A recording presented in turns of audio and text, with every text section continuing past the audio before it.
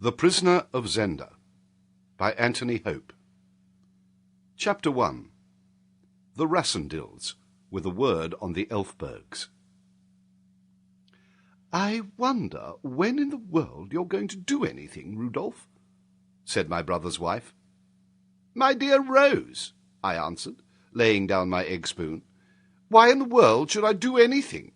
My position is a comfortable one. I have an income nearly sufficient for my wants. No one's income is ever quite sufficient, you know. I enjoy an enviable social position. I am brother to Lord Burlesdon, and brother-in-law to that most charming lady, his countess. Behold, it is enough." "You are 29, she observed, "and you've done nothing but—" "Knock about. It is true. Our family doesn't need to do things." This remark of mine rather annoyed Rose, for everybody knows, and therefore there can be no harm in referring to the fact, that, pretty and accomplished as she herself is, her family is hardly of the same standing as the Rassendils. Besides her attractions, she possessed a large fortune, and my brother Robert was wise enough not to mind about her ancestry. Ancestry is, in fact, a matter concerning which the next observation of Rose's has some truth. "Good families are generally worse than any others," she said. Upon this I stroked my hair. I knew quite well what she meant. "I'm so glad Robert's is black," she cried. At this moment Robert, who rises at 7 and works before breakfast, came in. He glanced at his wife. Her cheek was slightly flushed. He patted it caressingly. "What's the matter, my dear?" he asked. "She objects to my doing nothing and having red hair," said I in an injured tone. "Oh, of course he can't help his hair," admitted Rose. "It generally crops out once in a generation," said my brother. "So does the nose. Rudolf has got them both." "I wish they didn't crop out," said Rose, still flushed. "I rather like them myself," said I, and rising I bowed to the portrait of Countess Amelia. My brother's wife uttered an exclamation of impatience. "I wish you'd take that picture away, Robert," said she. "My dear," he cried. "Good heavens!" I added. "Then it might be forgotten," she continued. "Hardly, with Rudolf about," said Robert, shaking his head. "Why should it be forgotten?" I asked. "Rudolf!" exclaimed my brother's wife, blushing very prettily. I laughed and went on with my egg. At least I had shelved the question of what, if anything, I ought to do. And by way of closing the discussion, and also, I must admit, of exasperating my strict little sister-in-law a trifle more, I observed, "I rather like being an Elfberg myself." When I read a story, I skip the explanations. Yet the moment I begin to write one, I find that I must have an explanation, for it is manifest that I must explain why my sister-in-law was vexed with my nose and hair, and why I ventured to call myself an Elfberg. For, eminent as, I must protest, the Rassendils have been for many generations, yet participation in their blood of course does not, at first sight, justify the boast of a connection with the grander stock of the Elfbergs, or a claim to be one of that royal house. For what relationship is there between Ruritania and Burlesdon, between the palace at Strelsau, or the castle of Zenda, and number 305 Park Lane? Well, then, and I must premise that I am going, perforce, to rake up the very scandal which my dear Lady Burlesdon wishes forgotten. In the year 1733, George II sitting on the throne, peace reigning for the moment, and the King and the Prince of Wales being not yet at loggerheads, there came on a visit to the English court a certain prince, who was afterwards known to history as Rudolf III of Ruritania. The prince was a tall, handsome young fellow, marked, maybe marred, it is not for me to say, by a somewhat unusually long, sharp, and straight nose, and a mass of dark red hair.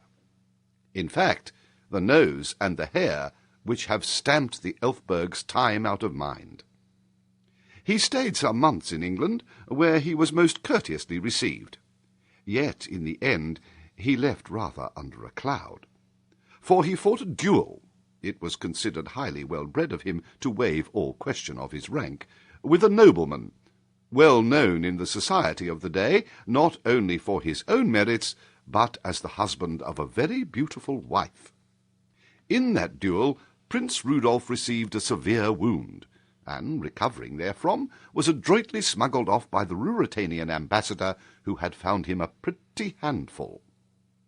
The nobleman was not wounded in the duel, but the morning being raw and damp on the occasion of the meeting, he contracted a severe chill, and, failing to throw it off, he died some 6 months after the departure of Prince Rudolf, without having found leisure to adjust his relations with his wife, who, after another 2 months, bore an heir to the title and estates of the family of Burlesdon.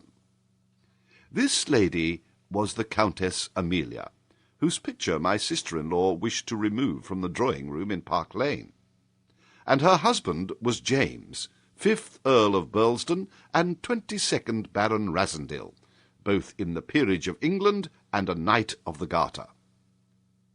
As for Rudolf, he went back to Ruritania, married a wife, and ascended the throne, whereon his progeny in the direct line have sat from then till this very hour, with one short interval.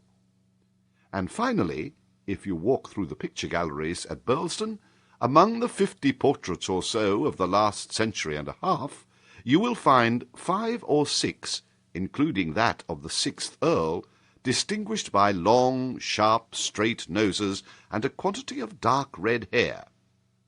These 5 or 6 have also blue eyes, whereas among the Rassendylls dark eyes are the commoner. That is the explanation, and I am glad to have finished it. The blemishes on honourable lineage are a delicate subject, and certainly this heredity we hear so much about is the finest scandalmonger in the world. It laughs at discretion, and writes strange entries between the lines of the peerages.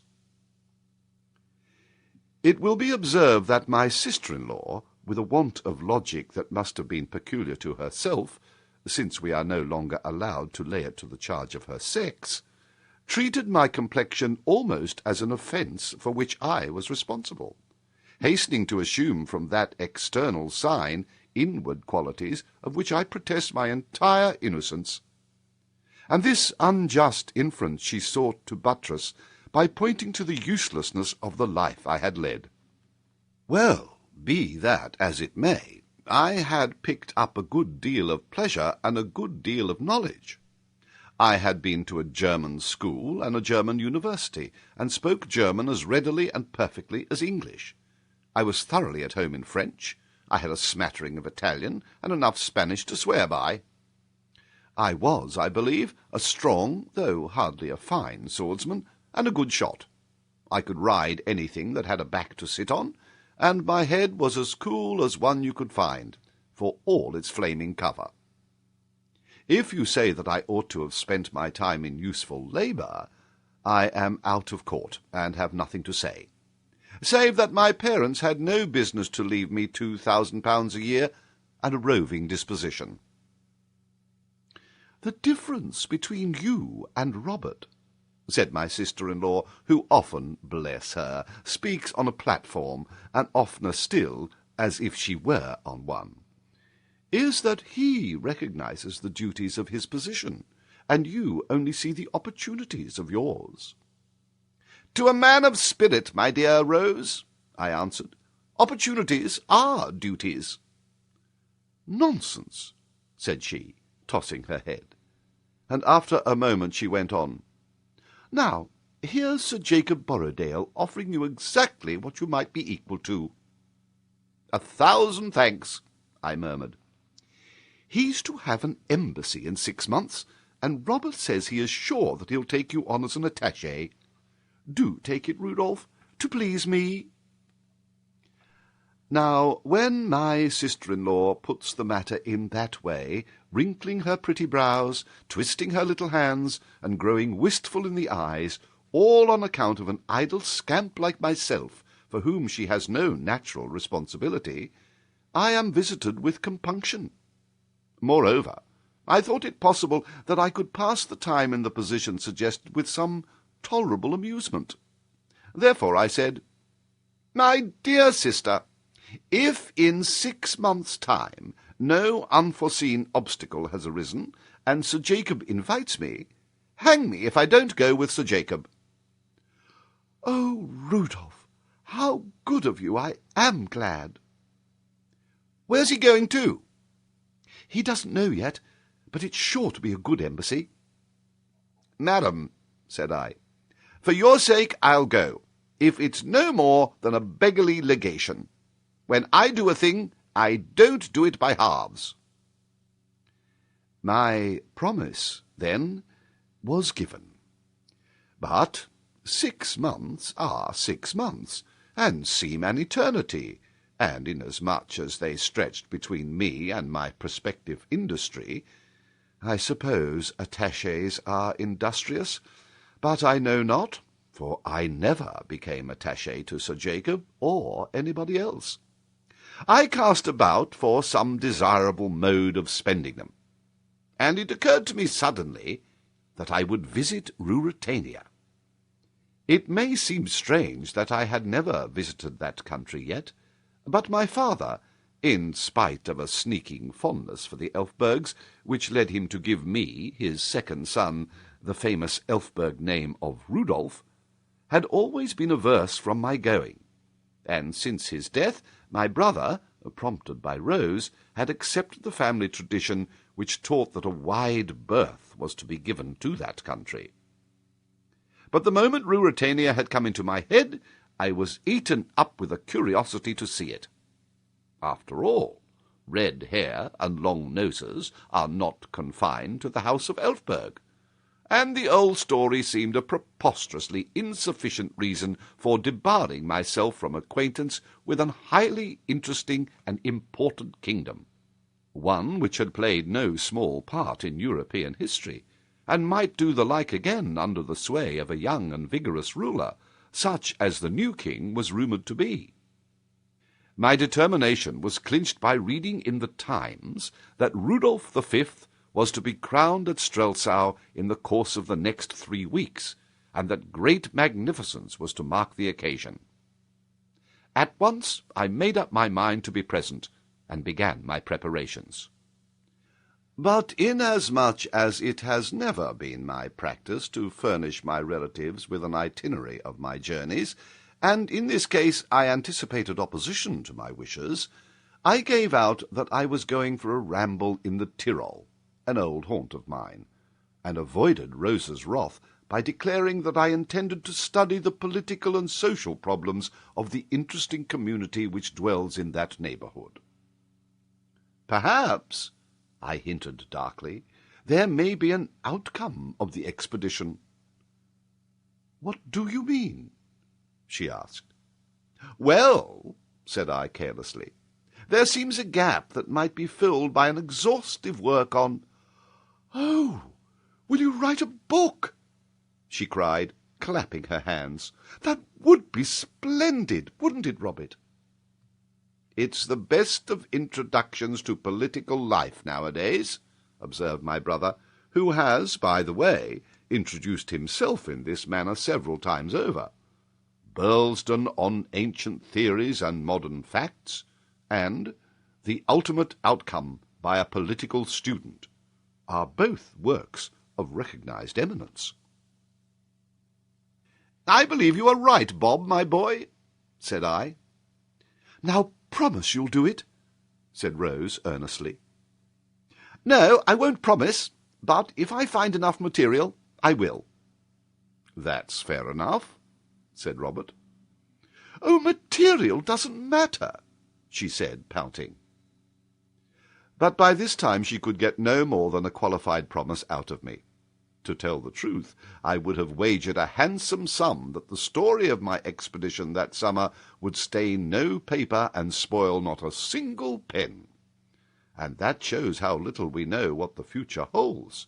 For here I am, fulfilling my qualified promise and writing, as I never thought to write, a book, though it will hardly serve as an introduction to political life, and has not a jot to do with the Tyrol. Neither would it, I fear, please Lady Burlesdon if I were to submit it to her critical eye, a step which I have no intention of taking. File 2. Chapter 2. Concerning the colour of men's hair. It was a maxim of my Uncle William's that no man should pass through Paris without spending 24 hours there. My uncle spoke out of a ripe experience of the world, and I honoured his advice by putting up for a day and a night at the Continental on my way to the Tyrol. I called on George Featherly at the embassy, and we had a bit of dinner together at Durand's, and afterwards dropped into the opera. And after that we had a little supper, and after that we called on Bertram Bertrand, a versifier of some repute, and Paris correspondent to the Critic. He had a very comfortable suite of rooms, and we found some pleasant fellows smoking and talking. It struck me, however, that Bertram himself was absent and in low spirits, and when everybody except ourselves had gone, I rallied him on his moping preoccupation. He fenced with me for a while, but at last, flinging himself on a sofa, he exclaimed, "Very well, have it your own way. I am in love, infernally in love." "Oh, you'll write the better poetry," said I, by way of consolation. He ruffled his hair with his hand, and smoked furiously. George Featherly, standing with his back to the mantelpiece, smiled unkindly. "If it's the old affair," said he, "you may as well throw it up, Bert. She's leaving Paris tomorrow." "I know that," snapped Bertram. "Not that it would make any difference if she stayed," pursued the relentless George. "She flies higher than the paper trade, my boy." "Hang her," said Bertram. "It would make it more interesting for me," I ventured to observe, "if I knew who you were talking about." "Antoinette Mauban," said George. "De Mauban," growled Bertram. "Oh," said I, passing by the question of the de. "You don't mean to say, Bert—" "Can't you let me alone?" "Where's she going to?" I asked, for the lady was something of a celebrity. George jingled his money, smiled cruelly at poor Bertram, and answered pleasantly, "Nobody knows. By the way, Bert, I met a great man at her house the other night, at least about a month ago. Did you ever meet him, the Duke of Strelsau?" "Yes, I did," growled Bertram. "An extremely accomplished man, I thought him." It was not hard to see that George's references to the Duke were intended to aggravate poor Bertram's sufferings, so that I drew the inference that the Duke had distinguished Madame de Mauban by his attentions. She was a widow, rich, handsome, and, according to repute, ambitious. It was quite possible that she, as George put it, was flying as high as a personage who was everything he could be, short of enjoying strictly royal rank. For the Duke was the son of the late King of Ruritania by a second and morganatic marriage, and half-brother to the new king. He had been his father's favourite, and it had occasioned some unfavourable comment when he had been created a duke, with a title derived from no less a city than the capital itself. His mother had been of good, but not exalted birth. "He's not in Paris now, is he?" I asked. "Oh, no. He's gone back to be present at the king's coronation, a ceremony which, I should say, he'll not enjoy much. But, Bert, old man, don't despair. He won't marry the fair Antoinette, at least not unless another plan comes to nothing. Still, perhaps she—" He paused, and added with a laugh, "Royal attentions are hard to resist. You know that, don't you, Rudolf?" "Confound you!" said I, and rising, I left the hapless Bertram in George's hands and went home to bed. The next day George Featherly went with me to the station, where I took a ticket for Dresden. "Going to see the pictures?" asked George with a grin. George is an inveterate gossip, and had I told him that I was off to Ruritania, the news would have been in London in 3 days, and in Park Lane in a week. I was, therefore, about to return an evasive answer, when he saved my conscience by leaving me suddenly and darting across the platform. Following him with my eyes, I saw him lift his hat and accost a graceful, fashionable-dressed woman, who had just appeared from the booking-office. She was perhaps a year or two over 30, tall, dark, and of rather full figure.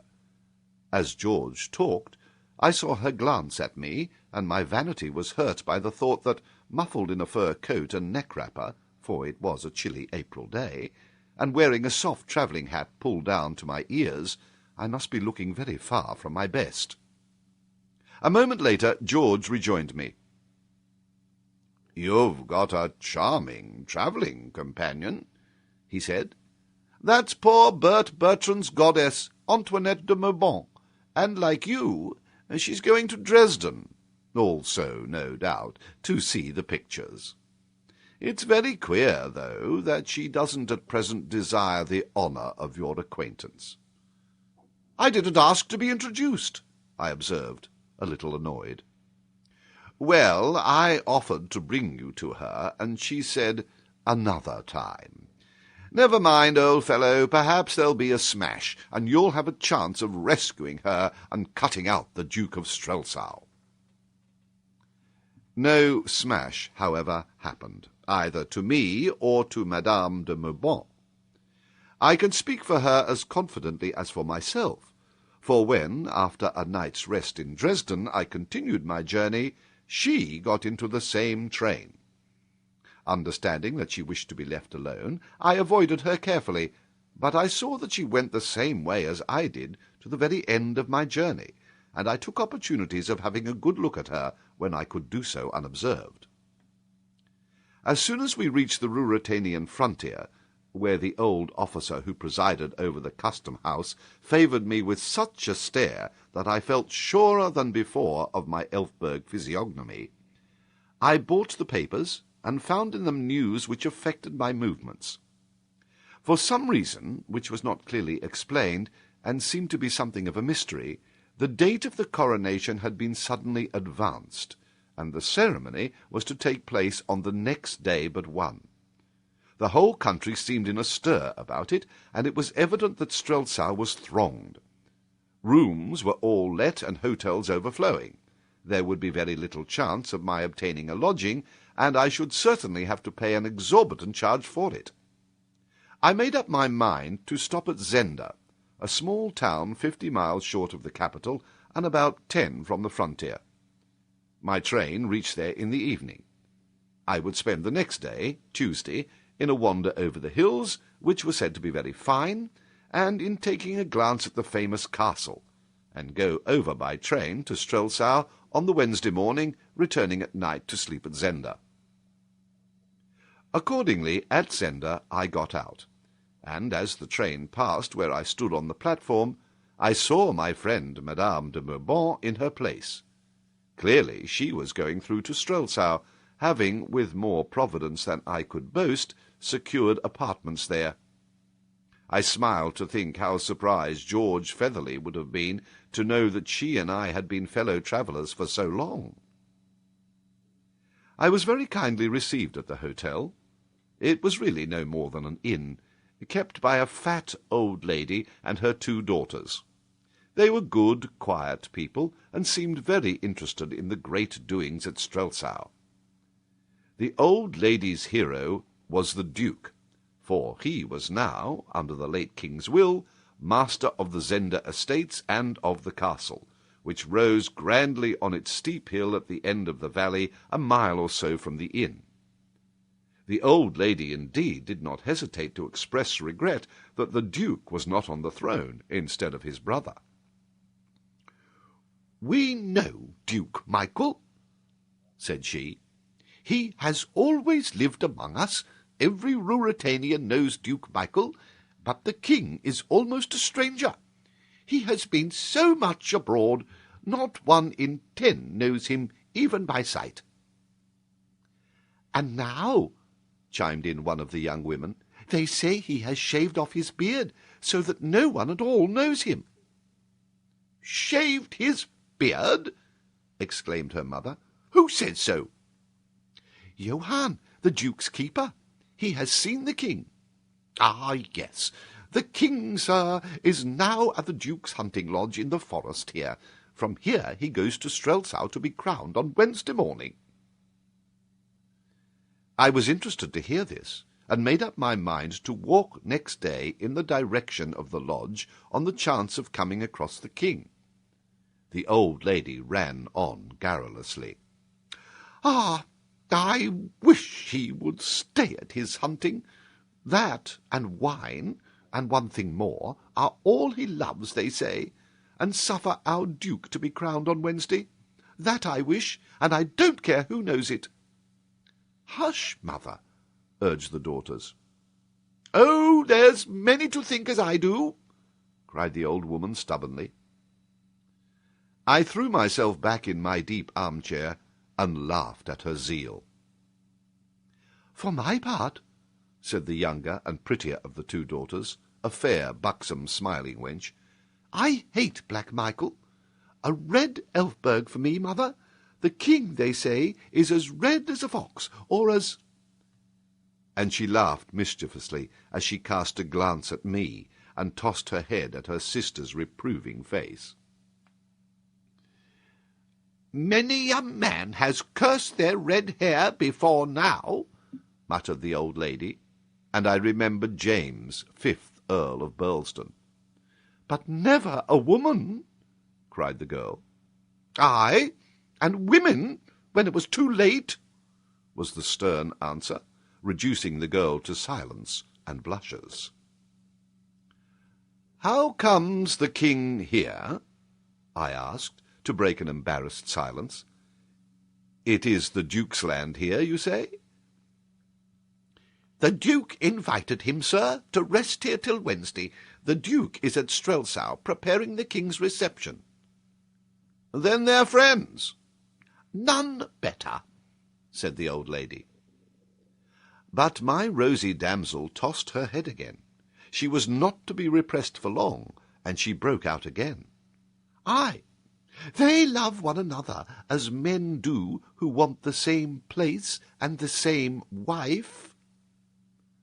The old woman glowered, but the last words pricked my curiosity, and I interposed before she could begin scolding. "What? The same wife, too? How's that, young lady?" "All the world knows that Black Michael, well then, mother, the Duke, would give his soul to marry his cousin, the Princess Flavia, and that she is to be the queen." "Upon my word," said I begin to be sorry for your Duke. But if a man will be a younger son, why, he must take what the elder leaves, and be as thankful to God as he can." And, thinking of myself, I shrugged my shoulders and laughed. And then I thought also of Antoinette de Maubant and her journey to Strelsau. "It's little dealing Black Michael has with—" began the girl, braving her mother's anger. But as she spoke a heavy step sounded on the floor, and a gruff voice asked in a threatening tone, "Who talks of Black Michael in his Highness's own borough?" The girl gave a little shriek, half of fright, half, I think, of amusement. "You'll not tell of me, Johann?" she said. "See where your chatter leads," said the old lady. The man who had spoken came forward. "We have company, Johann," said my hostess, and the fellow plucked off his cap. A moment later he saw me, and, to my amazement, he started back a step as though he had seen something wonderful. "What ails you, Johann?" asked the elder girl. "This is a gentleman on his travels, come to see the coronation." The man had recovered himself, but he was staring at me with an intense, searching, almost fierce glance. "Good evening to you," said I. "Good evening, sir," he muttered, still scrutinizing me, and the merry girl began to laugh as she called, "See, Johann, it is the colour you love. He started to see your hair, sir. It's not the colour we see most of here in Zenda." "I crave your pardon, sir," stammered the fellow, with puzzled eyes. "I expected to see no one." "Give him a glass to drink my health in, and I'll bid you good night, and thanks to you, ladies, for your courtesy and pleasant conversation." So speaking, I rose to my feet, and, with a slight bow, turned to the door. The young girl ran to light me on the way, and the man fell back to let me pass, his eyes still fixed on me. The moment I was by, he started a step forward, asking, "Pray, sir, do you know our king?" "I never saw him," said I. "I hope to do so on Wednesday." He said no more, but I felt his eyes following me till the door closed behind me. My saucy conductor, looking over her shoulder at me as she preceded me upstairs, said, "There's no pleasing Master Johann for one of your colour, sir." "He prefers yours, maybe?" I suggested. "I meant, sir, in a man," she answered, with a coquettish glance. "What," I asked, taking hold of the other side of the candlestick, "does colour matter in a man?" "Nay, but I love yours. It's the Elfberg red." "Colour in a man," said I, "is a matter of no more moment than that," and I gave her something of no value. "God send the kitchen door be shut," said she. "Amen," said I, and left her. In fact, however, as I now know, colour is sometimes of considerable moment to a man. File 3. Chapter 3. A merry evening with a distant relative. I was not so unreasonable as to be prejudiced against the Duke's keeper because he disliked my complexion, and if I had been, his most civil and obliging conduct, as it seemed to me to be, next morning would have disarmed me. Hearing that I was bound for Strelsau, he came to see me while I was breakfasting, and told me that a sister of his, who had married a well-to-do tradesman and lived in the capital, had invited him to occupy a room in her house. He had gladly accepted, but now found that his duties would not permit of his absence. He begged, therefore, that if such humble, though, as he added, clean and comfortable, lodgings would satisfy me, I would take his place. He pledged his sister's acquiescence, and urged the inconvenience and crowding to which I should be subject in my journeys to and from Strelsau the next day. I accepted his offer without a moment's hesitation, and he went off to telegraph to his sister, while I packed up and prepared to take the next train. But I still hankered after the forest and the hunting lodge, and when my little maid told me that I could, by walking 10 miles or so through the forest, hit the railway at a roadside station, I decided to send my luggage direct to the address which Johann had given, take my walk, and follow to Strelsau myself. Johann had gone off and was not aware of the change in my plans, but as its only effect was to delay my arrival at his sister's for a few hours, there was no reason for troubling to inform him of it. Doubtless the good lady would waste no anxiety on my account. I took an early luncheon, and, having bidden my kind entertainers farewell, promising to return to them on my way home, I set out to climb the hill that led to the castle, and thence to the forest of Zenda. Half an hour's leisurely walk brought me to the castle. It had been a fortress in the old days, and the ancient keep was still in good preservation and very imposing. Behind it stood another portion of the original castle, and behind that again, and separated from it by a deep and broad moat which ran all round the old buildings, was a handsome modern chateau, erected by the last king, and now forming the country residence of the Duke of Strelsau. The old and the new portions were connected by a drawbridge, and this indirect mode of access formed the only passage between the old building and the outer world. But leading to the modern chateau there was a broad and handsome avenue. It was an ideal residence. When Black Michael desired company, he could dwell in his chateau. If a fit of misanthropy seized him, he had merely to cross the bridge and draw it up after him. It ran on rollers, and nothing short of a regiment and a train of artillery could fetch him out. I went on my way, glad that poor Black Michael, though he could not have the throne or the princess, had, at least, as fine a residence as any prince in Europe. Soon I entered the forest, and walked on for an hour or more in its cool, sombre shade. The great trees enlaced with one another over my head, and the sunshine stole through in patches as bright as diamonds and hardly bigger. I was enchanted with the place, and finding a felled tree-trunk, propped my back against it, and stretching my legs out, gave myself up to undisturbed contemplation of the solemn beauty of the woods and to the comfort of a good cigar. And when the cigar was finished, and I had, I suppose, inhaled as much beauty as I could, I went off into the most delightful sleep, regardless of my train to Strelsau, and of the fast waning afternoon. To remember a train in such a spot would have been rank sacrilege. Instead of that, I fell to dreaming that I was married to the Princess Flavia, and dwelt in the castle of Zenda, and beguiled whole days with my love in the glades of the forest, which made a very pleasant dream. In fact, I was just impressing a fervent kiss on the charming lips of the princess, when I heard, and the voice seemed at first a part of the dream, someone exclaim in rough, strident tones, "Why, the devil's in it! Shave him, and he'd be the king!" The idea seemed whimsical enough for a dream. By the sacrifice of my heavy moustache and carefully pointed imperial, I was to be transformed into a monarch. I was about to kiss the princess again, when I arrived very reluctantly at the conclusion that I was awake. I opened my eyes, and found two men regarding me with much curiosity.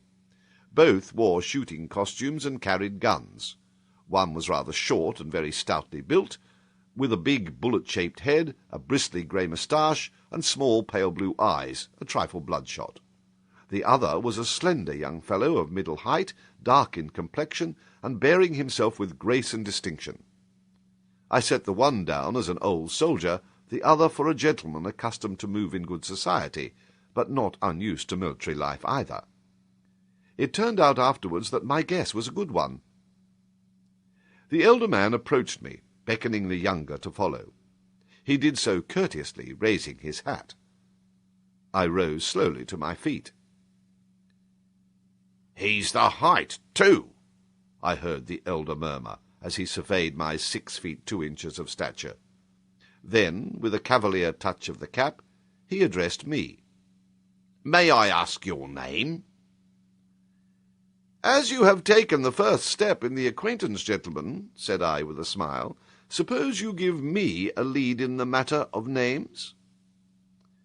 The young man stepped forward with a pleasant smile. "This," said he, "is Colonel Sapt, and I am called Fritz von Talnheim. We are both in the service of the King of Ruritania."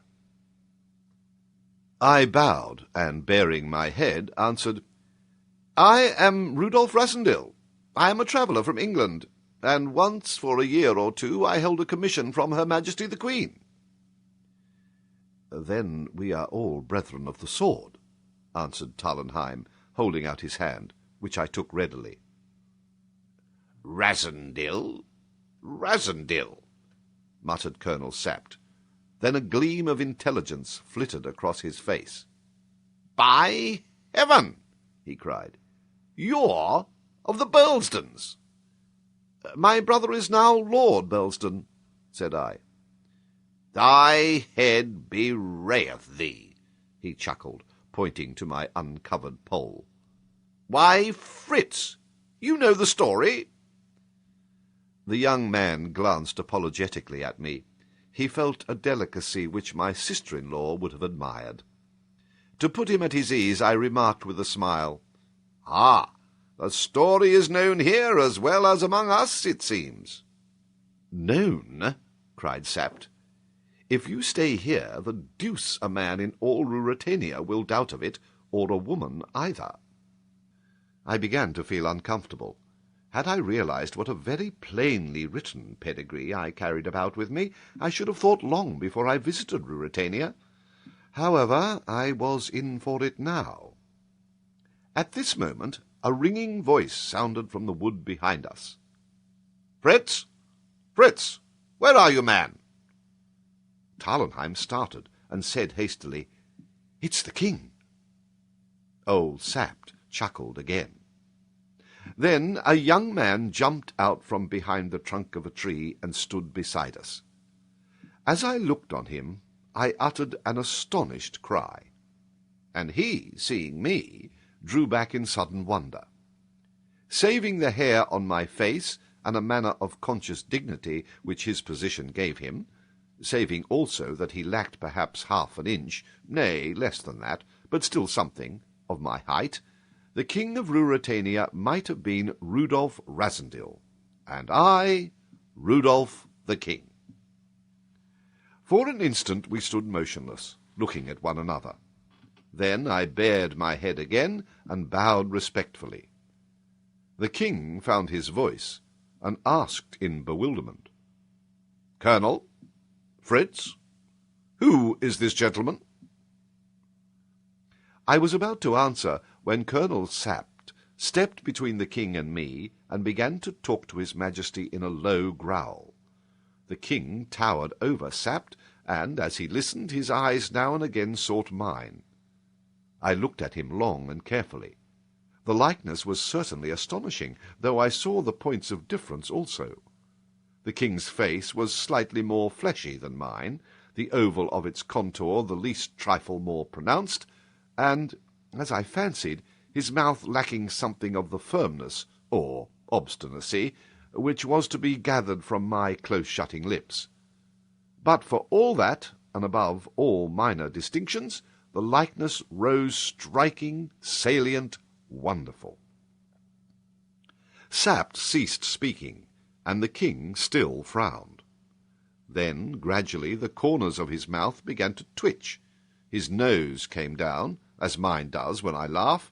His eyes twinkled, and behold, he burst into the merriest fit of irrepressible laughter, which rang through the woods and proclaimed him a jovial soul. "Well met, cousin," he cried, stepping up to me, clapping me on the back, and laughing still. "You must forgive me if I was taken aback. A man doesn't expect to see double at this time of day, eh, Fritz?" "I must pray pardon, sire, for my presumption," said I. "I trust it will not forfeit your Majesty's favour." "By heaven, you'll always enjoy the king's countenance," he laughed, "whether I like it or not. And, sir, I shall very gladly add to it what services I can. Where are you travelling to?" "To Strelsau, sire, to the coronation." The king looked at his friends. He still smiled, though his expression hinted some uneasiness. But the humorous side of the matter caught him again. "Fritz! Fritz!" he cried. 1,000 crowns for a sight of Brother Michael's face when he sees a pair of us!" And the merry laugh rang out again. "Seriously, observed Fritz von Tarlenheim. "I question Mr. Rassendyll's wisdom in visiting Strelsau just now." The king lit a cigarette. "Well, Sapt?" said he, questioningly. "He mustn't go," growled the old fellow.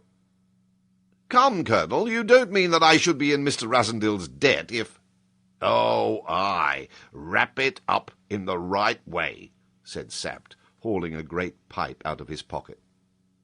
"Enough, sire," said I. "I'll leave Ruritania to-day."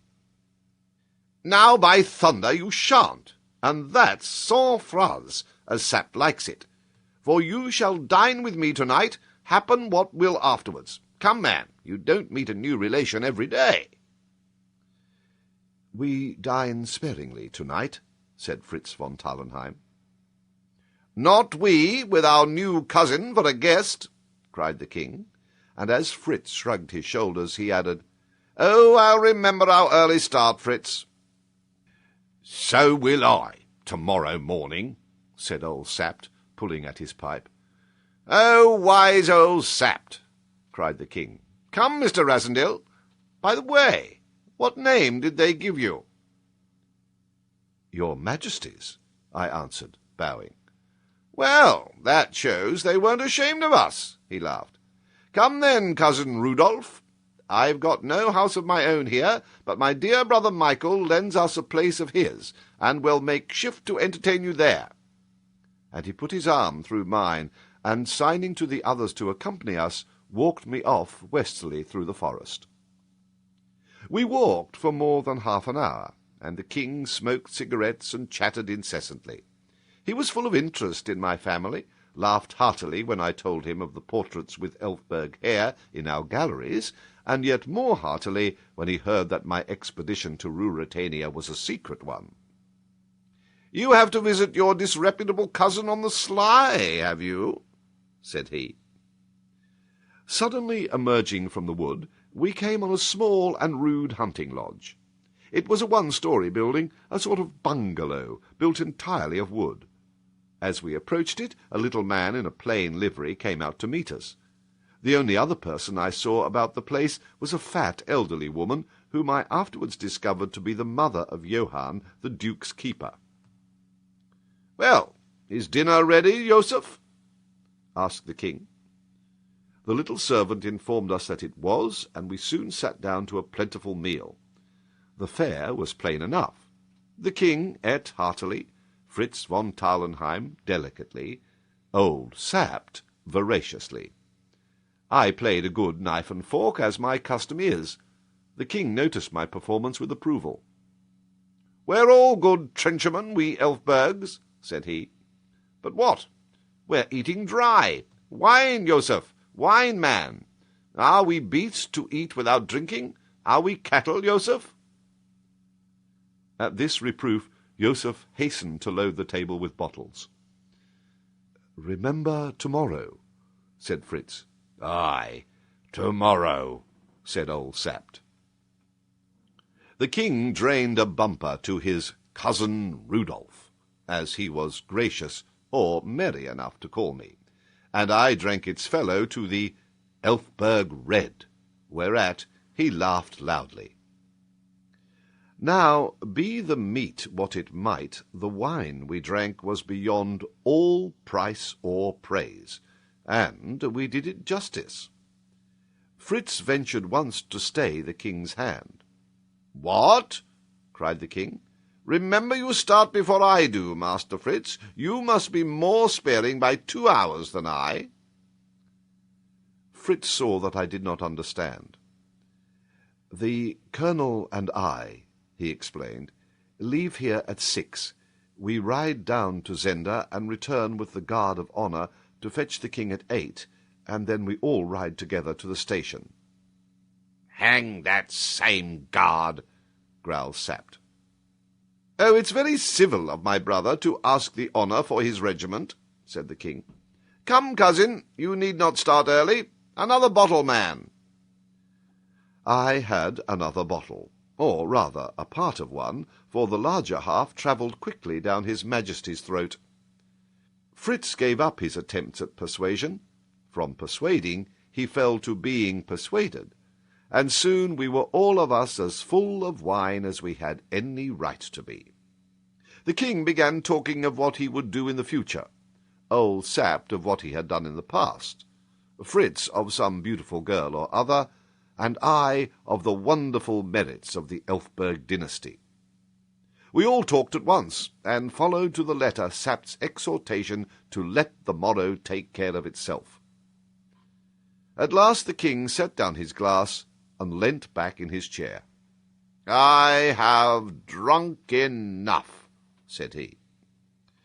"Far be it from me to contradict the king," said I. Indeed, his remark was most absolutely true, so far as it went. While I yet spoke, Joseph came and set before the king a marvellous old wicker-covered flagon. It had lain so long in some darkened cellar that it seemed to blink in the candlelight.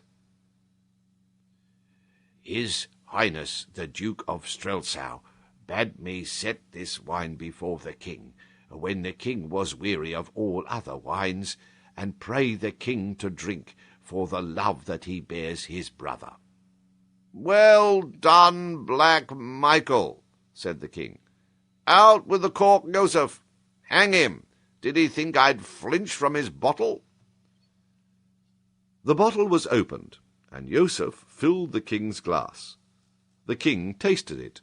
Then, with a solemnity born of the hour and his own condition, he looked round on us. "Gentlemen, my friends, Rudolf, my cousin. 'Tis a scandalous story, Rudolf, on my honour. Everything is yours to the half of Ruritania. But ask me not for a single drop of this divine bottle, which I will drink to the health of that sly knave, my brother, Black Michael." And the king seized the bottle, and turned it over his mouth, and drained it, and flung it from him, and laid his head on his arms on the table. And we drank pleasant dreams to his majesty, and that is all I remember of the evening. Perhaps it is enough. File 4. Chapter 4. The King keeps his appointment. Whether I had slept a minute or a year, I knew not. I awoke with a start and a shiver. My face, hair, and clothes dripped water, and opposite me stood old Sapt, a sneering smile on his face and an empty bucket in his hand. On the table by him sat Fritz von Tarlenheim, pale as a ghost and black as a crow under the eyes. I leapt to my feet in anger. "Your joke goes too far, sir," I cried. "Tut, man, we've no time for quarrelling. Nothing else would rouse you. It's 5 o'clock. "I'll thank you, Colonel Sapt," I began again, hot in spirit, though I was uncommonly cold in body. "Rassendyll," interrupted Fritz, getting down from the table and taking my arm. "Look here." The king lay full length on the floor. His face was red as his hair, and he breathed heavily. Sapt, the disrespectful old dog, kicked him sharply. He did not stir, nor was there any break in his breathing. I saw that his face and head were wet with water, as were mine. "We've spent half an hour on him," said Fritz. "He drank 3 times what either of you did," growled Sapt. I knelt down and felt his pulse. It was alarmingly languid and slow. We 3 looked at one another. "Was it drugged, that last bottle?" I asked in a whisper. "I don't know," said Sapt. "We must get a doctor." "There's none within 10 miles, and 1,000 doctors wouldn't take him to Strelsau today. I know the look of it. He'll not move for 6 or 7 hours yet." "But the coronation!" I cried in horror. Fritz shrugged his shoulders as I began to see was his habit on most occasions. "We must send word that he's ill," he said. "I suppose so," said I. Old Sapt, who seemed as fresh as a daisy, had lit his pipe and was puffing hard at it. "If he's not crowned today," said he, "I'll lay a crown he's never crowned." "But heavens, why?" "The whole nation's there to meet him, half the army, I, and Black Michael at the head. Shall we send word that the king's drunk?" "That he's ill," said I, in correction. "Ill?" echoed Sapt, with a scornful laugh. "They know his illnesses too well. He's been ill before." "Well, we must chance what they think," said Fritz helplessly. "I'll carry the news and make the best of it." Sapt raised his hand. "Tell me," said he, "do you think the king was drugged?" "I do," said I. "And who drugged him?" "That damned hound, Black Michael," said Fritz between his teeth. "Aye," said Sapt, "that he might not come to be crowned. Rassendyll here doesn't know our pretty Michael. What think you, Fritz? Has Michael no king ready? Has half Strelsau no other candidate? As God's alive, man, the throne's lost if the king show himself not in Strelsau today. I know Black Michael." "We could carry him there," said I. "And a very pretty picture he makes," sneered Sapt. Fritz von Tarlenheim buried his face in his hands. The king breathed loudly and heavily. Sapt stirred him again with his foot. "The drunken dog," he said. "But he's an Elfberg, and the son of his father, and may I rot in hell before Black Michael sits in his place." For a moment or two we were all silent. Then Sapt, knitting his bushy grey brows, took his pipe from his mouth, and said to me, "As a man grows old, he believes in fate. Fate sent you here. Fate sends you now to Strelsau." I staggered back, murmuring, "Good God!" Fritz looked up with an eager, bewildered gaze. "Impossible," I muttered. "I should be known." "It's a risk against a certainty," said Sapt. "If you shave, I'll wager you'll not be known. Are you afraid?" "Sir!" "Come, lad, there. But it's your life, you know, if you're known, and mine, and Fritz's here. But if you don't go, I swear to you Black Michael will sit tonight on the throne, and the king lie in prison or his grave." "The king would never forgive it," I stammered.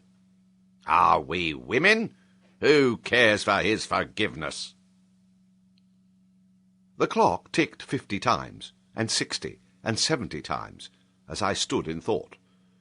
Then I suppose a look came over my face, for old Sapt caught me by the hand, crying, "You'll go?" "Yes, I'll go," said I, and I turned my eyes on the prostrate figure of the king on the floor. "Tonight," Sapt went on in a hasty whisper, "we are to lodge in the palace. The moment they leave us, you and I will mount our horses. Fritz must stay there and guard the king's room, and ride here at a gallop. The king will be ready, Joseph will tell him, and he must ride back with me to Strelsau, and you ride as if the devil were behind you to the frontier." I took it all in a second, and nodded my head. "There's a chance," said Fritz, with his first sign of hopefulness. "If I escape detection," said I. "If we're detected," said Sapt, "I'll send Black Michael down below before I go myself, so help me heaven. Sit in that chair, man." I obeyed him. He darted from the room, calling, Joseph! Joseph! In 3 minutes he was back, and Joseph with him. The latter carried a jug of hot water, soap, and razors. He was trembling as Sapt told him how the land lay, and bade him shave me. Suddenly Fritz smote on his thigh. "But the guard! They'll know! They'll know!" "Pooh! We shan't wait for the guard. We'll ride to Hofbau and catch a train there. When they come, the bird'll be flown." "But the king?" "The king will be in the wine cellar. I'm going to carry him there now." "If they find him—" "They won't.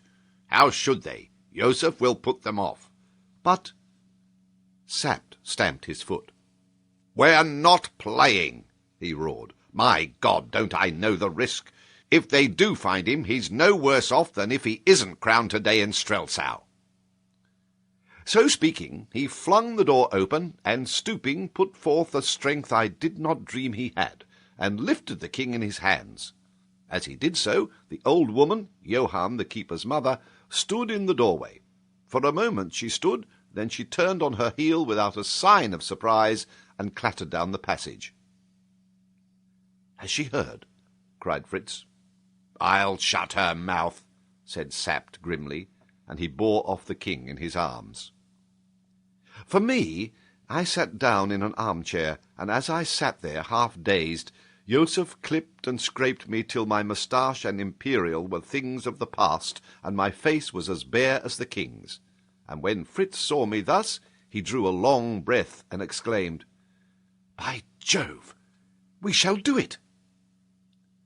It was 6 o'clock now, and we had no time to lose. Sapt hurried me into the king's room, and I dressed myself in the uniform of a colonel of the guard, finding time, as I slipped on the king's boots, to ask Sapt what he had done with the old woman. "She swore she'd heard nothing," said he, "but to make sure, I tied her legs together and put a handkerchief in her mouth and bound her hands and locked her up in the coal cellar next door to the king. Joseph will look after them both later on." Then I burst out laughing, and even old Sapt grimly smiled. "I fancy," said he, "that when Joseph tells them the king is gone, they'll think it is because we smelt a rat. For you may swear Black Michael doesn't expect to see him in Strelsau today." I put the king's helmet on my head. Old Sapt handed me the king's sword, looking at me long and carefully. "Thank God he shaved his beard," he exclaimed. "Why did he?" I asked. "Because Princess Flavia said he grazed her cheek when he was graciously pleased to give her a cousinly kiss. Come, though, we must ride." "Is all safe here?" "Nothing's safe anywhere," said Sapt, "but we can make it no safer." Fritz now rejoined us in the uniform of a captain in the same regiment as that to which my dress belonged. In 4 minutes Sapt had arrayed himself in his uniform. Joseph called that the horses were ready. We jumped on their backs and started at a rapid trot. The game had begun. What would the issue of it be? The cool morning air cleared my head, and I was able to take in all Sapt said to me. He was wonderful. Fritz hardly spoke, riding like a man asleep, but Sapt, without another word for the king, began at once to instruct me most minutely in the history of my past life, of my family, of my tastes, pursuits, weaknesses, friends, companions, and servants. He told me the etiquette of the Ruritanian court, promising to be constantly at my elbow to point out everybody whom I ought to know, and give me hints with what degree of favour to greet them. "By the way," he said, "you're a Catholic, I suppose?" "Not I answered. "Lord, he's a heretic," groaned Sapt, and forthwith he fell to a rudimentary lesson in the practices and observances of the Romish faith. "Luckily," said he, "you won't be expected to know much, for the king's notoriously lax and careless about such matters. But you must be as civil as butter to the cardinal. We hope to win him over, because he and Michael have a standing quarrel about their precedence." We were by now at the station. Fritz had recovered nerve enough to explain to the astonished station-master that the king had changed his plans. The train steamed up, we got into a first-class carriage, and Sapt, leaning back on the cushions, went on with his lesson. I looked at my watch. The king's watch it was, of course. It was just 8. "I wonder if they've gone to look for us," I said. "I hope they won't find the king," said Fritz nervously, and this time it was Sapt who shrugged his shoulders. The train travelled well, and at 9:30, looking out of the window, I saw the towers and spires of a great city. "Your capital, my liege," grinned old Sapt, with a wave of his hand, and leaning forward he laid his finger on my pulse. "A little too quick," said he, in his grumbling tone. "I'm not made of stone," I exclaimed. "You'll do," said he, with a nod. "We must say Fritz here has caught the ague. Drain your flask, Fritz, for heaven's sake, boy." Fritz did as he was bid. "We're an hour early," said Sapt. "We'll send word forward of your Majesty's arrival, for there'll be no one here to meet us as yet. And meanwhile—" "Meanwhile," said I, "the king will be hanged if he doesn't have some breakfast." Old Sapt chuckled and held out his hand. "You're an Elfberg, every inch of you," said he. Then he paused, and looking at us said quietly, "God send we may be alive tonight." "Amen," said Fritz von Tarlenheim. The train stopped. Fritz and Sapt leapt out, uncovered, and held the door for me. I choked down a lump that rose in my throat, settled my helmet firmly on my head, and, I'm not ashamed to say it, breathed a short prayer to God. Then I stepped on the platform of the station at Strelsau. A moment later, all was bustle and confusion. Men hurrying up, hats in hand, and hurrying off again. Men conducting me to the buffet. Men mounting and riding in hot haste to the quarters of the troops, to the cathedral, to the residence of Duke Michael. Even as I swallowed the last drop of my cup of coffee, the bells throughout all the city broke out into a joyful peal, and the sound of a military band and of men cheering smote upon my ear. King Rudolf V was in his good city of Strelsau, and they shouted outside, "God save the King!" Old Sapt's mouth wrinkled into a smile. "God save 'em both," he whispered. "Courage, lad!" And I felt his hand press my knee. File 5. Chapter 5. The Adventures of an Understudy. With Fritz von Tarlenheim and Colonel Sapt close behind me, I stepped out of the buffet on the platform. The last thing I did was to feel if my revolver were handy and my sword loose in the scabbard. A gay group of officers and high dignitaries stood waiting me, at their head a tall old man covered with medals and of military bearing. He wore the yellow and red ribbon of the Red Rose of Ruritania, which, by the way, decorated my unworthy breast also. "Marshal Strakens," whispered Sapt, and I knew that I was in the presence of the most famous veteran of the Ruritanian army. Just behind the marshal stood a short, spare man in flowing robes of black and crimson. "The Chancellor of the kingdom," whispered Sapt. The marshal greeted me in a few loyal words, and proceeded to deliver an apology from the Duke of Strelsau. The Duke, it seemed, had been afflicted with a sudden indisposition, which made it impossible for him to come to the station, but he craved leave to await his Majesty at the cathedral. I expressed my concern, accepted the marshal's excuses very suavely, and received the compliments of a large number of distinguished personages. No one betrayed the least suspicion, and I felt my nerve returning and the agitated beating of my heart subsiding. But Fritz was still pale, and his hand shook like a leaf as he extended it to the marshal. Presently we formed procession and took our way to the door of the station.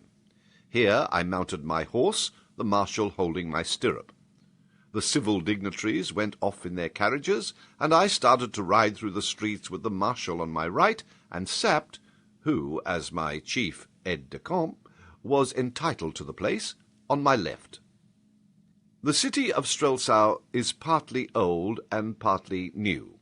Spacious modern boulevards and residential quarters surround and embrace the narrow, tortuous, and picturesque streets of the original town. In the outer circles the upper classes live. In the inner the shops are situated, and behind their prosperous fronts lie hidden, populous, but wretched lanes and alleys, filled with a poverty-stricken, turbulent, and in large measure criminal class. These social and local divisions corresponded, as I knew from Sapt's information, to another division more important to me. The new town was for the king, but to the old town Michael of Strelsau was a hope, a hero, and a darling. The scene was very brilliant as we passed along the grand boulevard and onto the great square where the royal palace stood. Here I was in the midst of my devoted adherents. Every house was hung with red and bedecked with flags and mottos. The streets were lined with raised seats on each side, and I passed along, bowing this way and that, under a shower of cheers, blessings, and waving handkerchiefs. The balconies were full of gaily dressed ladies, who clapped their hands and curtsied and threw their brightest glances at me. A torrent of red roses fell on me. One bloom lodged in my horse's mane, and I took it and stuck it in my coat. The marshal smiled grimly. I had stolen some glances at his face, but he was too impassive to show me whether his sympathies were with me or not. "The red rose for the Elfbergs, Marshal," said I gaily, and he nodded. I have written gaily, and a strange word it must seem, but the truth is that I was drunk with excitement. At that moment I almost believed, that I was in very truth the king, and with a look of laughing triumph I raised my eyes to the beauty-laden balconies again. And then I started. For looking down on me, with her handsome face and proud smile, was the lady who had been my fellow-traveller, Antoinette de Mauban, and I saw her also start, and her lips moved as she leant forward and gazed at me. And I, collecting myself, met her eyes full and square, while again I felt my revolver. Suppose she had cried aloud, "That's not the king." Well, we went by, and then the marshal, turning round in his saddle, waved his hand, and the cuirassiers closed round us, so that the crowd could not come near me. We were leaving my quarter and entering Duke Michael's, and this action of the marshal's showed me more clearly than words what the state of feeling in the town must be. But if fate made me a king, the least I could do was to play the part handsomely. "Why this change in our order, Marshal?" said I. The marshal bit his white moustache. "It is more prudent, sire," he murmured. I drew rein. "Let those in front ride on," said I, "till they are 50 yards ahead. But do you, Marshal, and Colonel Sapt and my friends, wait here till I have ridden 50 yards, and see that no one is nearer to me. I will have my people see that their king trusts them." Sapt laid his hand on my arm. I shook him off. The marshal hesitated. "Am I not understood?" said I, and biting his moustache again, he gave the orders. I saw old Sapt smiling into his beard, but he shook his head at me. If I had been killed in open day in the streets of Strelsau, Sapt's position would have been a difficult one. Perhaps I ought to say that I was dressed all in white, except my boots. I wore a silver helmet with gilt ornaments, and the broad ribbon of the rose looked well across my chest. I should be paying a poor compliment to the king if I did not set modesty aside and admit that I made a very fine figure. So the people thought, for when I, riding alone, entered the dingy, sparsely decorated, sombre streets of the old town, there was first a murmur, then a cheer, and a woman from a window above a cookshop cried the old local saying, "If he's red, he's right." Whereat I laughed and took off my helmet that she might see that I was of the right colour, and they cheered me again at that. It was more interesting riding thus alone, for I heard the comments of the crowd. "He looks paler than he's wont," said one. "You'd look pale if you lived as he does," was the highly disrespectful retort. "He's a bigger man than I thought," said another. "So he had a good jaw under the beard after all," commented a third. "The pictures of him aren't handsome enough," declared a pretty girl, taking great care that I should hear. No doubt it was mere flattery. But in spite of these signs of approval and interest, the mass of the people received me in silence and with sullen looks, and my dear brother's portrait ornamented most of the windows, which was an ironical sort of greeting to the king. I was quite glad that he had been spared the unpleasant sight. He was a man of quick temper, and perhaps he would not have taken it so placidly as I did. At last we were at the cathedral. Its great grey front, embellished with hundreds of statues and boasting a pair of the finest oak doors in Europe, rose for the first time before me, and the sudden sense of my audacity almost overcame me. Everything was in a mist as I dismounted. I saw the marshal and sap dimly, and dimly the throng of gorgeously robed priests who awaited me. And my eyes were still dim as I walked up the great nave with the pealing of the organ in my ears. I saw nothing of the brilliant throng that filled it. I hardly distinguished the stately figure of the cardinal as he rose from the archiepiscopal throne to greet me.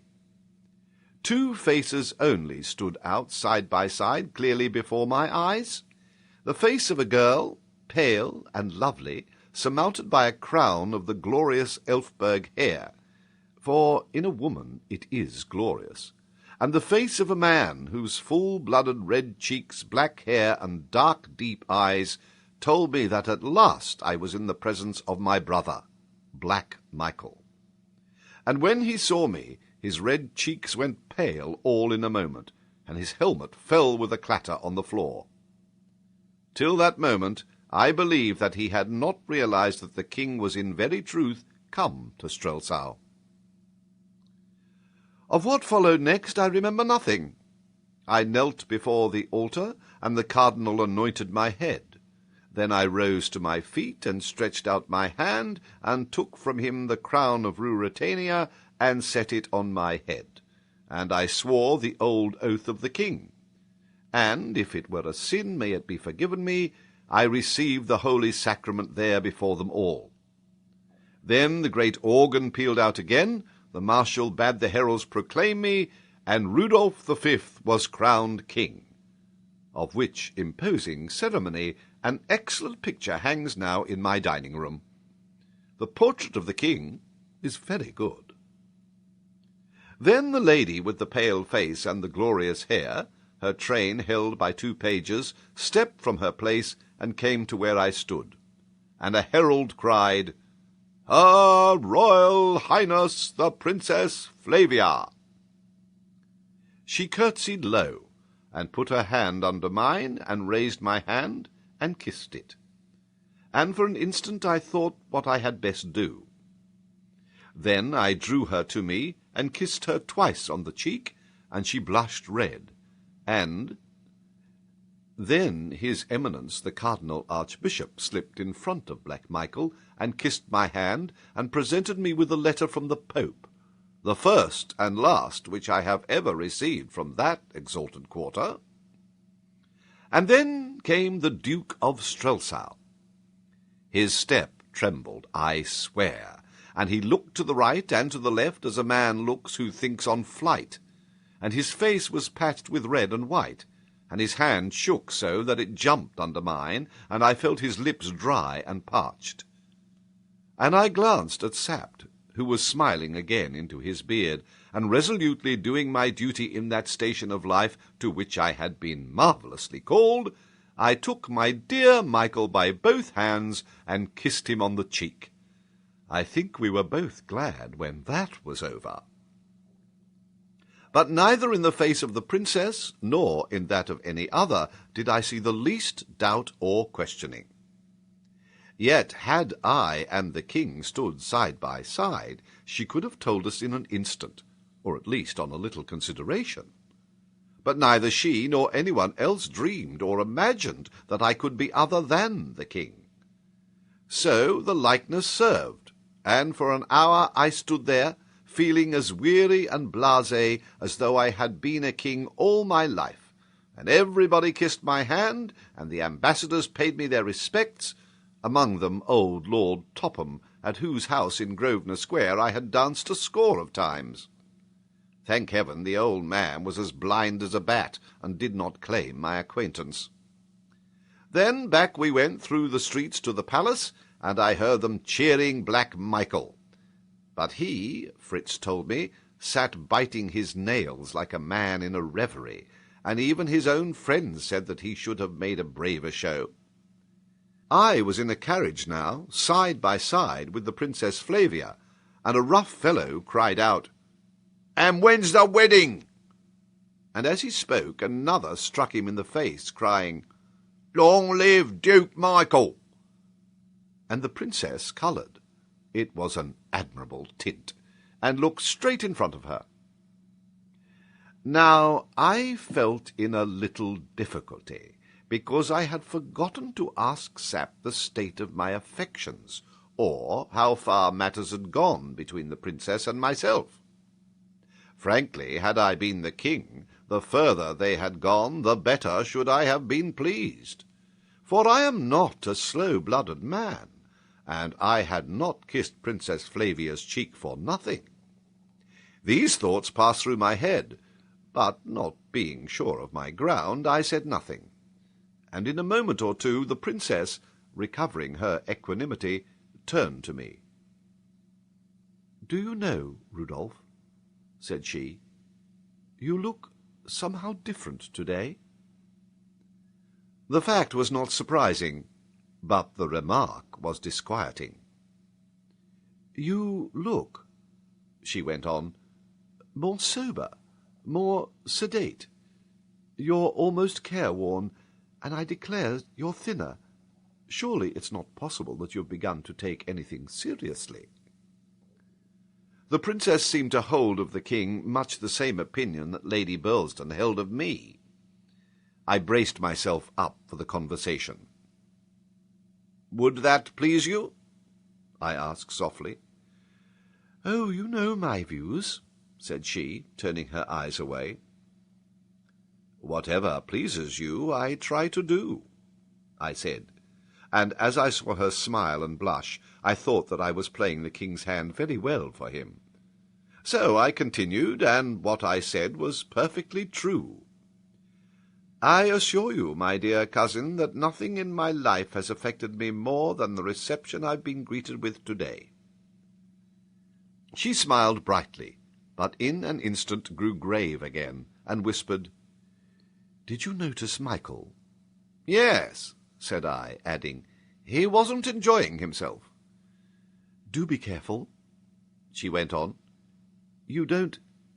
Indeed you don't, keep enough watch on him. You know—" "I know," said I, "that he wants what I've got." "Yes, hush." "Then, and I can't justify it, for I committed the king far beyond what I had a right to do, I suppose she carried me off my feet. I went on, "And perhaps also something which I haven't got yet, but hope to win some day." This was my answer. Had I been the king, I should have thought it encouraging. "Haven't you enough responsibilities on you for one day, cousin?" Bang, bang, blare, blare.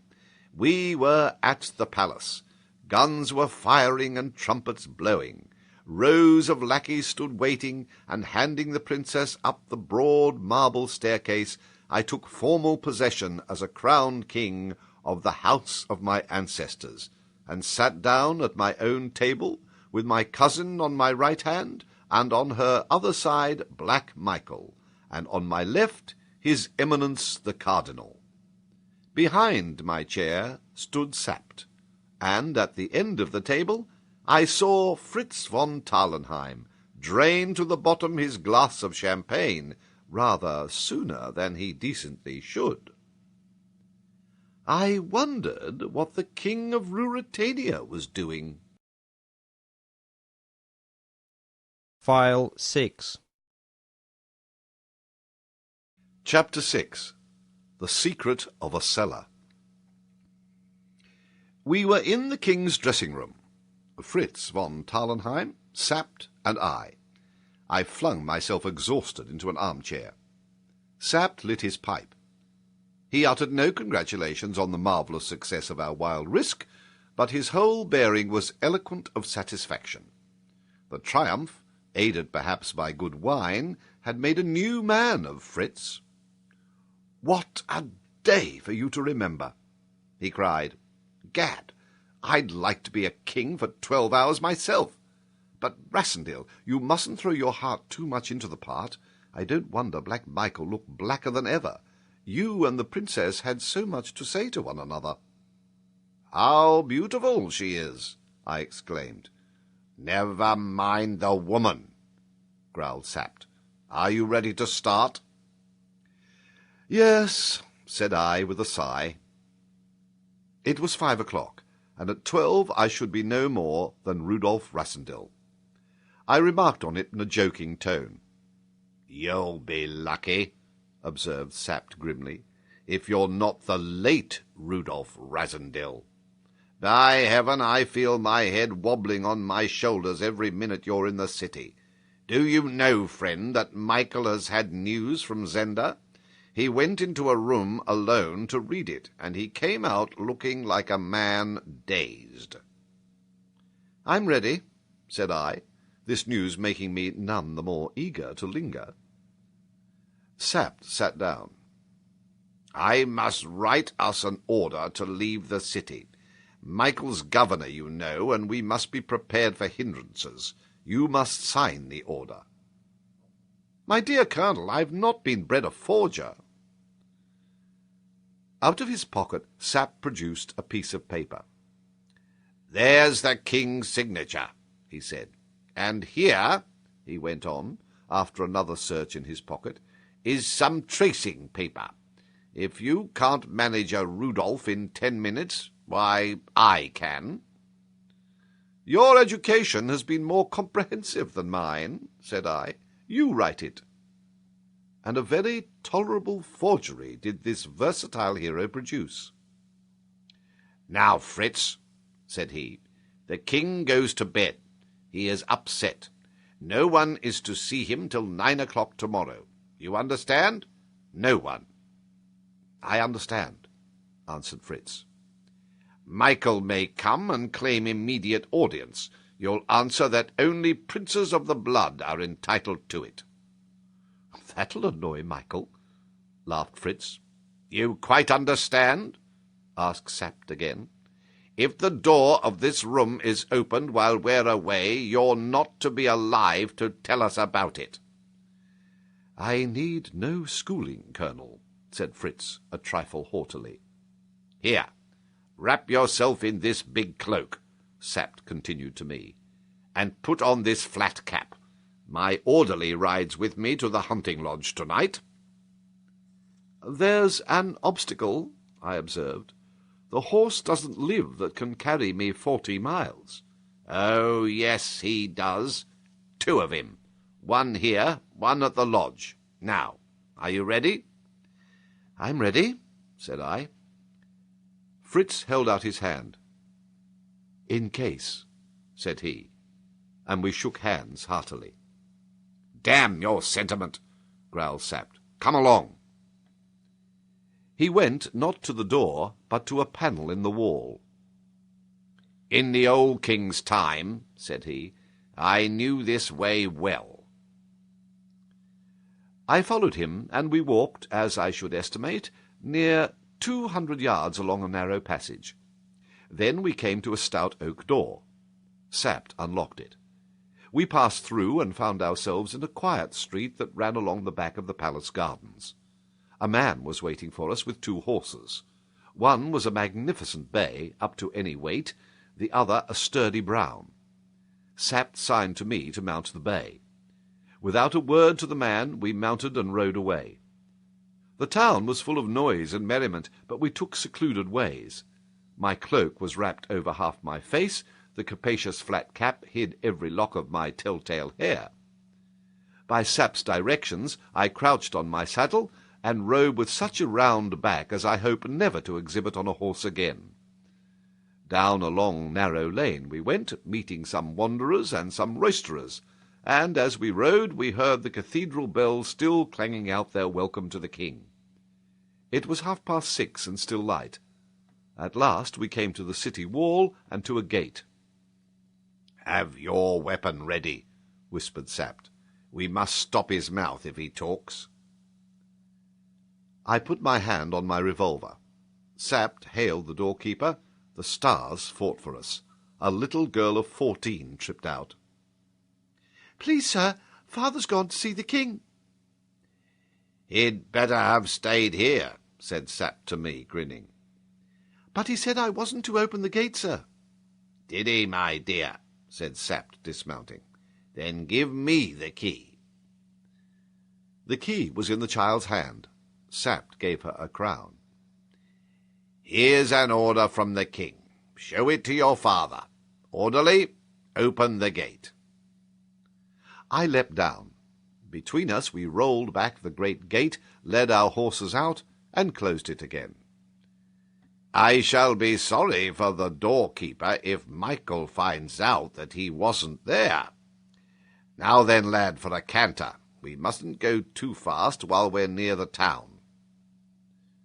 Once, however, outside the city, we ran little danger, for everybody else was inside merrymaking, and as the evening fell we quickened our pace, my splendid horse bounding along under me as though I had been a feather.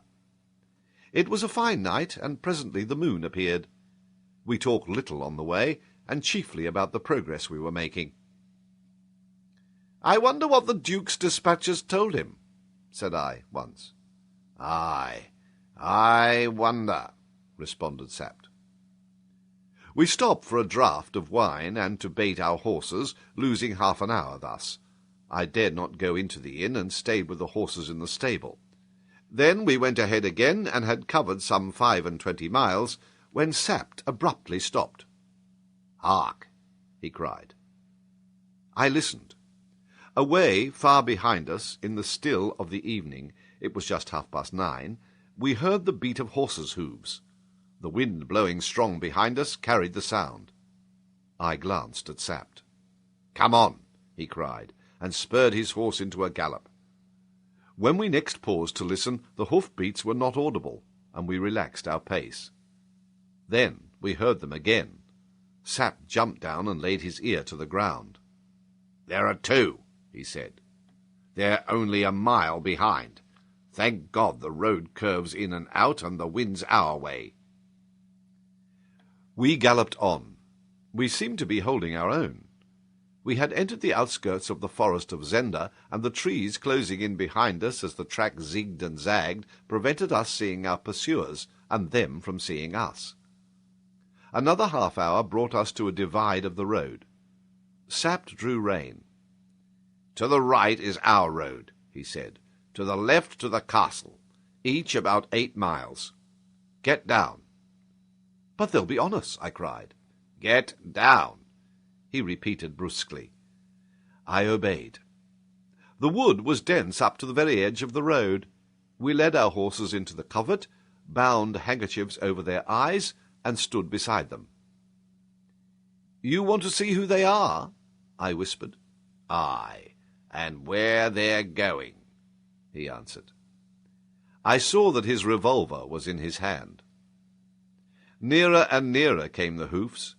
The moon shone out now clear and full, so that the road was white with it. The ground was hard, and we had left no traces. "Here they come," whispered Sapt. "It's the Duke." "I thought so," he answered.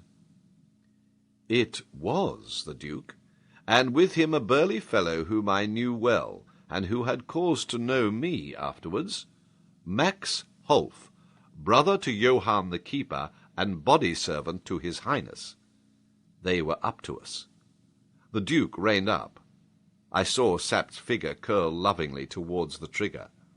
I believe he would have given 10 years of his life for a shot, and he could have picked off Black Michael as easily as I could a barn door fowl in a farmyard. I laid my hand on his arm. He nodded reassuringly. He was always ready to sacrifice inclination to duty.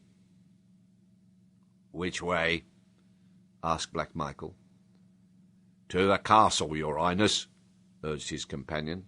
"There we shall learn the truth."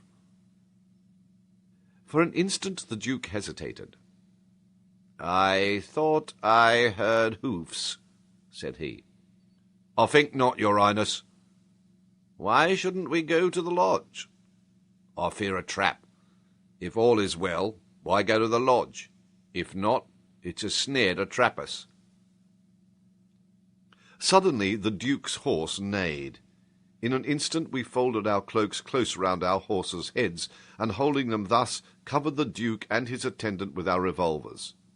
If they had found us, they had been dead men, or our prisoners. Michael waited a moment longer.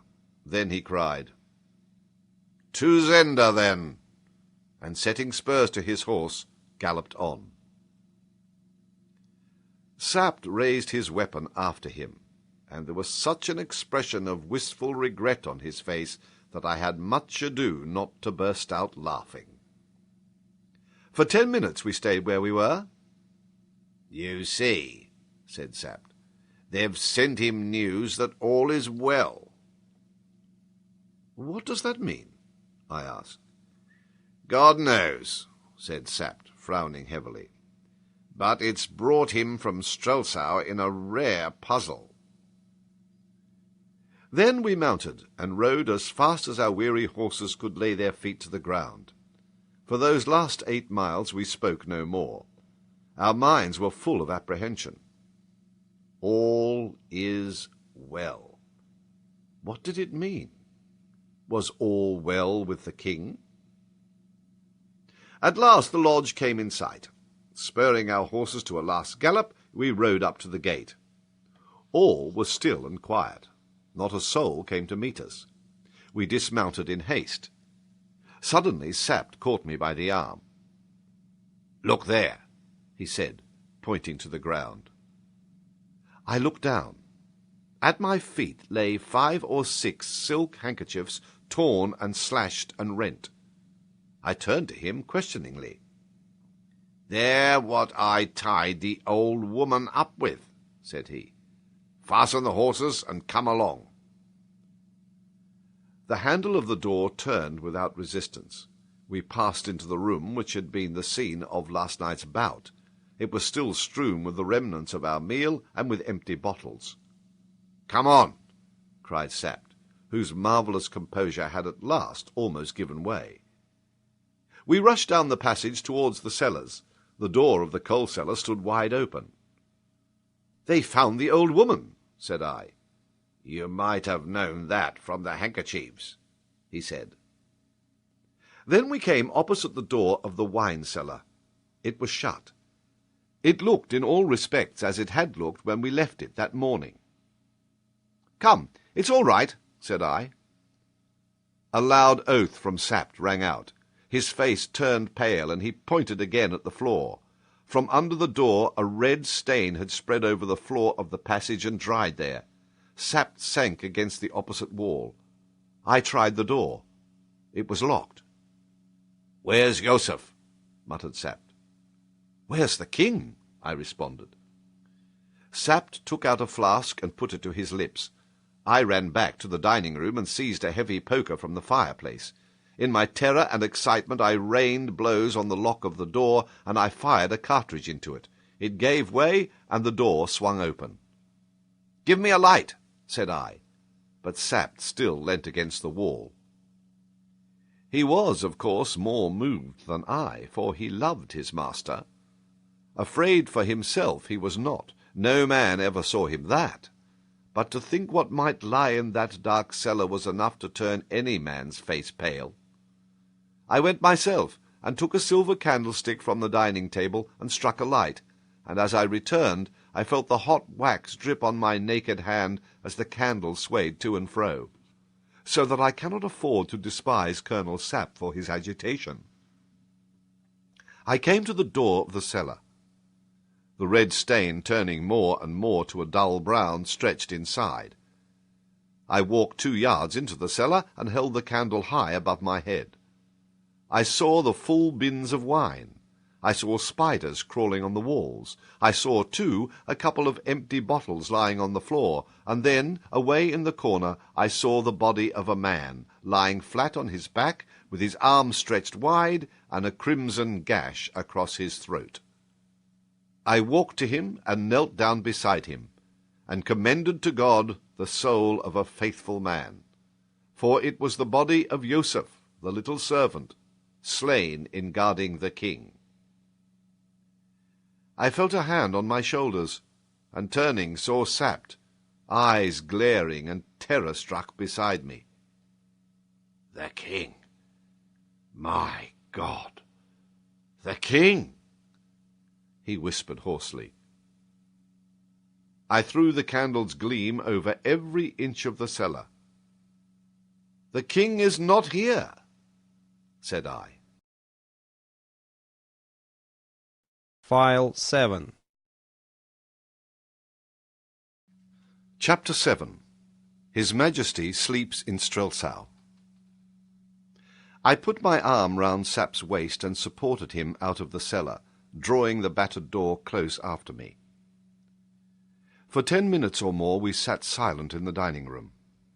Then old Sapt rubbed his knuckles into his eyes, gave one great gasp, and was himself again. As the clock on the mantelpiece struck 1, he stamped his foot on the floor, saying, "They've got the king." "Yes," said I. "All's well, as Black Michael's dispatch said. What a moment it must have been for him when the royal salutes fired at Strelsau this morning. I wonder when he got the message." "It must have been sent in the morning," said Sapt. "They must have sent it before news of your arrival at Strelsau reached Zenda. I suppose it came from Zenda." "And he's carried it about all day," I exclaimed. "Upon my honour, I'm not the only man who's had a trying day. What did he think, Sapt?" "What does that matter? What does he think, lad, now?"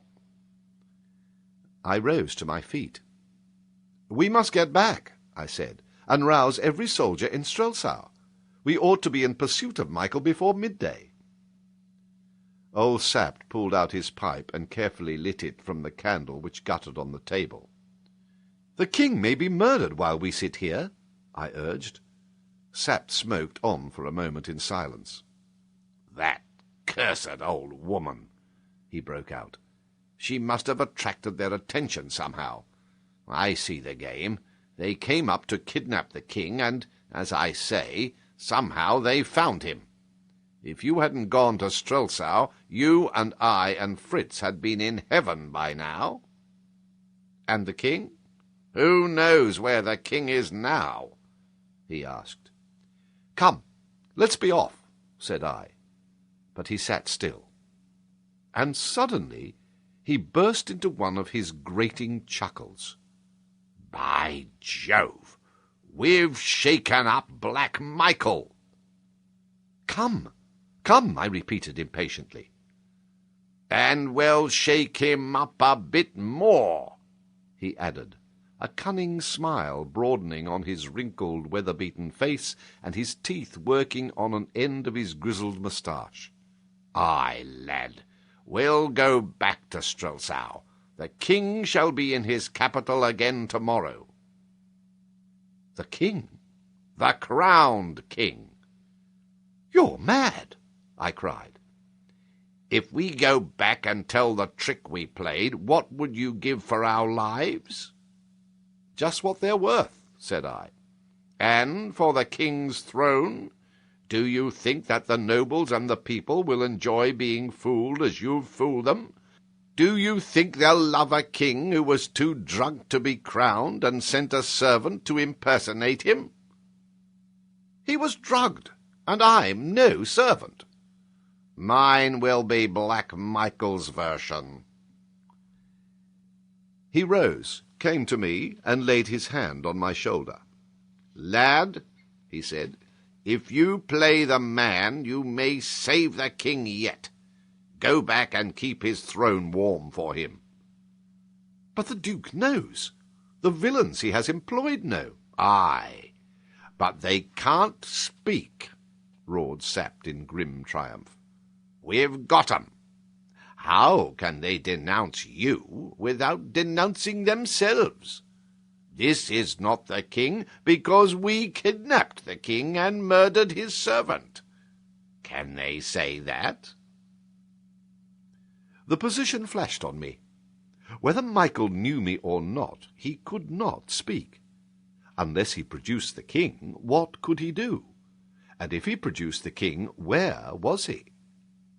For a moment I was carried away headlong, but in an instant the difficulties came strong upon me. I must be found out, I urged. Perhaps, but every hour's something. Above all, we must have a king in Strelsau, or the city will be Michael's in 24 hours, and what would the king's life be worth then, or his throne? Lad, you must do it. Suppose they kill the king? They'll kill him if you don't. Sapt, suppose they have killed the king? Then, by heaven, you're as good as Elfberg as Black Michael, and you shall reign in Ruritania. But I don't believe they have, nor will they kill him if you're on the throne. Will they kill him to put you in? It was a wild plan, wilder even and more hopeless than the trick we had already carried through. But as I listened to Sapt, I saw the strong points in our game. And then I was a young man, and I loved action, and I was offered such a hand in such a game as perhaps never man played yet. I shall be found out, I said. Perhaps, said Sapt. Come, to Strelsau. We shall be caught like rats in a trap if we stay here. Sapt, I cried, I'll try it. Well played, said he. I hope they've left us the horses. I'll go and see. We must bury that poor fellow, said I. No time, said Sapt. I'll do it. Hang you, he grinned. I make you a king and... Well, do it. Go and fetch him while I look to the horses. He can't lie very deep, but I doubt if he'll care about that. Poor little Joseph. He was an honest bit of a man. He went out, and I went to the cellar. I raised poor Joseph in my arms, and bore him into the passage, and thence towards the door of the house. Just inside I laid him down, remembering that I must find spades for our task. At this instant Sapt came up. The horses are all right. There's the own brother to the one that brought you here, but you must save yourself that job. I'll not go before he's buried. Yes, you will. Not I, Colonel Sapt, not for all Ruritania. You fool, said he. Come here. He drew me to the door. The moon was sinking, but about 300 yards away, coming along the road from Zenda, I made out a party of men. There were 7 or 8 of them. 4 were on horseback, and the rest were walking, and I saw that they carried long implements, which I guessed to be spades and mattocks on their shoulders. They'll save you the trouble, said Sapt. Come along. He was right. The approaching party must, beyond doubt, be Duke Michael's men. come to remove the traces of their evil work. I hesitated no longer, but an irresistible desire seized me. Pointing to the corpse of poor little Joseph, I said to Sapt, "Colonel, we ought to strike a blow for him." "You'd like to give him some company, eh? But it's too risky work, your Majesty." "I must have a slap at him," said I. Sapt wavered. "Well," said he, "it's not business, you know, but you've been a good boy, and if we come to grief, why, hang me, it'll save us a lot of thinking. I'll show you how to touch them." He cautiously closed the open chink of the door. Then we retreated through the house and made our way to the back entrance. Here our horses were standing. A carriage drive swept all round the lodge.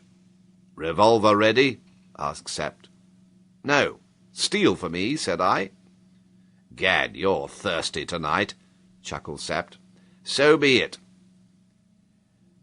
We mounted, drawing our swords, and waited silently for a minute or two.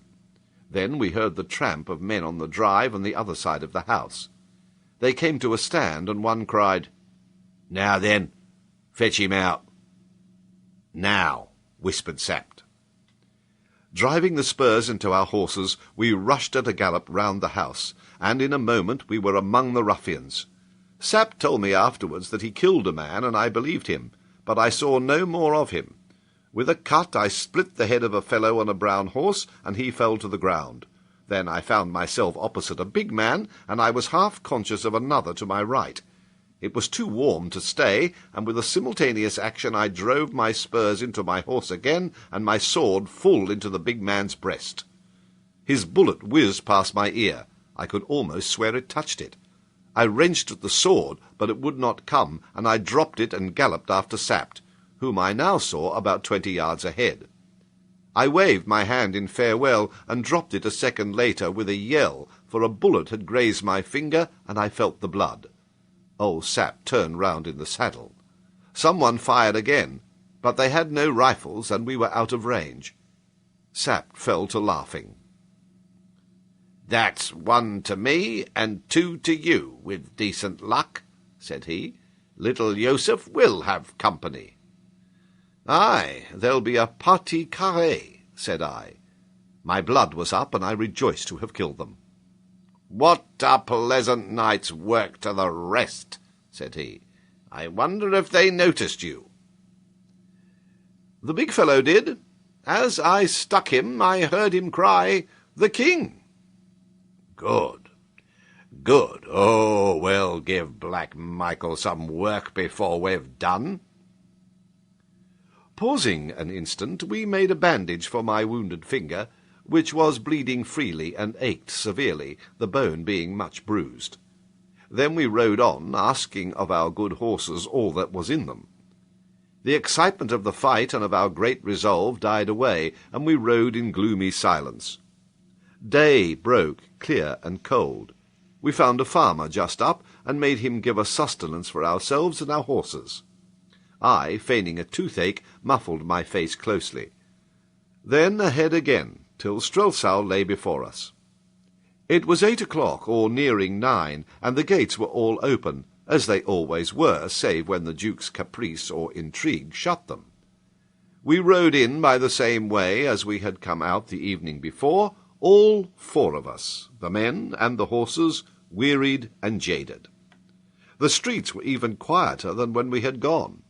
Everyone was sleeping off last night's revelry, and we met hardly a soul till we reached the little gate of the palace. There Sapt's old groom was waiting for us. "Is all well, sir?" he asked. "All's well," said Sapt, and the man, coming to me, took my hand to kiss. "The king's hurt?" he cried. "It's nothing," said I, as I dismounted. "I caught my finger in the door." "Remember, silence," said Sapt. "Ah, but, my good Freyla, I do not need to tell you that." The old fellow shrugged his shoulders. "All young men like to ride abroad now and again. Why not the king?" said he. and Sapt's laugh left his opinion of my motives undisturbed. "You should always trust a man," observed Sapt, fitting the key in the lock, "just as far as you must." We went in and reached the dressing-room. Flinging open the door, we saw Fritz von Tarlenheim stretched fully dressed on the sofa. He seemed to have been sleeping, but our entry woke him. He leapt to his feet, gave one glance at me, and with a joyful cry threw himself on his knees before me. "Thank God, sire! Thank God you're safe!" he cried, stretching his hand up to catch hold of mine. I confess that I was moved. This king, whatever his faults, made people love him. For a moment I could not bear to speak or break the poor fellow's illusion. But tough old Sapt had no such feeling. He slapped his hand on his thigh delightedly. "Bravo, lad!" cried he. "We shall do." Fritz looked up in bewilderment. I held out my hand. "You're wounded, sire," he exclaimed. "It's only a scratch," said I, "but—" I paused. He rose to his feet with a bewildered air. Holding my hand, he looked me up and down and up. Then suddenly he dropped my hand and reeled back. "Where's the king? Where's the king?" he cried. "Hush, you fool!" hissed Sapt. "Not so loud. Here's the king." A knock sounded on the door. Sapt seized me by the hand. "Here, quick, to the bedroom. Off with your cap and boots. Get into bed. Cover everything up." I did as I was bid. A moment later Sapt looked in, nodded, grinned, and introduced an extremely smart and deferential young gentleman who came up to my bedside, bowing again and again, and informed me that he was of the household of the Princess Flavia, and that Her Royal Highness had sent him especially to inquire how the king's health was after the fatigues which his Majesty had undergone yesterday. "My best thanks, sir, to my cousin," said I, "and tell Her Royal Highness that I was never better in my life." "The king," added old Sapt, who, I began to find, loved a good lie for its own sake, "has slept without a break all night." The young gentleman, he reminded me of Osric in Hamlet, bowed himself out again.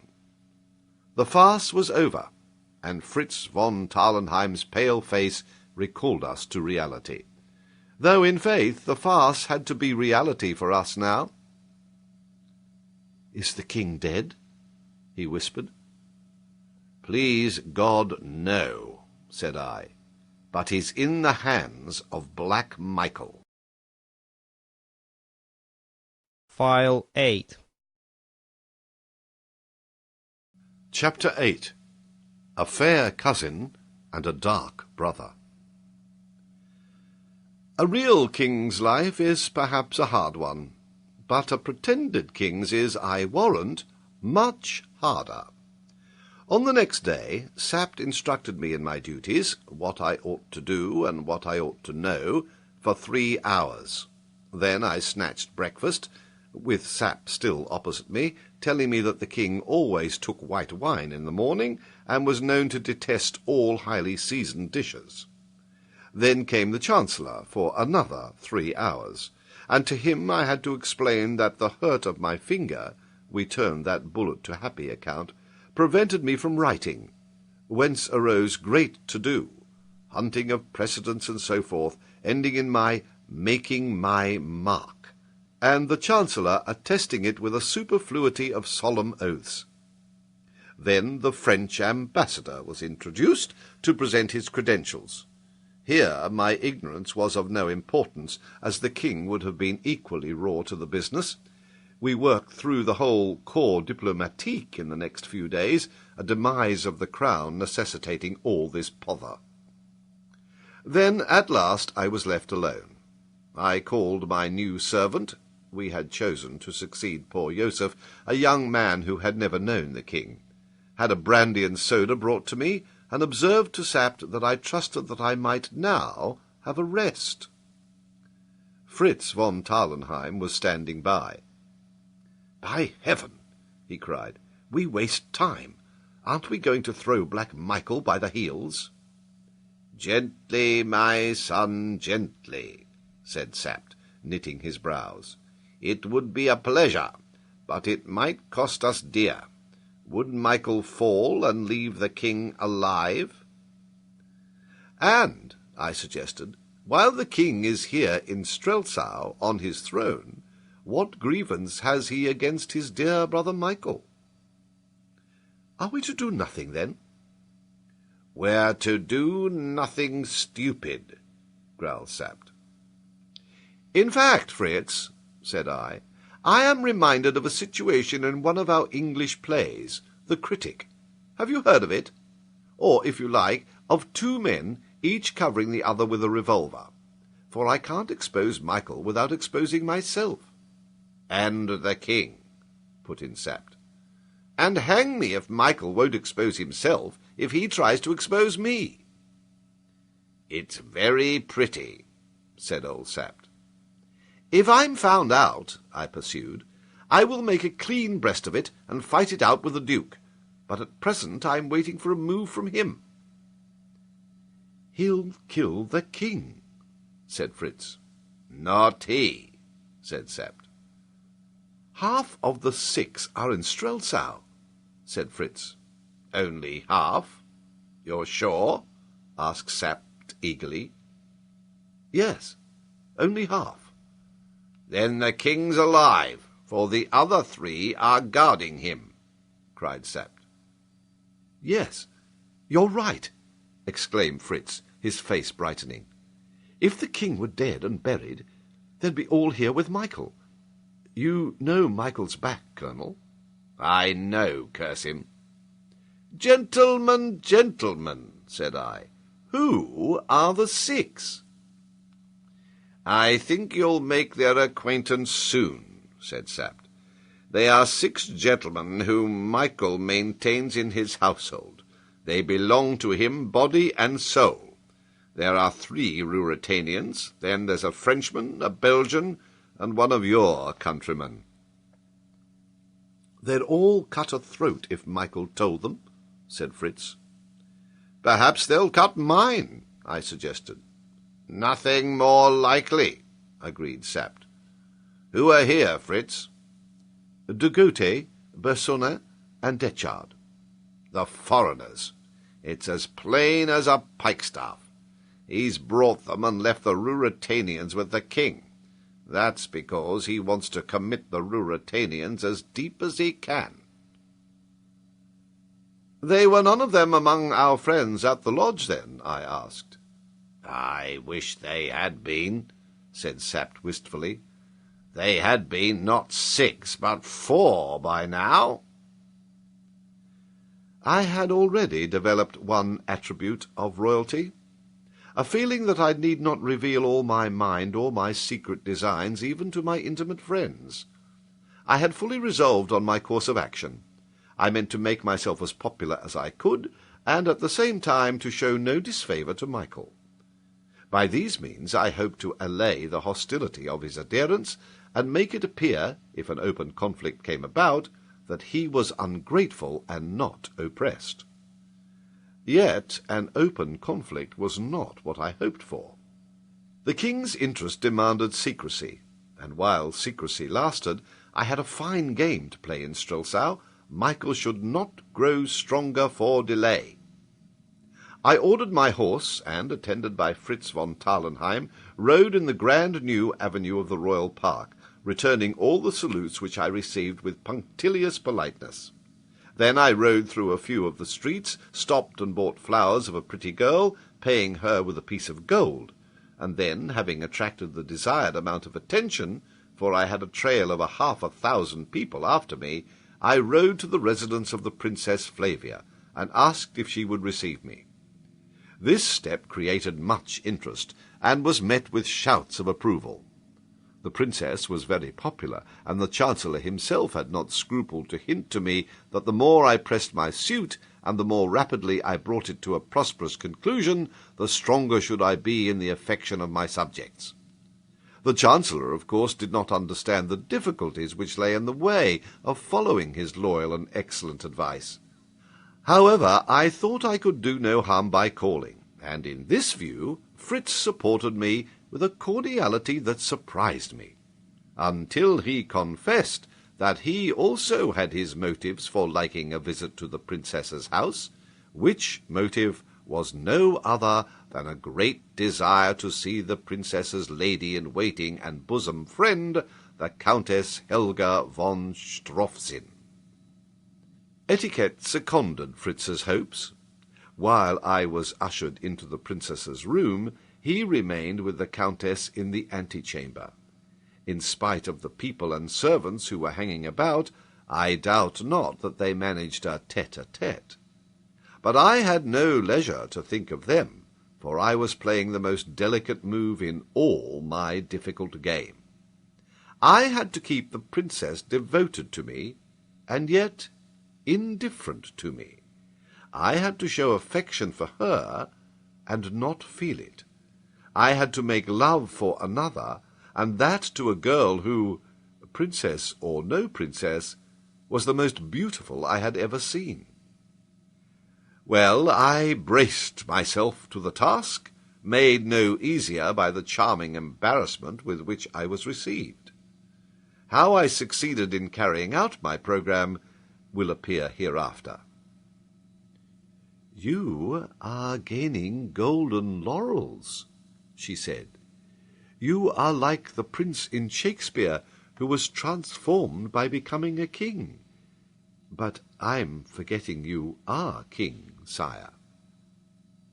"I ask you to speak nothing but what your heart tells you, and to call me nothing but my name."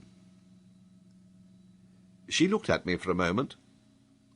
"Then I'm glad and proud, Rudolf," said she. "Why, as I told you, your very face is changed." I acknowledged the compliment, but I disliked the topic, so I said, "My brother is back, I hear. He made an excursion, didn't he?" "Yes, he is here," she said, frowning a little.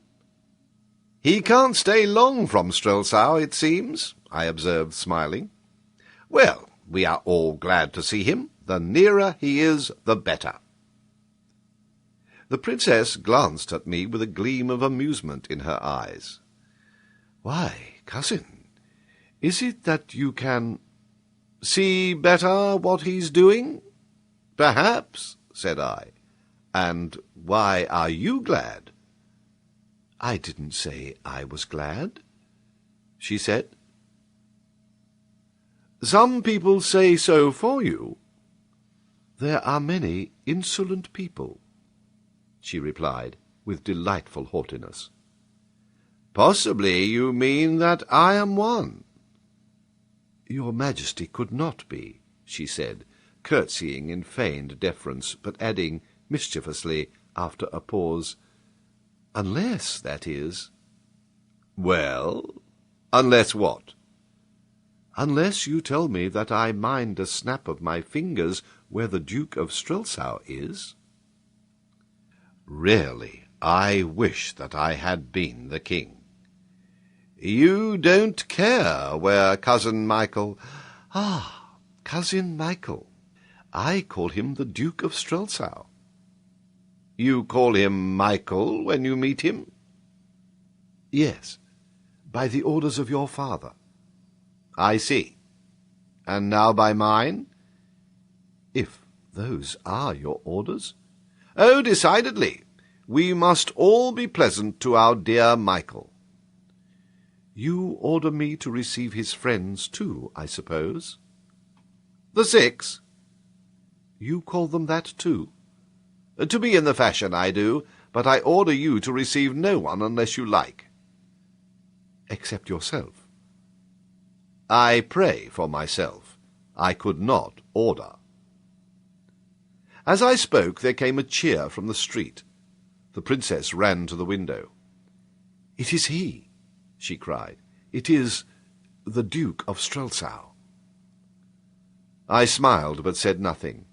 She returned to her seat. For a few moments we sat in silence. The noise outside subsided, and I heard the tread of feet in the ante-room. I began to talk on general subjects. This went on for some minutes. I wondered what had become of Michael, but it did not seem to be for me to interfere. All at once, to my great surprise, Flavia, clasping her hands, asked in an agitated voice, "Are you wise to make him angry?" "What? Who? How am I making him angry?" "Why, by keeping him waiting." "My dear cousin, I don't want to keep him." "Well, then, is he to come in?" "Of course, if you wish it." She looked at me curiously. "How funny you are," she said. "Of course no one could be announced while I was with you." Here was a charming attribute of royalty. "An excellent etiquette," I cried, "but I had clean forgotten it. And if I were alone with someone else, couldn't you be announced?" "You know as well as I do. I could be, because I am of the blood." And she still looked puzzled. "I never could remember all those silly rules," said I, rather feebly, as I inwardly cursed Fritz for not posting me up. "But I'll repair my fault." I jumped up, flung open the door, and advanced into the ante-room. Michael was sitting at a table, a heavy frown on his face. Everyone else was standing, save that impudent young dog Fritz, who was lounging easily in an armchair and flirting with the Countess Helga. He leapt up as I entered, with a deferential alacrity that lent point to his former nonchalance. I had no difficulty in understanding that the Duke might not like young Fritz. I held out my hand, Michael took it, and I embraced him. Then I drew him with me into the inner room. "Brother," I said, "if I had known you were here, you should not have waited a moment before I asked the princess to permit me to bring you to her." He thanked me, but coldly. The man had many qualities, but he could not hide his feelings. A mere stranger could have seen that he hated me, and hated me worse to see me with Princess Flavia. Yet I am persuaded that he tried to conceal both feelings, and further that he tried to persuade me that he believed I was verily the king. I did not know, of course, but unless the king were an impostor, at once cleverer and more audacious than I, and I began to think something of myself in that role, Michael could not believe that. And if he didn't, how he must have loathed paying me deference and hearing my Michael and my Flavia. "Your hand is hurt, sire," he observed with concern. "Yes, I was playing a game with a mongrel dog." I meant to stir him. "And you know, brother, such have uncertain tempers." He smiled sourly, and his dark eyes rested on me for a moment. "But is there no danger from the bite?" cried Flavia anxiously. "None from this," said I. "If I gave him a chance to bite deeper, it would be different, cousin." "But surely he has been destroyed," said she. "Not yet. We're waiting to see if his bite is harmful." "And if it is?" asked Michael, with his sour smile. "He'll be knocked on the head, brother," said I. "You won't play with him any more?" urged Flavia. "Perhaps I shall." "He might bite again." "Doubtless he'll try," said I, smiling. Then, fearing Michael would say something which I must appear to resent, for though I might show him my hate, I must seem to be full of favour, I began to compliment him on the magnificent condition of his regiment, and of their loyal greeting to me on the day of my coronation. Thence I passed to a rapturous description of the hunting lodge which he had lent me. But he rose suddenly to his feet. His temper was failing him, and with an excuse he said farewell.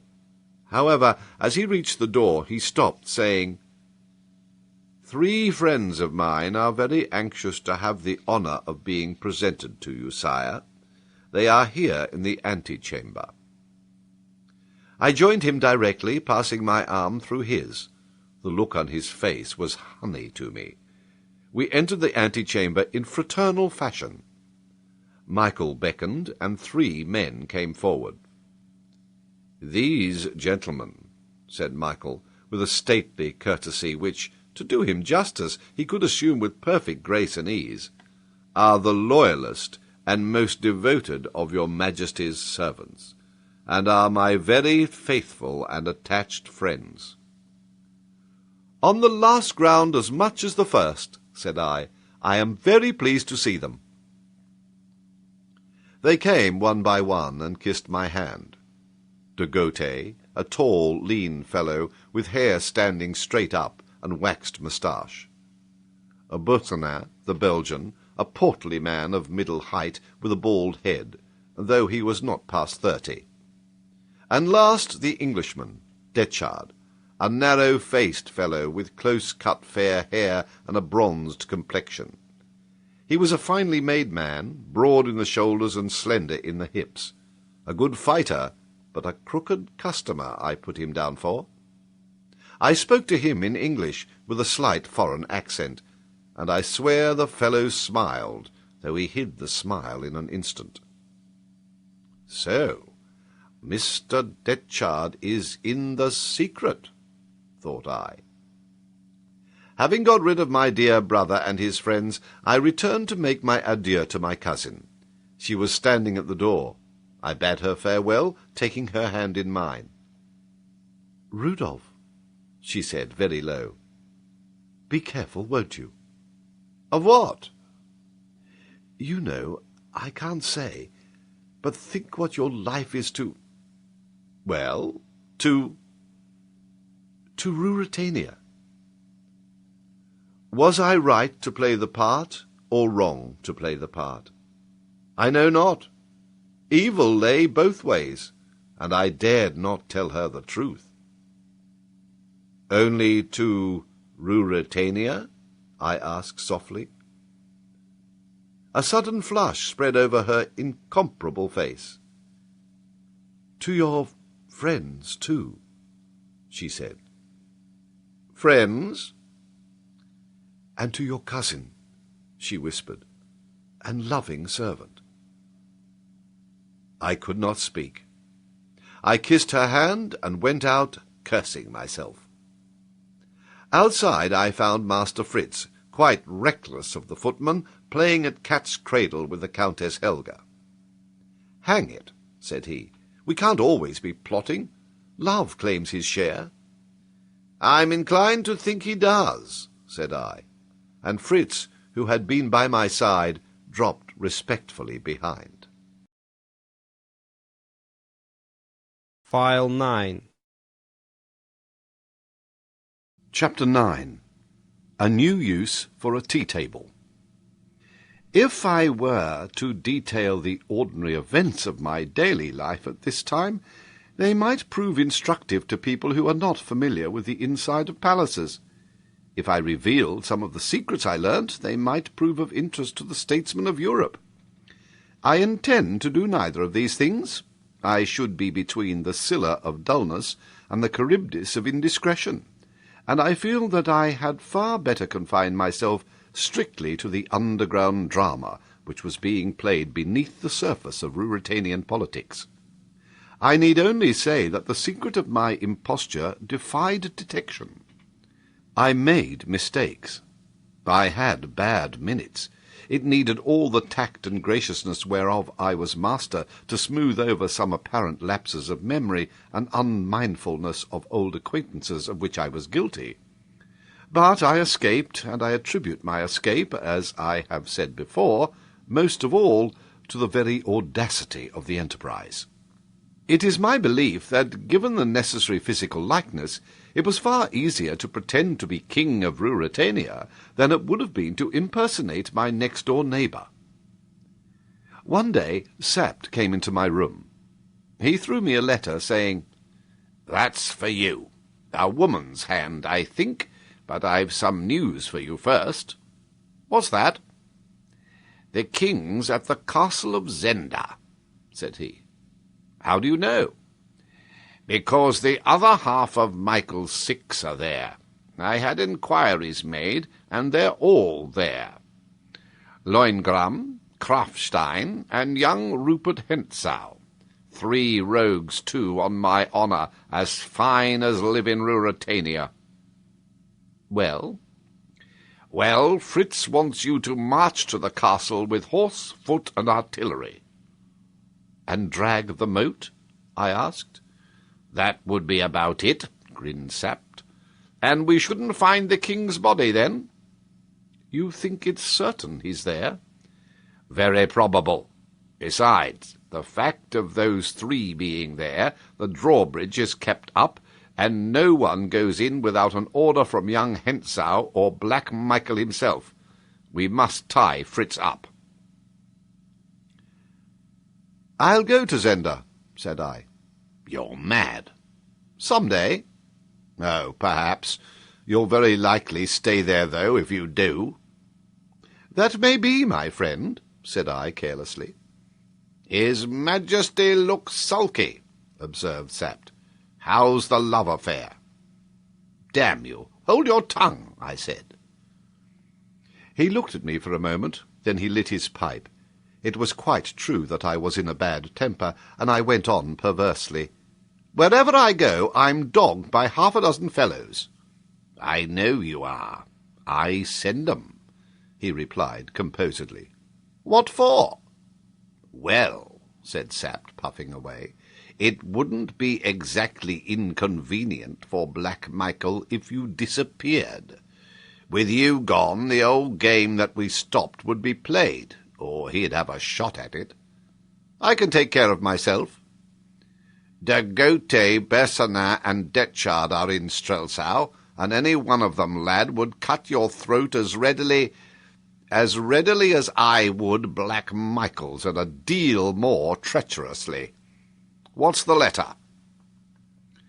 I opened it and read it aloud. If the king desires to know what it deeply concerns the king to know, let him do as this letter bids him. At the end of the new avenue there stands a house in large grounds. The house has a portico with a statue of a nymph on it. A wall encloses the garden. There is a gate in the wall at the back. At 12 o'clock tonight, if the king enters alone by that gate, turns to the right, and walks 20 yards, he will find a summer-house, approached by a flight of 6 steps. If he mounts and enters, he will find someone who will tell him what touches most dearly his life and his throne. This is written by a faithful friend. He must be alone. If he neglects the invitation, his life will be in danger. Let him show this to no one, or he will ruin a woman who loves him. Black Michael does not pardon. No, observed Sapt as I ended, but he can dictate a very pretty letter. I had arrived at the same conclusion, and was about to throw the letter away, when I saw there was more writing on the other side. Hullo, there's some more. If you hesitate, the writer continued, consult Colonel Sapt. Eh?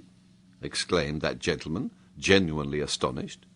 Does she take me for a greater fool than you? I waved to him to be silent. Ask him what woman would do most to prevent the Duke from marrying his cousin, and therefore most to prevent him becoming king. And ask if her name begins with A. I sprang to my feet. Sapt laid down his pipe. "Antoinette de Mauban! By heaven!" I cried. "How do you know?" asked Sapt. I told him what I knew of the lady and how I knew it. He nodded. "It's so far true that she'd had a great row with Michael," said he thoughtfully. "If she would, she could be useful," I said. "I believe, though, that Michael wrote that letter." "So do I, but I mean to know for certain. I shall go, Sapt." "No, I shall go," said he. You may go as far as the gate. I shall go to the summer-house. I'm hanged if you shall." I rose and leant my back against the mantelpiece. "Sapt, I believe in that woman, and I shall go." "I don't believe in any woman," said Sapt, "and you shan't go." "I either go to the summer-house or back to England," said I. Sapt began to know exactly how far he could lead or drive, and when he must follow. "We're playing against time," I added. "Every day we leave the king where he is, there is fresh risk. Every day I masquerade like this, there is fresh risk. Sapt, we must play high. We must force the game." "So be it," he said with a sigh. To cut the story short, at 11:30 that night, Sapt and I mounted our horses. Fritz was again left on guard, our destination not being revealed to him. It was a very dark night. I wore no sword, but I carried a revolver, a long knife, and a bull's-eye lantern. We arrived outside the gate. I dismounted. Sapt held out his hand. "I shall wait here," he said. "If I hear a shot, I'll—" "Stay where you are. It's the king's only chance. You mustn't come to grief too." "You're right, lad. Good luck." I pressed the little gate. It yielded, and I found myself in a wild sort of shrubbery. There was a grass-grown path, and turning to the right, as I had been bidden, I followed it cautiously. My lantern was closed, the revolver was in my hand. I heard not a sound. Presently a large, dark object loomed out of the gloom ahead of me. It was the summer-house. Reaching the steps, I mounted them and found myself confronted by a weak, rickety wooden door, which hung upon the latch. I pushed it open and walked in. A woman flew to me and seized my hand. "Shut the door," she whispered. I obeyed and turned the light of my lantern on her. She was in evening dress, arrayed very sumptuously, and her dark, striking beauty was marvellously displayed in the glare of the bull's-eye. The summer-house was a bare little room, furnished only with a couple of chairs and a small iron table, such as one sees in a tea-garden or an open-air cafe. "Don't talk," she said. "We've no time.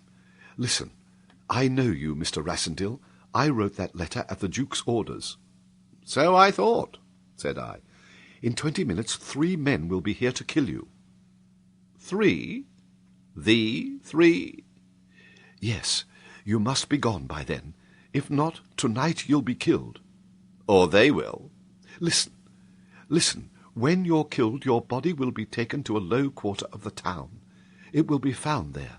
Michael will at once arrest all your friends, Colonel Sapt and Captain von Traubenheim, first, proclaim a state of siege in Strelsau, and send a messenger to Zenda. The other 3 will murder the king in the castle, and the Duke will proclaim either himself or the princess, himself if he is strong enough. Anyhow, he'll marry her and become king in fact and soon in name. Do you see?" "It's a pretty plot. But why, madam, do you—" "Say I'm a Christian, or say I'm jealous. By God, shall I see him marry her? Now go, but remember, this is what I have to tell you, that never, by night or by day, are you safe. 3 men follow you as a guard. Is it not so? Well, 3 follow them. Michael's 3 are never 200 yards from you. Your life is not worth a moment if ever they find you alone. Now go. Stay, the gate will be guarded by now. Go down softly, go past the summer-house, on for 100 yards, and you'll find a ladder against the wall. Get over it and fly for your life." "And you?" I asked. "I have my game to play too. If he finds out what I have done, we shall not meet again. If not, I may yet— But never mind. Go at once." "But what will you tell him?" "That you never came, that you saw through the trick." I took her hand and kissed it. "Madam," said I, "you have served the king well tonight. Where is he in the castle?" She sank her voice to a fearful whisper. I listened eagerly. "Across the drawbridge you come to a heavy door. Behind that lies... Hark! What's that?" There were steps outside. "They're coming! They're too soon! Heavens, they're too soon!" And she turned pale as death. "They seem to me," said I, "to be in the nick of time." "Close your lantern. See, there's a chink in the door. Can you see them?" I put my eye to the chink. On the lowest step I saw 3 dim figures. I cocked my revolver. Antoinette hastily laid her hand on mine. "You may kill one," said she, "but what then?" A voice came from outside, a voice that spoke perfect English. "Mr. Rasendell?" it said. I made no answer. "We want to talk to you. Will you promise not to shoot till we've done?" "Have I the pleasure of addressing Mr. Detchard?" I said. "Never mind names. Then let mine alone." "All right, sire. I've an offer for you." I still had my eye to the chink. The 3 had mounted 2 steps more, 3 revolvers pointed full at the door. "Will you let us in? We pledge our honour to observe the truce." "Don't trust them," whispered Antoinette. "We can speak through the door," said I. "But you might open it and fire," objected Detchard. "And though we should finish you, you might finish one of us. Will you give your honour not to fire while we talk?" "Don't trust them," whispered Antoinette again. A sudden idea struck me. I considered it for a moment. It seemed feasible. "I give my honour not to fire before you do," said I. "But I won't let you in. Stand outside and talk." "That's sensible," he said. The 3 mounted the last step and stood just outside the door. I laid my ear to the chink. I could hear no words, but Detchard's head was close to that of the taller of his companions. De Gautet, I guessed. Private communications, thought I. Then I said aloud, "Well, gentlemen, what's the offer?" "A safe conduct to the frontier, and £50,000 English." "No, no," whispered Antoinette in the lowest of whispers. "They are treacherous." "That seems handsome," said I, reconnoitring through the chink. They were all close together, just outside the door now. I had probed the hearts of the ruffians, and I did not need Antoinette's warnings. They meant to rush me as soon as I was engaged in talk. "Give me a minute to consider," said I, and I thought I heard a laugh outside. I turned to Antoinette. "Stand up close to the wall, out of line of fire from the door," I whispered.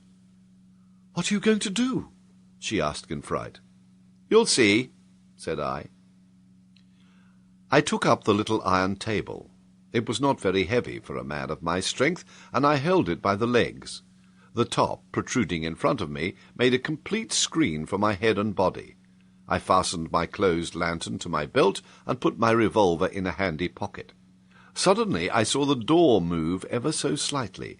Perhaps it was the wind. Perhaps it was a hand trying it outside. I drew back as far as I could from the door, holding the table in the position that I have described. Then I called out, "Gentlemen, I accept your offer, relying on your honour. If you will open the door—" "Open it yourself," said Detchard. "It opens outwards," said I. "Stand back a little, gentlemen, or I shall hit you when I open it." I went and fumbled with the latch.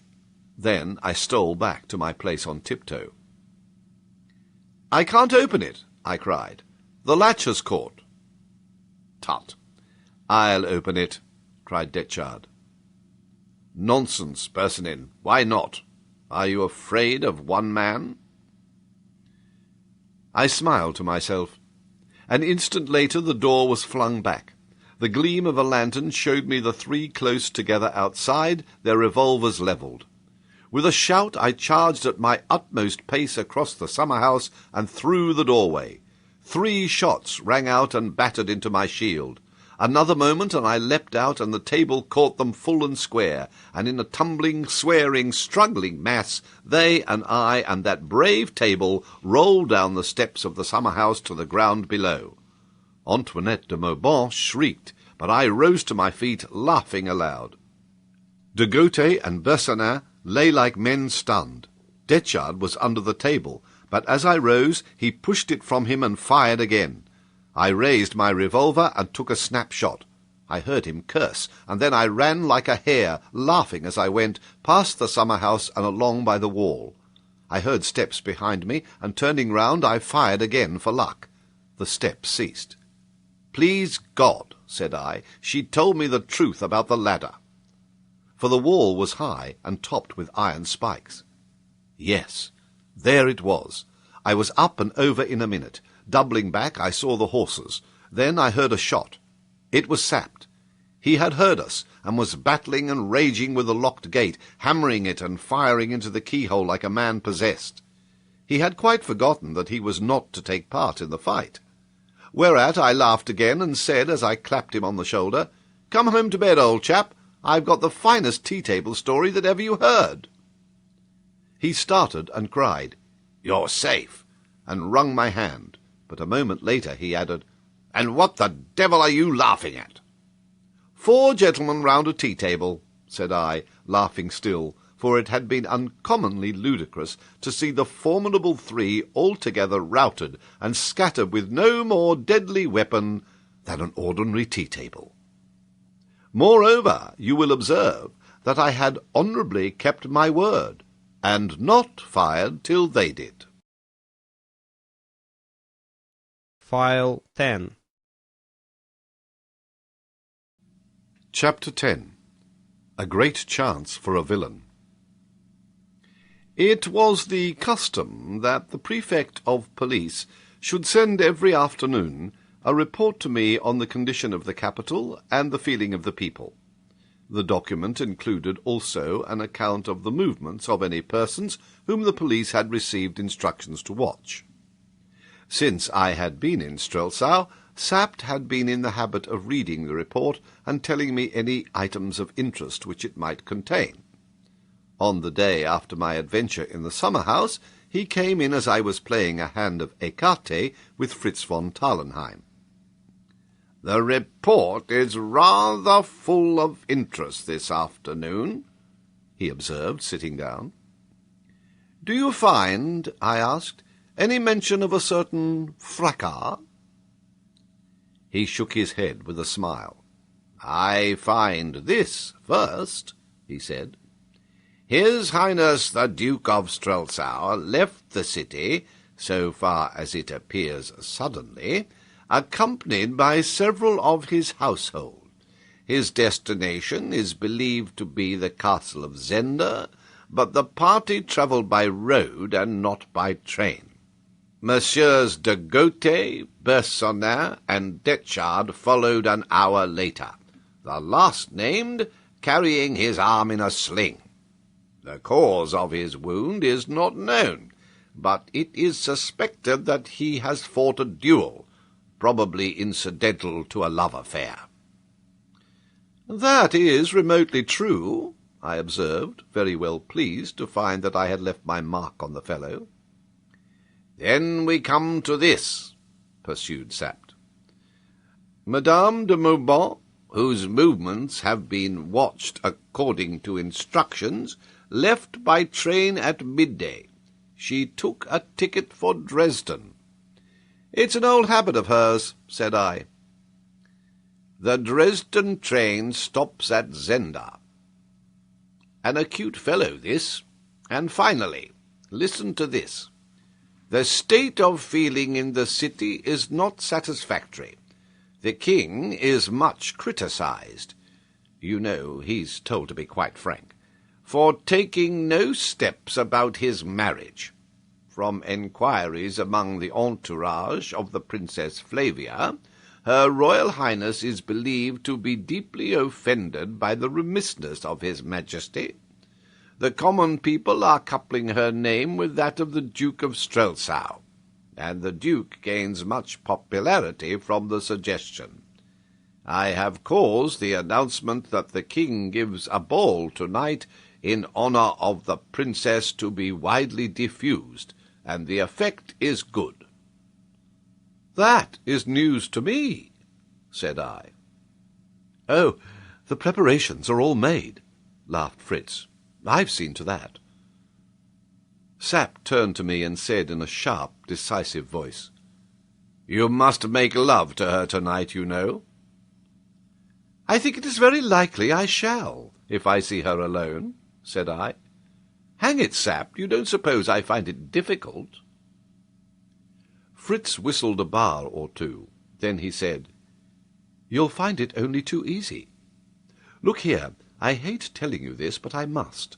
The Countess Helga told me that the Princess had become most attached to the King. Since the coronation, her feelings have undergone a marked development. It's quite true that she is deeply wounded by the King's apparent neglect." "Here's a kettle of fish," I groaned. "Tut, tut," said Sapt. "I suppose you've made pretty speeches to a girl before now? That's all she wants." Fritz, himself a lover, understood better my distress. He laid his hand on my shoulder, but said nothing. "I think, though," pursued that cold-blooded old Sapt, "that you'd better make your offer tonight." "Good heavens!" "Or at any rate go near it, and I shall send a semi-official to the papers." "I'll do nothing of the sort. No more will you," said I. "I utterly refuse to take part in making a fool of the Princess." Sapp looked at me with his small, keen eyes. A slow, cunning smile passed over his face. "All right, lad, all right," said he. "We mustn't press you too hard. Soothe her down a bit, if you can, you know. Now for Michael." "Oh, damn Michael," said I. "He'll do tomorrow. Here, Fritz, come for a stroll in the garden." Sapt at once yielded. His rough manner covered a wonderful tact, and, as I came to recognize more and more, a remarkable knowledge of human nature. Why did he urge me so little about the Princess? Because he knew that her beauty and my ardour would carry me further than all his arguments, and that the less I thought about the thing, the more likely I was to do it. He must have seen the unhappiness he might bring on the Princess, but that went for nothing with him. Can I say confidently that he was wrong? If the King were restored, the Princess must turn to him, either knowing or not knowing the change. And if the King were not restored to us? It was a subject that we had never yet spoken of, but I had an idea that in such a case Sapt meant to seat me on the throne of Ruritania for the term of my life. He would have set Satan himself there sooner than that pupil of his, Black Michael. The ball was a sumptuous affair. I opened it by dancing a quadrille with Flavia, then I waltzed with her. Curious eyes and eager whispers attended us. We went into supper, and half-way through, I, half mad by then, for her glance had answered mine, and her quick breathing met my stammered sentences, I rose in my place before all the brilliant crowd, and taking the red rose that I wore, flung the ribbon with its jewelled badge around her neck. In a tumult of applause, I sat down. I saw Sapt smiling over his wine, and Fritz frowning. The rest of the meal passed in silence. Neither Flavia nor I could speak. Fritz touched me on the shoulder, and I rose, gave her my arm, and walked down the hall into a little room, where coffee was served to us. The gentlemen and ladies in attendance withdrew, and we were alone. The little room had French windows opening on the gardens. The night was fine, cool and fragrant. Flavia sat down, and I stood opposite her. I was struggling with myself. If she had not looked at me, I believe that even then I should have won my fight. But suddenly, involuntarily, she gave me one brief glance, a glance of question, hurriedly turned aside. A blush that the question had ever come spread over her cheek, and she caught her breath. Ah, if you had seen her! I forgot the king in Zenda. I forgot the king in Strelsau. She was a princess, and I an impostor. Do you think I remembered that? I threw myself on my knee and seized her hands in mine. I said nothing. Why should I? The soft sounds of the night set my wooing to a wordless melody as I pressed my kisses on her lips. She pushed me from her, crying suddenly, "Ah, it is true, or is it only because you must?" "It's true," I said, in low, smothered tones. "True that I love you more than life, or truth, or honour." She set no meaning to my words, treating them as one of love's sweet extravagances. She came close to me and whispered, "Oh, if you were not the king, then I could show you how much I love you. How is it that I love you now, Rudolf?" "Now?" "Yes, just lately. I never did before." Pure triumph filled me. It was I, Rudolf Rassendyll, who had won her. I caught her round the waist. "You didn't love me before?" I asked. She looked up into my face, smiling, as she whispered, "It must have been your crown. I felt it first on the coronation day." "Never before?" I asked eagerly. She laughed low. "You speak as if you would be pleased to hear me say yes to that," she said. "Would yes be true?" "Yes." I just heard her breathe, and she went on in an instant. "Be careful, Rudolf. Be careful, dear. He will be mad now." "What? Michael? If Michael were the worst—" "What worst is there?" There was yet a chance for me. Controlling myself with a mighty effort, I took my hands off her and stood a yard or two away. I remember now the note of the wind in the elm trees outside. "If I were not the king," I began, "if I were only a private gentleman—" Before I could finish, her hand was in mine. "If you were a convict in the prison of Strelsau, you would be my king," she said. And under my breath I groaned, "God forgive me." And holding her hand in mine, I said again, "If I were not the king—" "Hush, hush," she whispered. "I don't deserve it. I don't deserve to be doubted. Ah, Rudolf, does a woman who marries without love look on the man as I look on you?" And she hid her face from me. For more than a minute we stood there together, and I, even with my arm about her, summoned up what honour and conscience, her beauty, and the toils that I was in, had left me. "Flavia," I said, in a strange, dry voice that seemed not my own, "I am not—" As I spoke, as she raised her eyes to me, there was a heavy step on the gravel outside, and a man appeared at the window. A little cry burst from Flavia as she sprang back from me. My half-finished sentence died on my lips. Sapt stood there, bowing low, but with a stern frown on his face.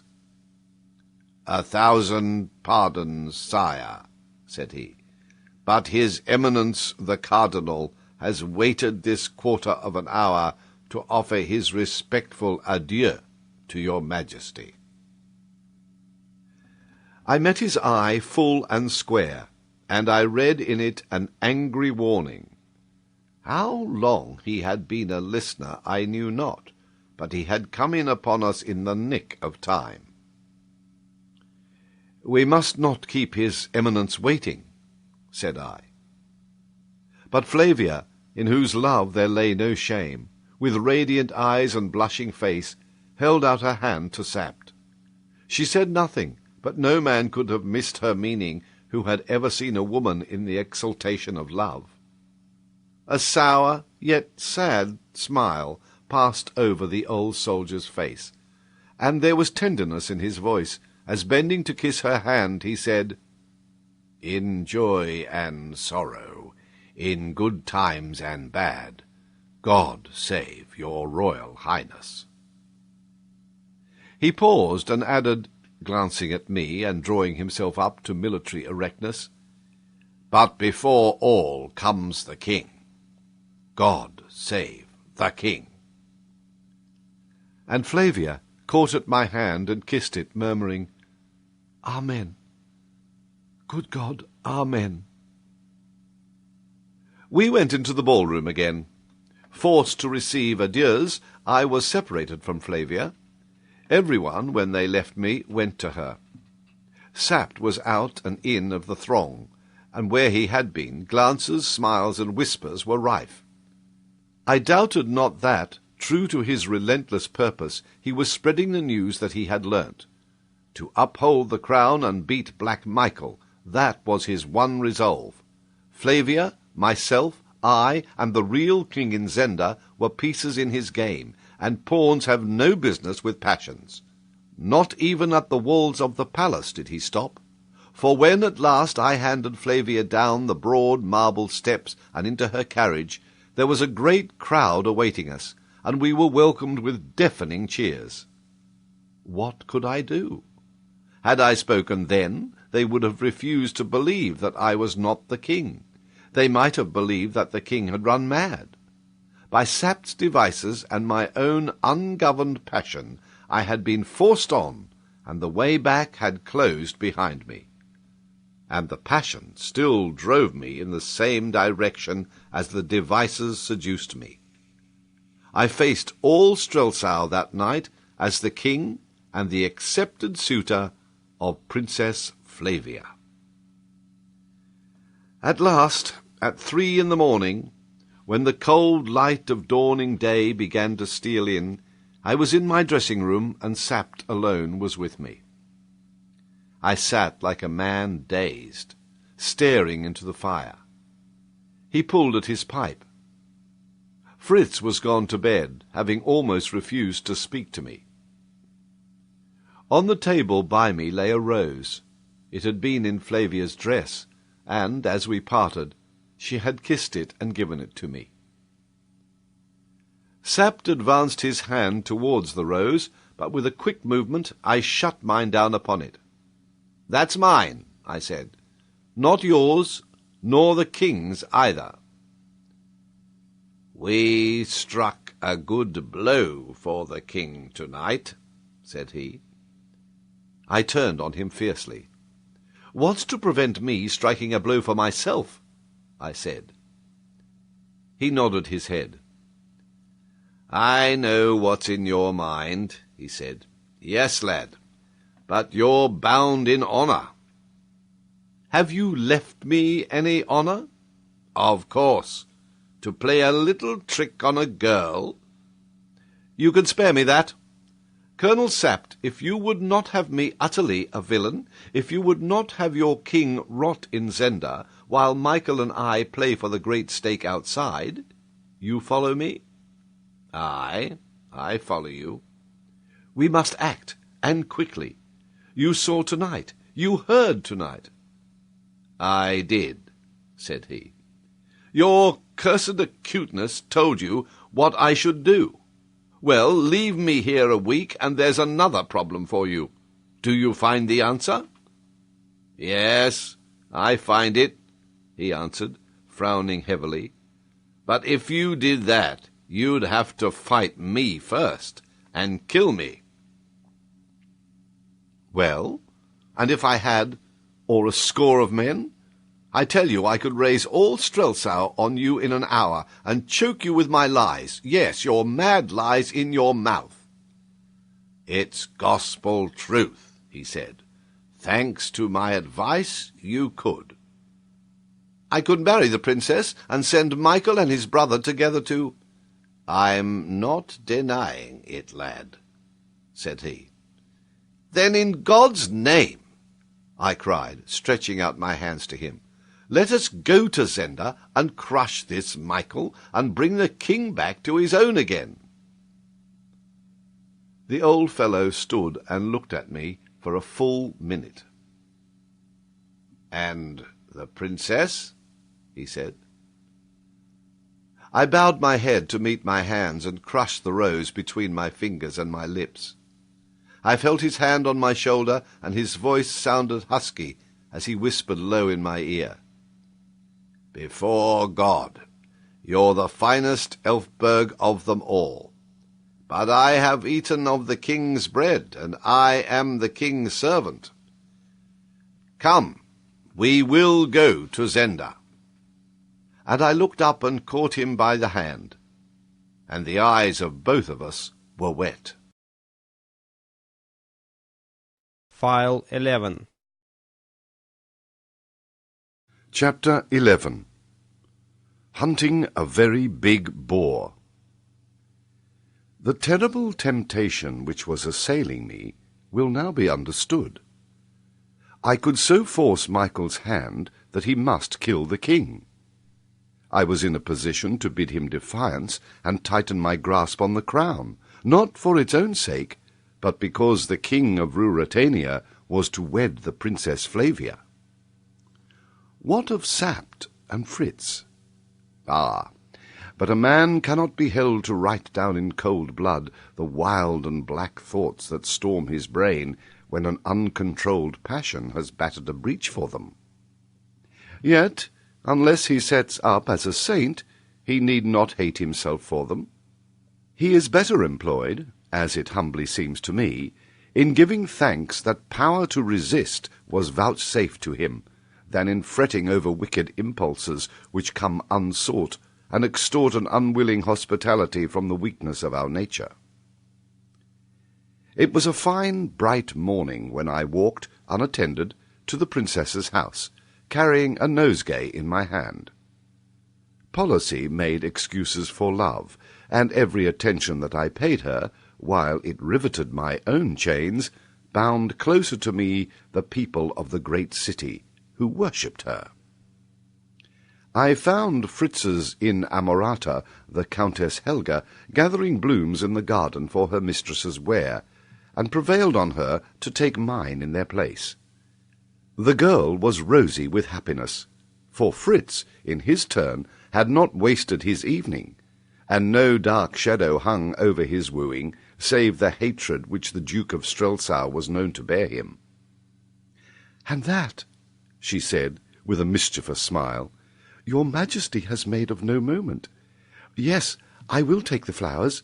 Shall I tell you, sire, what is the first thing the princess does with them?" We were talking on a broad terrace that ran along the back of the house, and a window above our heads stood open.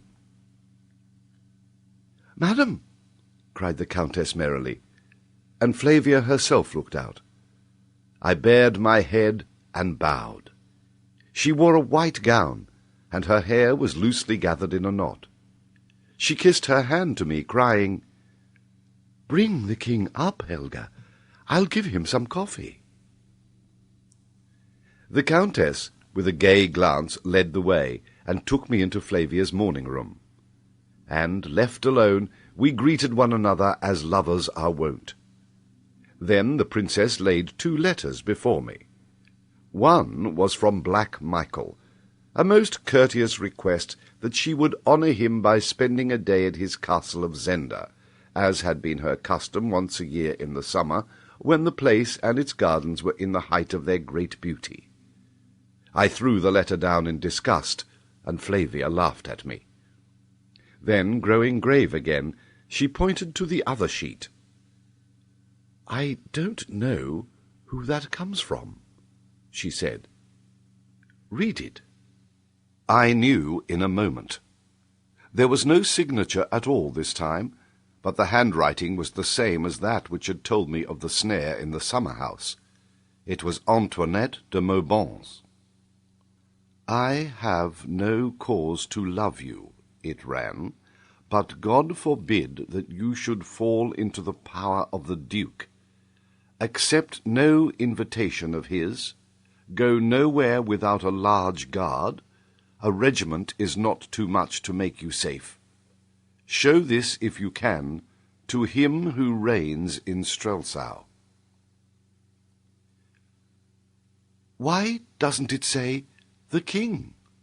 asked Flavia, leaning over my shoulder, so that the ripple of her hair played on my cheek. "Is it a hoax?" "As you value life, and more than life, my queen," I said, "obey it to the very letter. A regiment shall camp round your house today. See that you do not go out unless well guarded." "An order, sire?" she asked, a little rebellious. "Yes, an order, madam, if you love me." "Ah," she cried, and I could not but kiss her. "You know who sent it?" she asked. "I guess," said I. "It is from a good friend, and, I fear, an unhappy woman. You must be ill, Flavia, and unable to go to Zenda. Make your excuses as cold and formal as you like." "So you feel strong enough to anger Michael?" she said, with a proud smile. "I'm strong enough for anything while you are safe," said I. Soon I tore myself away from her, and then, without consulting Sapt, I took my way to the house of Marshal Strackentz. I had seen something of the old general, and I liked and trusted him. Sapt was less enthusiastic, but I had learnt by now that Sapt was best pleased when he could do everything, and jealousy played some part in his views.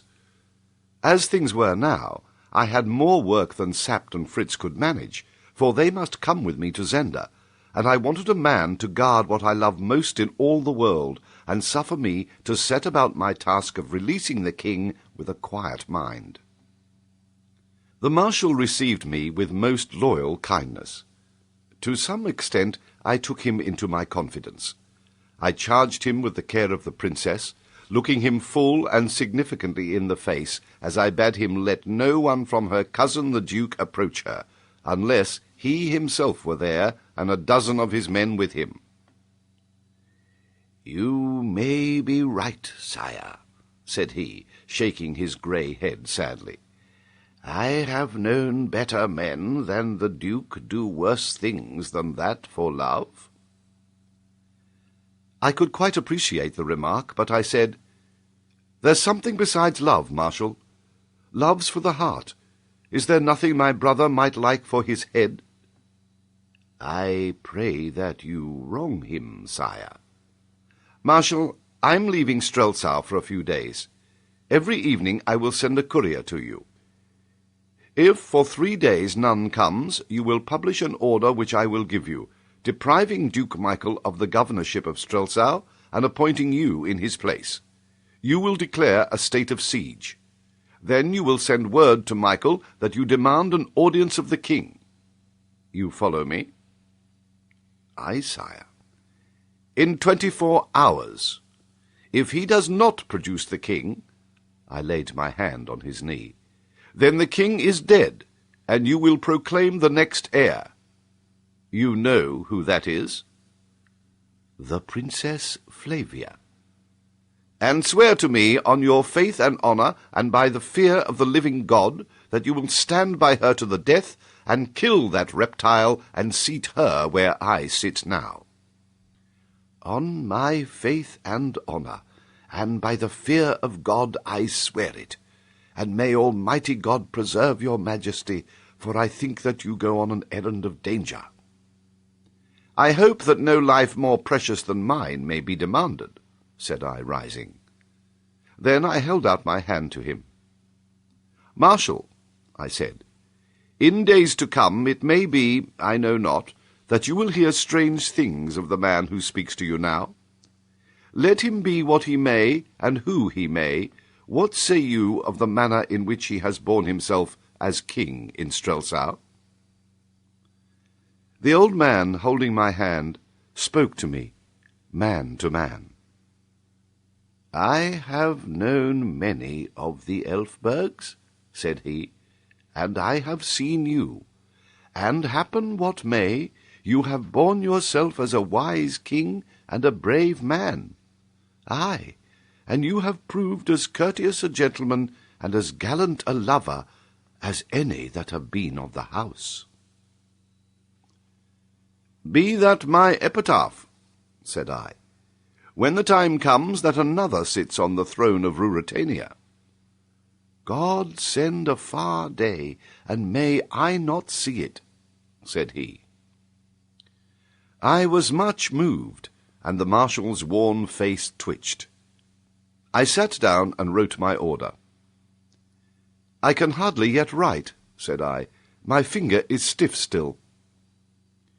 It was, in fact, the first time that I had ventured to write more than a signature, and in spite of the pains I had taken to learn the king's hand, I was not yet perfect in it. "Indeed, sire," he said, "it differs a little from your ordinary handwriting.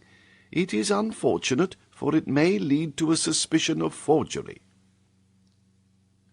"Marshal," said I with a laugh, "what use are the guns of Strelsau if they can't assuage a little suspicion?" He smiled grimly and took the paper. "Colonel Sapt and Fritz von Tarlenheim go with me," I continued. "You go to seek the Duke?" he asked in a low tone. "Yes, the Duke, and someone else of whom I have need, and who is at Zenda," I replied. "I wish I could go with you," he cried, tugging at his white moustache. "I'd like to strike a blow for you and your crown." "I leave you what is more than my life and more than my crown," said I, "because you are the man I trust more than all others in Ruritania." "I will deliver her to you safe and sound," said he, "and failing that, I will make her queen." We parted, and I returned to the palace and told Sapt and Fritz what I had done. Sapt had a few faults to find and a few grumbles to utter. This was merely what I expected, for Sapt liked to be consulted beforehand, not informed afterwards. But on the whole he approved of my plans, and his spirits rose high as the hour of action drew nearer and nearer. Fritz, too, was ready, though he, poor fellow, risked more than Sapt did, for he was a lover, and his happiness hung in the scale. Yet how I envied him! For the triumphant issue which would crown him with happiness and unite him to his mistress, the success for which we were bound to hope and strive and struggle, meant to me sorrow more certain and greater than if I were doomed to fail. He understood something of this, for when we were alone, save for the old Sapt, who was smoking at the other end of the room, he passed his arm through mine, saying, "It's hard for you. Don't think I don't trust you. I know you have nothing but true thoughts in your heart." But I turned away from him, thankful that he could not see what my heart held, but only be witness to the deeds that my hands were to do. Yet even he did not understand, for he had not dared to lift his eyes to the Princess Flavia, as I had lifted mine. Our plans were now all made, even as we proceeded to carry them out, and as they will hereafter appear. The next morning we were to start on the hunting excursion. I had made all arrangements for being absent, and now there was only one thing left to do, the hardest, the most heartbreaking. As evening fell, I drove through the busy streets to Flavia's residence. I was recognized as I went and heartily cheered. I played my part and made shift to look the happy lover. In spite of my depression, I was almost amused at the coolness and delicate hauteur with which my sweet lover received me. She had heard that the king was leaving Strelsau on a hunting expedition. "I regret that we cannot amuse your majesty here in Strelsau," she said, tapping her foot lightly on the floor. "I would have offered you more entertainment, but I was foolish enough to think—" "Well, what?" I asked, leaning over her. "That just for a day or two after last night, you might be happy without much gaiety." And she turned pettishly from me as she added, "I hope the boars will be more engrossing." "I'm going after a very big boar," said I, and because I could not help it, I began to play with her hair, but she moved her head away.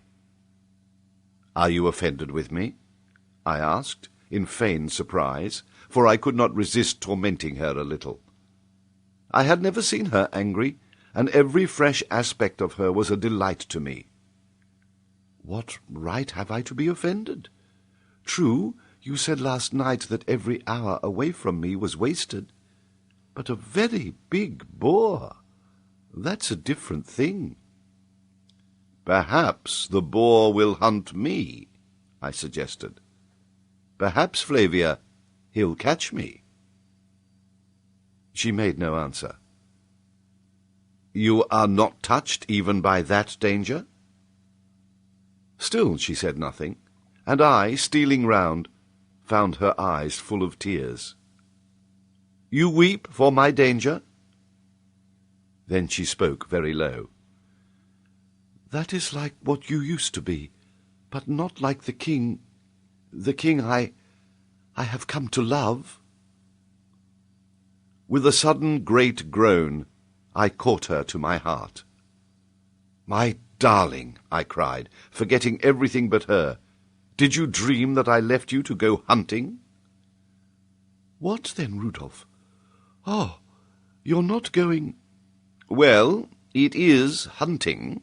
I go to seek Michael in his lair." She had turned very pale. "So you see, sweet, I was not so poor a lover as you thought me. I shall not be long gone." "You will write to me, Rudolf?" I was weak, but I could not say a word to stir suspicion in her. "I'll send you all my heart every day," said I. "And you'll run no danger?" "None that I need not." "And when will you be back? Ah, how long will it be?" "When shall I be back?" I repeated.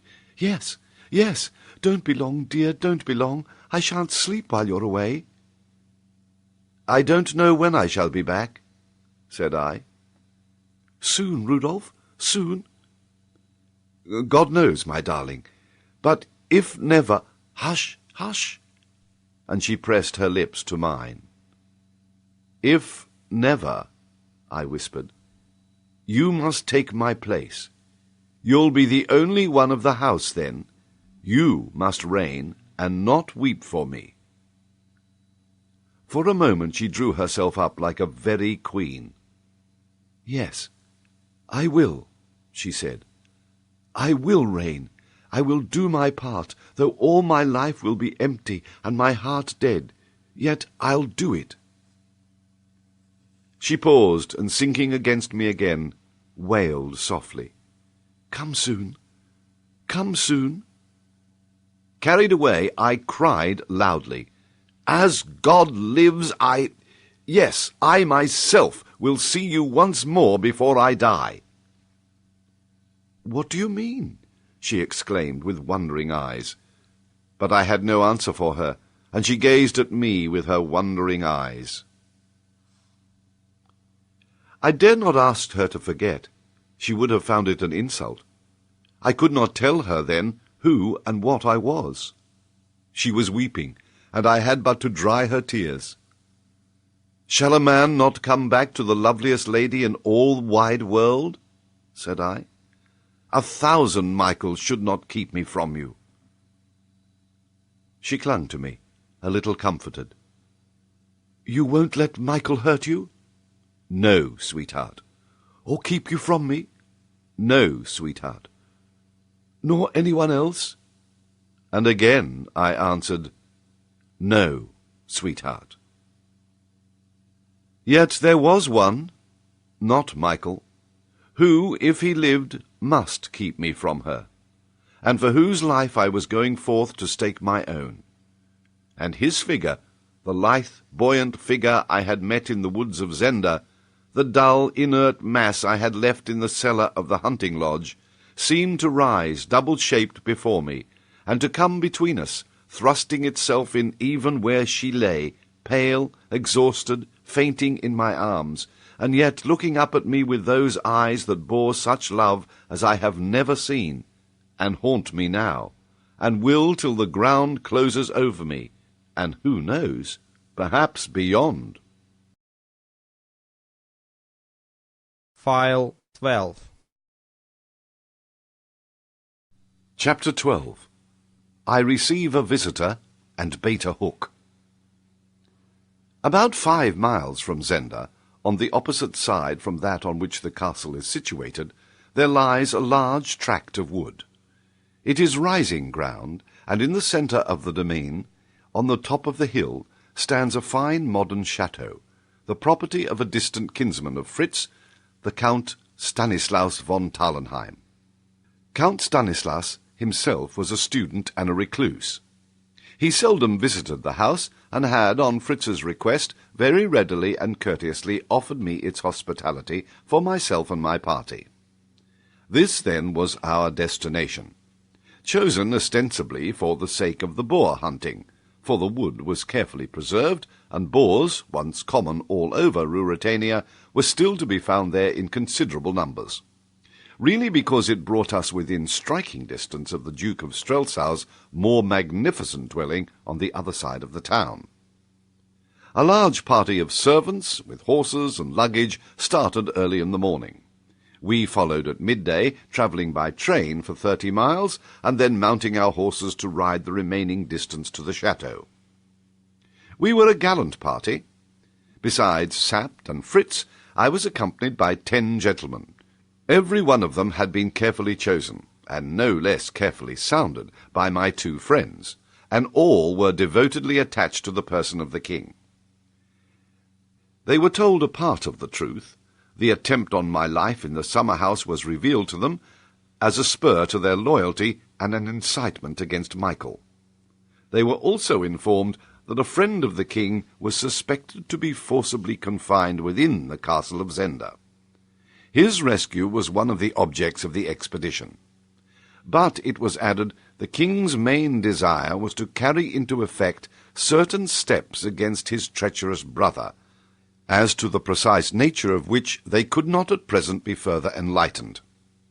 Enough that the king commanded their services, and would rely on their devotion when occasion arose to call for it. Young, well-bred, brave, and loyal, they asked no more. They were ready to prove their dutiful obedience, and prayed for a fight as the best and most exhilarating mode of showing it. Thus the scene was shifted from Strelsau to the chateau of Tarlenheim and castle of Zenda, which frowned at us across the valley. I tried to shift my thoughts also, to forget my love, and to bend all my energies to the task before me. It was to get the king out of the castle alive. Force was useless.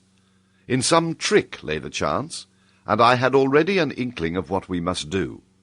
But I was terribly hampered by the publicity which attended my movements. Michael must know by now of my expedition, and I knew Michael too well to suppose that his eyes would be blinded by the feint of the boar hunt. He would understand very well what the real quarry was. That, however, must be risked. That, and all it might mean. For Sapt, no less than myself, recognized that the present state of things had become unendurable. And there was one thing that I dared to calculate on. Not, as I now know, without warrant. It was this, that Black Michael would not believe that I meant well by the king. He could not appreciate, I will not say an honest man, for the thoughts of my own heart have been revealed, but a man acting honestly. He saw my opportunity as I had seen it, as Sapt had seen it. He knew the princess, nay, and I declare that a sneaking sort of pity for him invaded me. In his way he loved her. He would think that Sapt and Fritz could be bribed, so the bribe was large enough. Thinking thus, would he kill the king, my rival and my danger? Aye, verily, that he would, with as little compunction as he would kill a rat. But he would kill Rudolf Rassendyll first, if he could. And nothing but the certainty of being utterly damned by the release of the king alive and his restoration to the throne would drive him to throw away the trump card which he held in reserve, to balk the supposed game of the impudent impostor Rassendyll. Musing on all this as I rode along, I took courage. Michael knew of my coming, sure enough. I had not been in the house an hour when an imposing embassy arrived from him. He did not quite reach the impudence of sending my would-be assassins, but he sent the other 3 of his famous 6, the 3 Ruritanian gentlemen, Lauengram, Krafstein, and Rupert Hentzau. A fine, strapping trio they were, splendidly horsed and admirably equipped. Young Rupert, who looked a daredevil, and could not have been more than 22 or 23, took the lead, and made us the neatest speech, wherein my devoted subject and loving brother Michael of Strelsau prayed me to pardon him for not paying his addresses in person, and further for not putting his castle at my disposal, the reason for both of these apparent derelictions being that he and several of his servants lay sick of scarlet fever, and were in a very sad and also a very infectious state. So declared young Rupert, with an insolent smile on his curling upper lip, and a toss of his thick hair. He was a handsome villain, and the gossip ran that many a lady had troubled her heart for him already. "If my brother has scarlet fever," said I, "he is nearer my complexion than he is wont to be, my lord. I trust he does not suffer."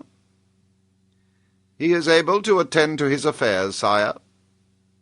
"I hope all beneath your roof are not sick. What of my good friends de Gautet, Bersonin, and Detchard?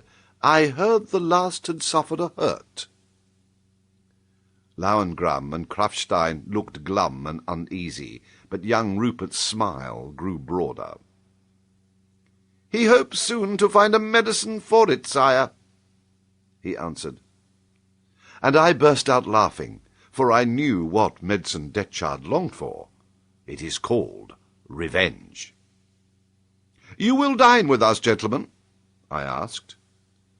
Young Rupert was profuse in apologies. They had urgent duties at the castle. "Then," said I, with a wave of my hand, "to our next meeting, gentlemen. May it make us better acquainted." "We will pray your majesty for an early opportunity," quoth Rupert airily, and he strode past Sapt with such jeering scorn on his face that I saw the old fellow clench his fist and scowl black as night. For my part, if a man must needs be a knave, I would have him a debonair knave, and I liked Rupert Hentzau better than his long-faced, close-eyed companions. It makes your sin no worse, as I conceive, to do it à la mode and stylishly.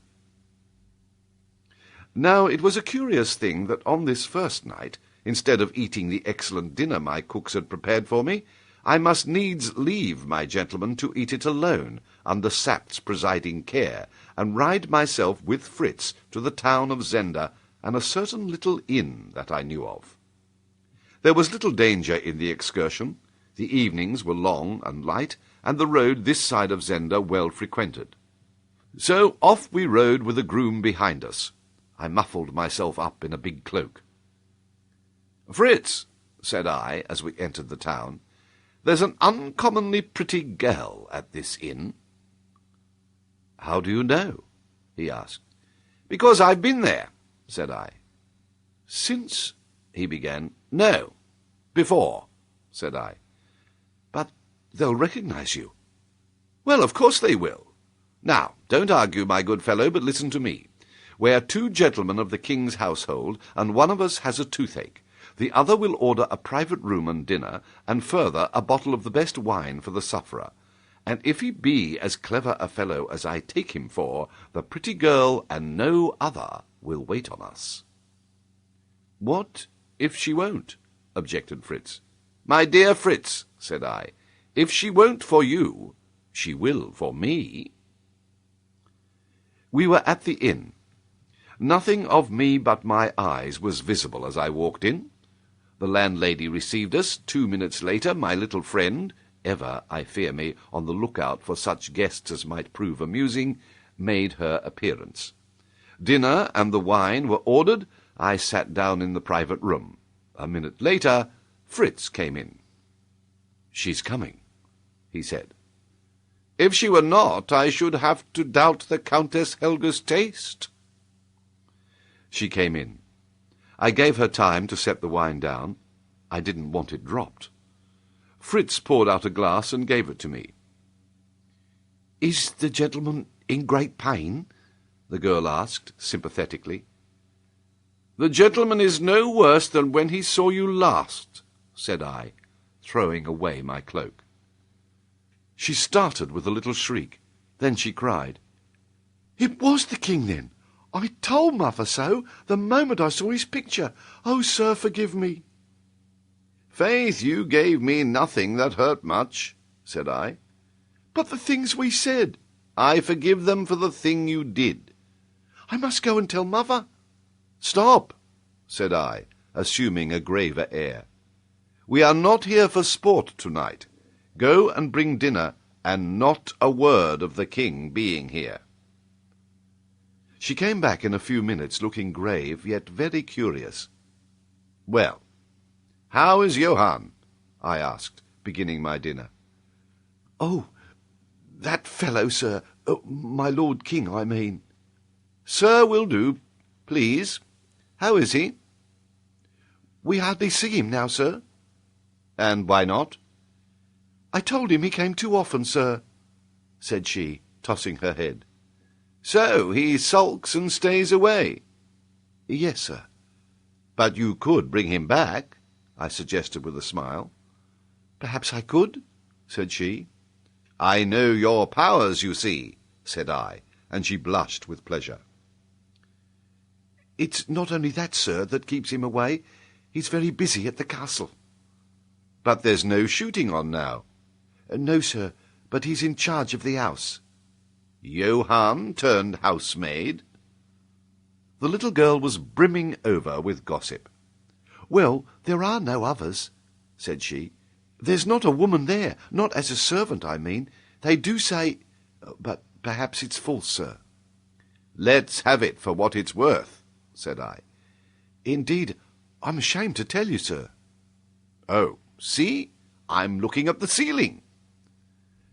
"They do say there is a lady there, sir, but except for her, there's not a woman in the place, and Johann has to wait on the gentleman." "Poor Johann! He must be overworked. Yet I'm sure he could find half an hour to come and see you." "It would depend on the time, sir, perhaps." "Do you love him?" I asked. "Not I, sir." "And you wish to serve the king?" "Yes, sir." "Then tell him to meet you at the 2nd milestone out of Zenda tomorrow evening at 10 o'clock. Say you'll be there, and we'll walk home with him." "Do you mean him harm, sir?" "Not if he will do as I bid him. But I think I've told you enough, my pretty maid. See that you do as I bid you, and mind, no one is to know that the king has been here." I spoke a little sternly, for there is seldom harm in infusing a little fear into a woman's liking for you, and I softened the effect by giving her a handsome present. Then we dined, and, wrapping my cloak about my face, with Fritz leading the way, we went downstairs to our horses again. It was but 8:30, and hardly yet dark. The streets were full for such a quiet little place, and I could see that gossip was all agog. With the king on one side and the duke on the other, Zenda felt itself the centre of all Ruritania. We jogged gently through the town, but set our horses to a sharper pace when we reached the open country. "You want to catch this fellow, Johann?" asked Fritz. "Aye, and I fancy I've baited the hook right. Our little Delilah will bring our Samson. It is not enough, Fritz, to have no woman in the house, though brother Michael shows some wisdom there. If you want safety, you must have none within 50 miles. "None nearer than Strelsau, for instance," said poor Fritz with a lovelorn sigh. We reached the avenue of the chateau, and were soon at the house. As the hoofs of our horses sounded on the gravel, Sapt rushed out to meet us. "Thank God you're safe," he cried. "Have you seen anything of them?" "Of whom?" I asked, dismounting. He drew us aside, that the grooms might not hear. "Lad," he said to me, "you must not ride about here unless with 6 of us. You know among our men a tall young fellow, Berenstein by name?" I knew him. He was a fine, strapping young man, almost of my height and of light complexion. "He lies in his room upstairs with a bullet through his arm." "The deuce he does!" "After dinner he strolled out alone, and went a mile or so into the wood, and as he walked he thought he saw 3 men among the trees, and one levelled a gun at him. He had no weapon, and he started at a run back towards the house, but one of them fired, and he was hit, and had much ado to reach here before he fainted. By good luck they feared to pursue him nearer the house." He paused and added, "Lad, the bullet was meant for you." "It is very likely," said I, "and it's first blood to brother Michael." "I wonder which 3 it was," said Fritz. "Well, Sapt," I said, "I went out tonight for no idle purpose, as you shall hear, but there's one thing in my mind." "What's that?" he asked. "Why, this," I answered, "that I shall ill requite the very great honours Ruritania has done me, if I depart from it leaving one of those 6 alive. Neither, with the help of God, will I." And Sapt shook my hand on that. "Well, it is hunting. I go to seek Michael in his lair." She had turned very pale. "So you see, sweet, I was not so poor a lover as you thought me. I shall not be long gone." "You will write to me, Rudolf?" I was weak, but I could not say a word to stir suspicion in her. "I'll send you all my heart every day," said I. "And you'll run no danger?" "None that I need not." "And when will you be back? Ah, how long will it be?" "When shall I be back?" I repeated. "Yes, yes. Don't be long, dear, don't be long. I shan't sleep while you're away." "I don't know when I shall be back," said I. "Soon, Rudolf, soon?" "God knows, my darling. But if never—" "Hush, hush!" And she pressed her lips to mine. "If never," I whispered, "you must take my place. You'll be the only one of the house then. You must reign, and not weep for me." For a moment she drew herself up like a very queen. "Yes, I will," she said. "I will reign. I will do my part, though all my life will be empty and my heart dead. Yet I'll do it." She paused, and sinking against me again, wailed softly, "Come soon, come soon." Carried away, I cried loudly, "As God lives, yes, I myself will see you once more before I die." "What do you mean?" she exclaimed with wondering eyes. But I had no answer for her, and she gazed at me with her wondering eyes. I dared not ask her to forget. She would have found it an insult. I could not tell her then who and what I was. She was weeping, and I had but to dry her tears. "Shall a man not come back to the loveliest lady in all the wide world?" said I. "1,000 Michaels should not keep me from you." She clung to me, a little comforted. "You won't let Michael hurt you?" "No, sweetheart." "Or keep you from me?" "No, sweetheart." "Nor anyone else?" And again I answered, "No, sweetheart." Yet there was one, not Michael, who, if he lived, must keep me from her, and for whose life I was going forth to stake my own. And his figure, the lithe, buoyant figure I had met in the woods of Zenda, the dull, inert mass I had left in the cellar of the hunting lodge, seemed to rise double-shaped before me, and to come between us, thrusting itself in even where she lay, pale, exhausted, fainting in my arms, and yet looking up at me with those eyes that bore such love as I have never seen, and haunt me now, and will till the ground closes over me, and who knows, perhaps beyond. File 13. Chapter 13. An Improvement on Jacob's Ladder. In the morning of the day after that on which I swore my oath against the 6, I gave certain orders, and then rested in greater contentment than I had known for some time. I was at work, and work, though it cannot cure love, is yet a narcotic to it, so that Sapt, who grew feverish, marvelled to see me sprawling in an armchair in the sunshine, listening to one of my friends who sang me amorous songs in a mellow voice, and induced in me a pleasing melancholy.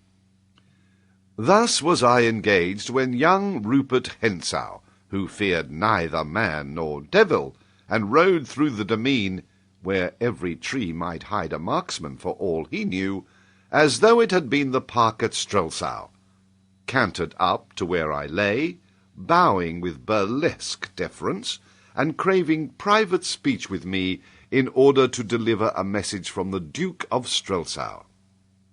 I made all withdraw, and then he said, seating himself by me, "The king is in love, it seems." "Not with life, my lord," said I, smiling. "It is well," he rejoined. "Come, we are alone. Rassendyll?"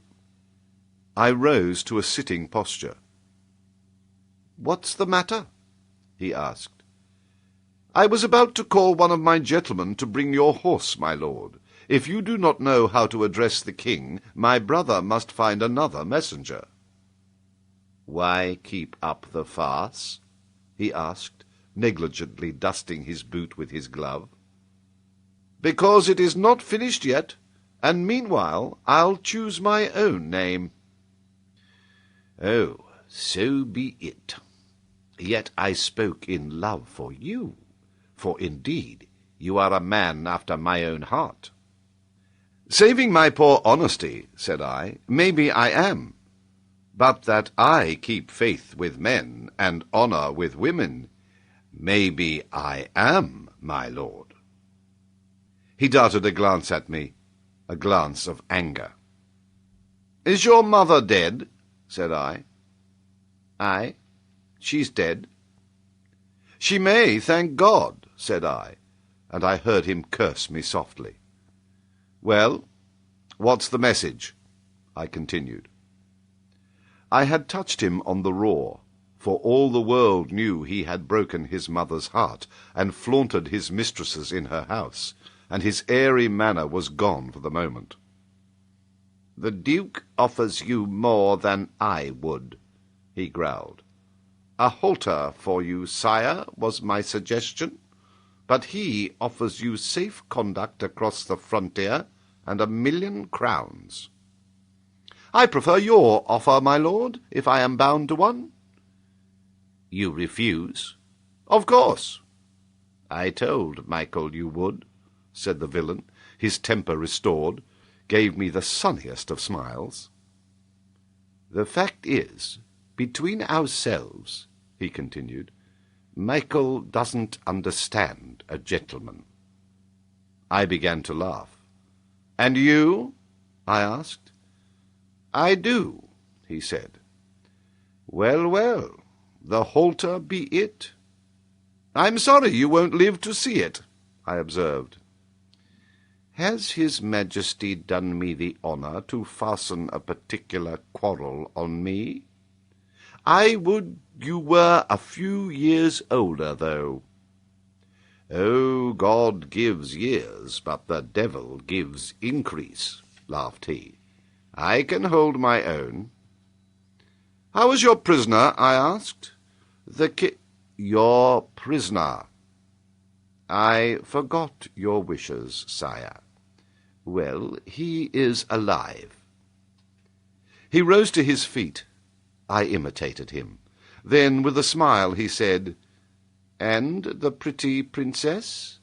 Faith, I'll wager the next Elfberg will be red enough, for all that Black Michael will be called his father. I sprang a step towards him, clenching my hand. He did not move an inch, and his lip curled in insolent amusement. Go while your skin's whole, I muttered. He had repaid me with interest my hit about his mother. Then came the most audacious thing I have known in my life. My friends were some 30 yards away. Rupert called to a groom to bring him his horse, and dismissed the fellow with a crown. The horse stood near. I stood still, suspecting nothing. Rupert made as though to mount. Then he suddenly turned to me, his left hand resting in his belt, his right outstretched. "Shake hands," he said. I bowed, and did as he had foreseen. I put my hands behind me. Quicker than thought, his left hand darted out at me, and a small dagger flashed in the air. He struck me in the left shoulder. Had I not swerved, it had been my heart. With a cry, I staggered back. Without touching the stirrup, he leapt upon his horse, and was off like an arrow, pursued by cries and revolver shots, the last as useless as the first. And I sank into my chair, bleeding profusely, as I watched the devil's brat disappear down the long avenue. My friends surrounded me, and then I fainted. I suppose that I was put to bed, and there lay unconscious or half-conscious for many hours, for it was night when I awoke to my full mind, and found Fritz beside me. I was weak and weary, but he bade me be of good cheer, saying that my wound would soon heal, and that meanwhile all had gone well, for Johann the keeper had fallen into the snare we had laid for him, and was even now in the house. "And the queer thing is," pursued Fritz, "that I fancy he's not altogether sorry to find himself here. He seems to think that when Black Michael has brought off his coup, witnesses of how it was effected, saving, of course, the six themselves, will not be at a premium." This idea argued a shrewdness in our captive, which led me to build hopes on his assistance. I ordered him to be brought in at once. Sapt conducted him, and set him in a chair by my bedside. He was sullen and afraid, but, to say truth, after young Rupert's exploit, we also had our fears, and if he got as far as possible from Sapt's formidable six-shooter, Sapt kept him as far as he could from me. Moreover, when he came in his hands were bound, but that I would not suffer. I need not stay to recount the safeguards and rewards we promised the fellow, all of which were honourably observed and paid, so that he lives now in prosperity, though where I may not mention. And we were the more free inasmuch as we soon learnt that he was rather a weak man than a wicked, and had acted throughout this matter more from fear of the Duke and of his own brother Max than for any love of what was done. But he had persuaded all of his loyalty, and though not in their secret councils, was yet, by his knowledge of their dispositions within the castle, able to lay bare before us the very heart of their devices. And here, in brief, is his story. Below the level of the ground in the castle, approached by a flight of stone steps which abutted on the end of the drawbridge, were situate 2 small rooms, cut out of the rock itself. The outer of the 2 had no windows, but was always lighted with candles. The inner had 1 square window, which gave upon the moat. In the outer room there lay always, day and night, 3 of the 6, and the instructions of Duke Michael were that on any attack being made on the outer room, the 3 were to defend the door of it so long as they could without risk to themselves. But so soon as the door should be in danger of being forced, then Rupert Hentzau or Detchard, for one of these 2 was always there, should leave the others to hold it as long as they could, and himself pass into the inner room, and without more ado kill the king who lay there, well treated indeed, but without weapons, and with his arms confined in fine steel chains, which did not allow him to move his elbow more than 3 inches from his side. Thus, before the outer door was stormed, the king would be dead. And his body? For his body would be evidence as damning as himself. Nay, sir, said Johann, His Highness has thought of that. While the 2 hold the outer room, the one who has killed the king unlocks the bars in the square window. They turn on a hinge. The window now gives no light, for its mouth is choked by a great pipe of earthenware, and this pipe, which is large enough to let pass through it the body of a man, passes into the moat, coming to an end immediately above the surface of the water, so that there is no perceptible interval between water and pipe. The king being dead, his murderer swiftly ties a weight to the body, and dragging it to the window, raises it by a pulley, for lest the weight should prove too great, Detchard has provided one, till it is level with the mouth of the pipe. He inserts the feet in the pipe and pushes the body down. Silently, without splash or sound, it falls into the water and thence to the bottom of the moat, which is 20 feet deep thereabouts. This done, the murderer cries loudly, "All's well," and himself slides down the pipe, and the others, if they can, and the attack is not too hot, run to the inner room, and, seeking a moment's delay, bar the door, and in their turn slide down. And though the king rises not from the bottom, they rise and swim round to the other side, where the orders are for men to wait them with ropes to haul them out, and horses. And here, if things go ill, the Duke will join them and seek safety by riding. But if all goes well, they will return to the castle and have their enemies in a trap. That, sir, is the plan of His Highness for the disposal of the king in case of need. But it is not to be used till the last. For, as we all know, he is not minded to kill the king unless he can, before or soon after, kill you also, sir. Now, sir, I have spoken the truth, as God is my witness, and I pray you to shield me from the vengeance of Duke Michael.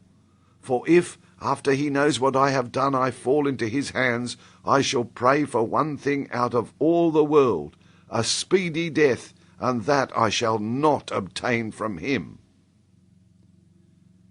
The fellow's story was rudely told, but our questions supplemented his narrative.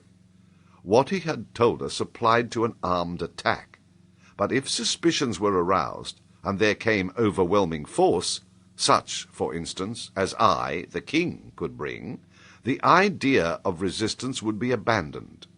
The king would be quietly murdered and slid down the pipe. And, here comes an ingenious touch, one of the 6 would take his place in the cell, and, on the entrance of the searchers, loudly demand release and redress, and, Michael being summoned, would confess to hasty action, but he would say the man had angered him by seeking the favour of a lady in the castle.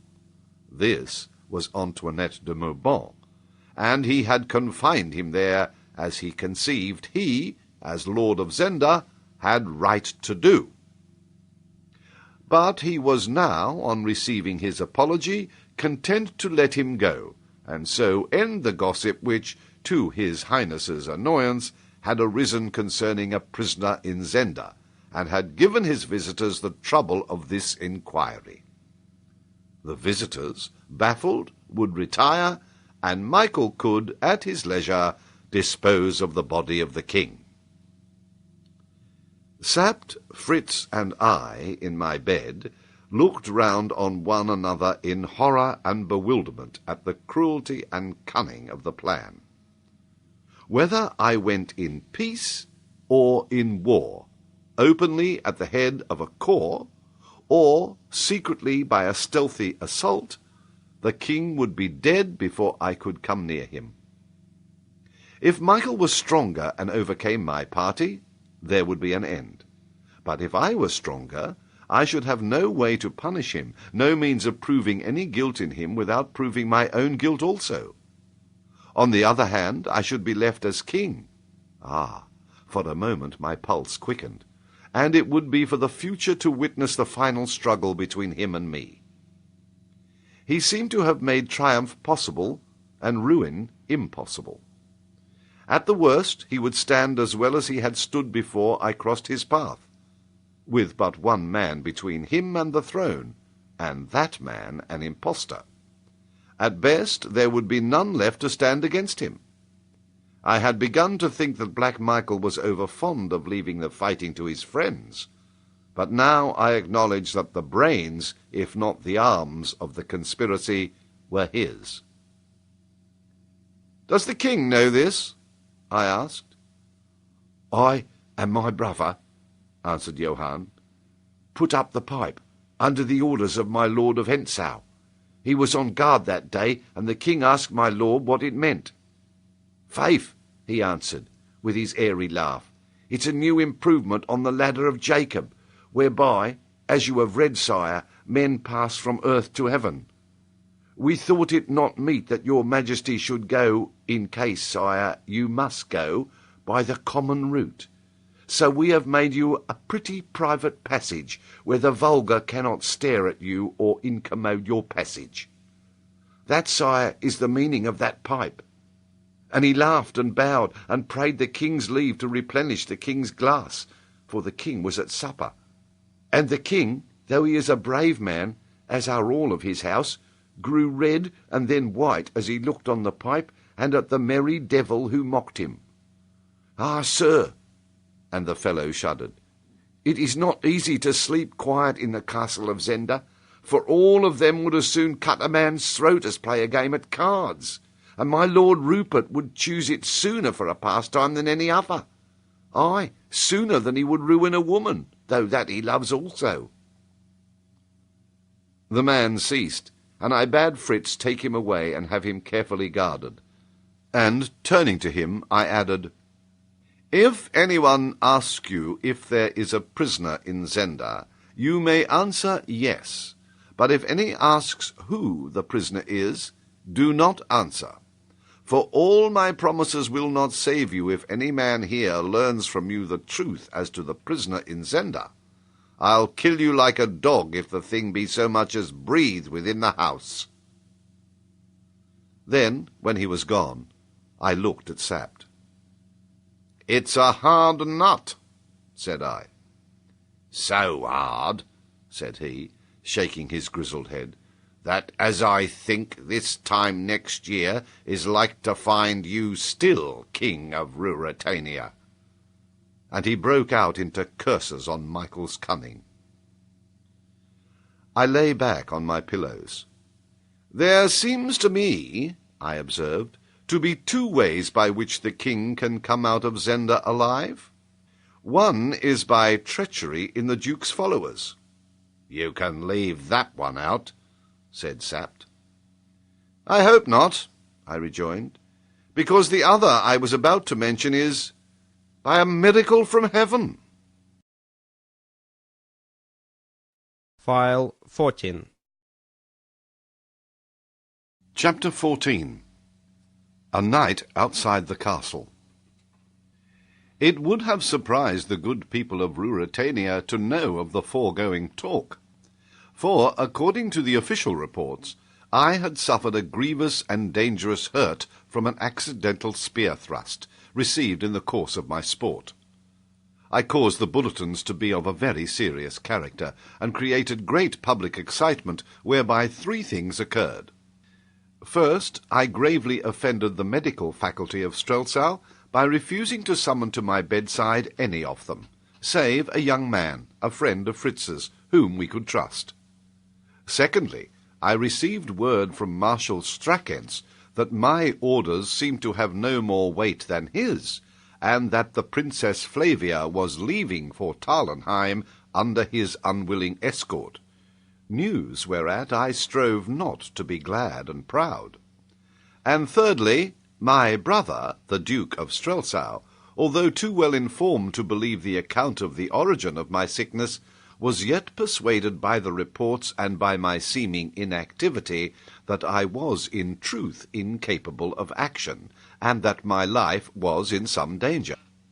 This I learnt from the man Johann, whom I was compelled to trust and send back to Zenda, where, by the way, Rupert Hentzau had him soundly flogged for daring to smirch the morals of Zenda by staying out all night in the pursuits of love.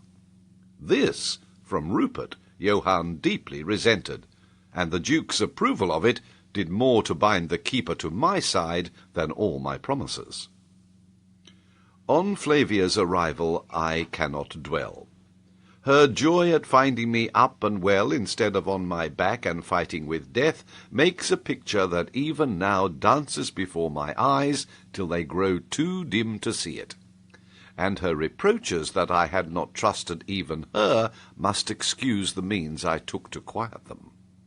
In truth, to have her with me once more was like a taste of heaven to a damned soul, the sweeter for the inevitable doom that was to follow, and I rejoiced in being able to waste 2 whole days with her. And when I had wasted 2 days, the Duke of Strelsau arranged a hunting party. The stroke was near now, for Sapt and I, after anxious consultations, had resolved that we must risk a blow, our resolution being clinched by Johann's news that the king grew peaked, pale, and ill, and that his health was breaking down under his rigorous confinement. Now, a man, be he king or no king, may as well die swiftly, and as becomes a gentleman, from bullet or thrust, as rot his life out in a cellar. That thought made prompt action advisable in the interests of the king. From my own point of view, it grew more and more necessary, for Strackens urged on me the need of a speedy marriage, and my own inclinations seconded him with such a terrible insistence that I feared for my resolution. I do not believe that I should have done the deed I dreamt of, but I might have come to flight, and my flight would have ruined the cause. And, yes, I am no saint, ask my little sister-in-law, and worse still might have happened. It is perhaps as strange a thing as has ever been in the history of a country that the king's brother and the king's personator, in a time of profound outward peace, near a placid, undisturbed country town, under semblance of amity, should wage a desperate war for the person and life of the king. Yet such was the struggle that began now between Zenda and Tarlenheim. When I look back on the time, I seem to myself to have been half mad. Sapt has told me that I suffered no interference and listened to no remonstrances. And if ever a king of Ruritania looked like a despot, I was, in those days, that man. Look where I would, I saw nothing that made life sweet to me, and I took my life in my hand and carried it carelessly as a man dangles an old glove. At first they strove to guard me, to keep me safe, to persuade me not to expose myself. But when they saw how I was set, there grew up among them, whether they knew the truth or not, a feeling that fate ruled the issue, and that I must be left to play my game with Michael my own way. Late next night I rose from table, where Flavia had sat by me, and conducted her to the door of her apartments. There I kissed her hand, and bade her sleep sound and wake to happy days. Then I changed my clothes and went out. Sapt and Fritz were waiting for me with 6 men and the horses.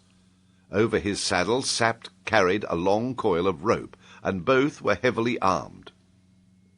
I had with me a short, stout cudgel and a long knife. Making a circuit, we avoided the town, and in an hour found ourselves slowly mounting the hill that led to the castle of Zenda. The night was dark and very stormy. Gusts of wind and spits of rain caught us as we breasted the incline, and the great trees moaned and sighed. When we came to a thick clump, about 1/4 of a mile from the castle, we bade our 6 friends hide there with the horses. Sapt had a whistle, and they could rejoin us in a few moments if danger came. But, up to now, we had met no one. I hoped that Michael was still off his guard, believing me to be safe in bed. However that might be, we gained the top of the hill without accident, and found ourselves on the edge of the moat, where it sweeps under the road, separating the old castle from it. A tree stood on the edge of the bank, and Sapt, silently and diligently, set to make fast the rope. I stripped off my boots, took a pull at a flask of brandy, loosened the knife in its sheath, and took the cudgel between my teeth. Then I shook hands with my friends, not heeding a last look of entreaty from Fritz, and laid hold of the rope. I was going to have a look at Jacob's ladder. Gently I lowered myself into the water. Though the night was wild, the day had been warm and bright, and the water was not cold. I struck out and began to swim round the great walls which frowned above me. I could see only 3 yards ahead. I had then good hopes of not being seen, as I crept along close under the damp, moss-grown masonry. There were lights from the new part of the castle on the other side, and now and again I heard laughter and merry shouts. I fancied I recognized young Rupert Hensow's ringing tones, and pictured him flushed with wine. Recalling my thoughts to the business in hand, I rested a moment. If Johann's description were right, I must be near the window now. Very slowly I moved, and out of the darkness ahead loomed a shape. It was the pipe, curving from the window to the water. About 4 feet of its surface were displayed. It was as big round as 2 men. I was about to approach it when I saw something else, and my heart stood still. The nose of a boat protruded beyond the pipe on the other side, and, listening intently, I heard a slight shuffle, as of a man shifting his position. Who was the man who guarded Michael's invention? Was he awake, or was he asleep? I felt if my knife were ready, and trod water. As I did so, I found bottom under my feet. The foundations of the castle extended some 15 inches, making a ledge, and I stood on it, out of water from my armpits upwards. Then I crouched and peered through the darkness under the pipe, where, curving, it left a space. There was a man in the boat. A rifle lay by him. I saw the gleam of the barrel. He was the sentinel. He sat very still. I listened. He breathed heavily, regularly, monotonously. By heaven, he slept! Kneeling on the shelf, I drew forward under the pipe till my face was within 2 feet of his. He was a big man, I saw. It was Max Holf, the brother of Johann. My hand stole to my belt, and I drew out my knife. Of all the deeds of my life, I love the least to think of this, and whether it were the act of a man or a traitor I will not ask. I said to myself, it is war, and the king's life is at stake, and I raised myself from beneath the pipe and stood up by the boat which lay moored by the ledge. Holding my breath, I marked the spot and raised my arm. The great fellow stirred. He opened his eyes, wide, wider. He gasped in terror at my face and clutched at his rifle. I struck home, and I heard the chorus of a love song from the opposite bank.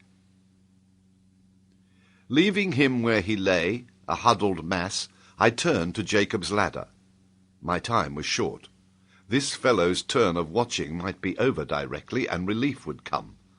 Leaning over the pipe, I examined it from the end near the water to the topmost extremity where it passed, or seemed to pass, through the masonry of the wall. There was no break in it, no chink. Dropping on my knees, I tested the underside. And my breath went quick and fast, for on this lower side, where the pipe should have clung close to the masonry, there was a gleam of light. That light must come from the cell of the king. I set my shoulder against the pipe and exerted my strength. The chink widened a very, very little, and hastily I desisted. I had done enough to show that the pipe was not fixed in the masonry at the lower side. Then I heard a voice, a harsh, grating voice. "Well, sire, if you have had enough of my society, I will leave you to repose, but I must fasten the little ornaments first." It was Detchard. I caught the English accent in a moment. "Have you anything to ask, sire, before we part?" The king's voice followed. It was his, though it was faint and hollow, different from the merry tones I had heard in the glades of the forest. "Pray, my brother," said the king, "to kill me. I am dying by inches here." "The Duke does not desire your death, sire, yet," sneered Detchard. "When he does, behold your path to heaven." The king answered, "So be it. And now, if your orders allow it, pray leave me." "May you dream of paradise," said the ruffian. The light disappeared. I heard the bolts of the door run home, and then I heard the sobs of the king. He was alone, as he thought. Who dares mock at him? I did not venture to speak to him. The risk of some exclamation escaping him in surprise was too great. I dared do nothing that night, and my task now was to get myself away in safety and to carry off the carcass of the dead man. To leave him there would tell too much. Casting loose the boat, I got in. The wind was blowing a gale now, and there was little danger of oars being heard. I rowed swiftly round to where my friends waited. I had just reached the spot when a loud whistle sounded over the moat behind me. "Hullo, Max!" I heard shouted. I hailed Sapt in a low tone. The rope came down, I tied it round the corpse, and then went up it myself. "Whistle you too," I whispered, "for our men, and haul in the line. No talk now." They hauled up the body. Just as it reached the road, 3 men on horseback swept round from the front of the castle. We saw them, but being on foot ourselves, we escaped their notice. But we heard our men coming up with a shout. "The devil, but it's dark!" cried a ringing voice. It was young Rupert. A moment later, shots rang out. Our people had met them. I started forward at a run, Sapt and Fritz following me. "Thrust! Thrust!" cried Rupert again, and a loud groan following told that he himself was not behindhand. "I'm done, Rupert!" cried a voice. "There's 3 to 1! Save yourself!" I ran on, holding my cudgel in my hand. Suddenly a horse came towards me. A man was on it, leaning over his shoulder. "Are you cooked too, Kufstein?" he cried. There was no answer. I sprang to the horse's head. It was Rupert Hentzau. "At last!" I cried. For we seemed to have him. He had only his sword in his hand. My men were hot upon him. Sapt and Fritz were running up. I had outstripped them, but if they got close enough to fire, he must die or surrender. "At last!" I cried. "It's the play-actor!" cried he, slashing at my cudgel. He cut it clean in two, and judging discretion better than death, I ducked my head and, I blush to tell it, scampered for my life. The devil was in Rupert Hentzau, for he put spurs to his horse, and I, turning to look, saw him ride full gallop to the edge of the moat and leap in, while the shots of our party fell thick round him like hail. With one gleam of moonlight we should have riddled him with balls, but in the darkness he won to the corner of the castle and vanished from our sight. "The deuce take him!" grinned Sapt. "It's a pity," said I, "that he's a villain. Whom have we got?" We had Lauengram and Krafstein. They lay dead, and concealment being no longer possible, we flung them with Max into the moat, and drawing together in a compact body, rode off down the hill, and in our midst went the bodies of 3 gallant gentlemen. Thus we travelled home, heavy at heart for the death of our friends, sore uneasy concerning the king, and cut to the quick that young Rupert had played yet another winning hand with us. For my own part, I was vexed and angry that I had killed no man in open fight, but only stabbed a knave in his sleep, and I did not love to hear Rupert call me a play-actor. File 15. Chapter 15. I talk with a tempter. Ruritania is not England, or the quarrel between Duke Michael and myself could not have gone on, with the extraordinary incidents which marked it, without more public notice being directed to it.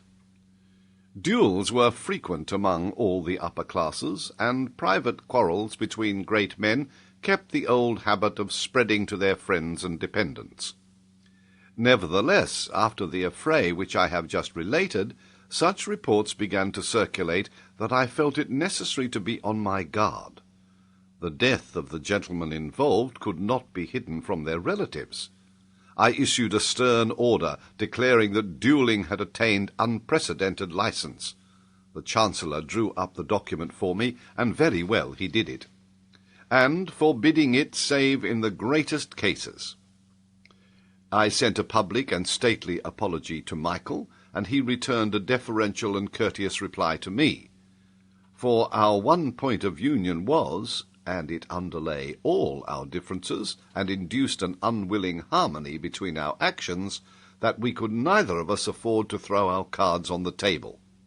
He, as well as I, was a play-actor, and, hating one another, we combined to dupe public opinion. Unfortunately, however, the necessity for concealment involved the necessity of delay. The king might die in his prison, or even be spirited off somewhere else. It could not be helped. For a little while I was compelled to observe a truce, and my only consolation was that Flavia most warmly approved of my edict against duelling, and when I expressed delight at having won her favour, prayed me, if her favour were any motive to me, to prohibit the practice altogether. "Wait till we are married," said I, smiling. Not the least peculiar result of the truce and of the secrecy which dictated it was that the town of Zenda became, in the daytime, I would not have trusted far for its protection by night, a sort of neutral zone, where both parties could safely go, and I, riding down one day with Flavia and Sapt, had an encounter with an acquaintance which presented a ludicrous side, but was, at the same time, embarrassing. As I rode along, I met a dignified-looking person driving in a 2-horsed carriage. He stopped his horses, got out, and approached me, bowing low. I recognized the head of the Strelsau police.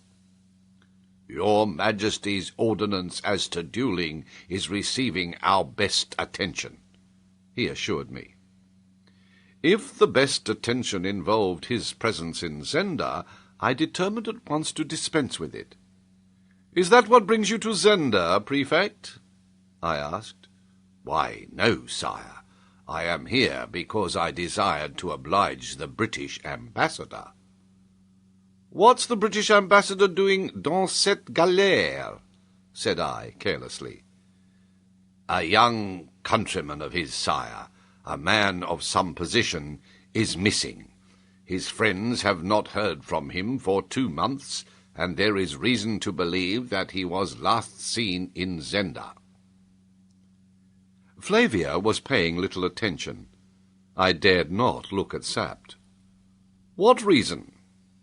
"A friend of his in Paris, a certain Monsieur Featherly, has given us information which makes it possible that he came here, and the officials of the railway recollect his name on some luggage."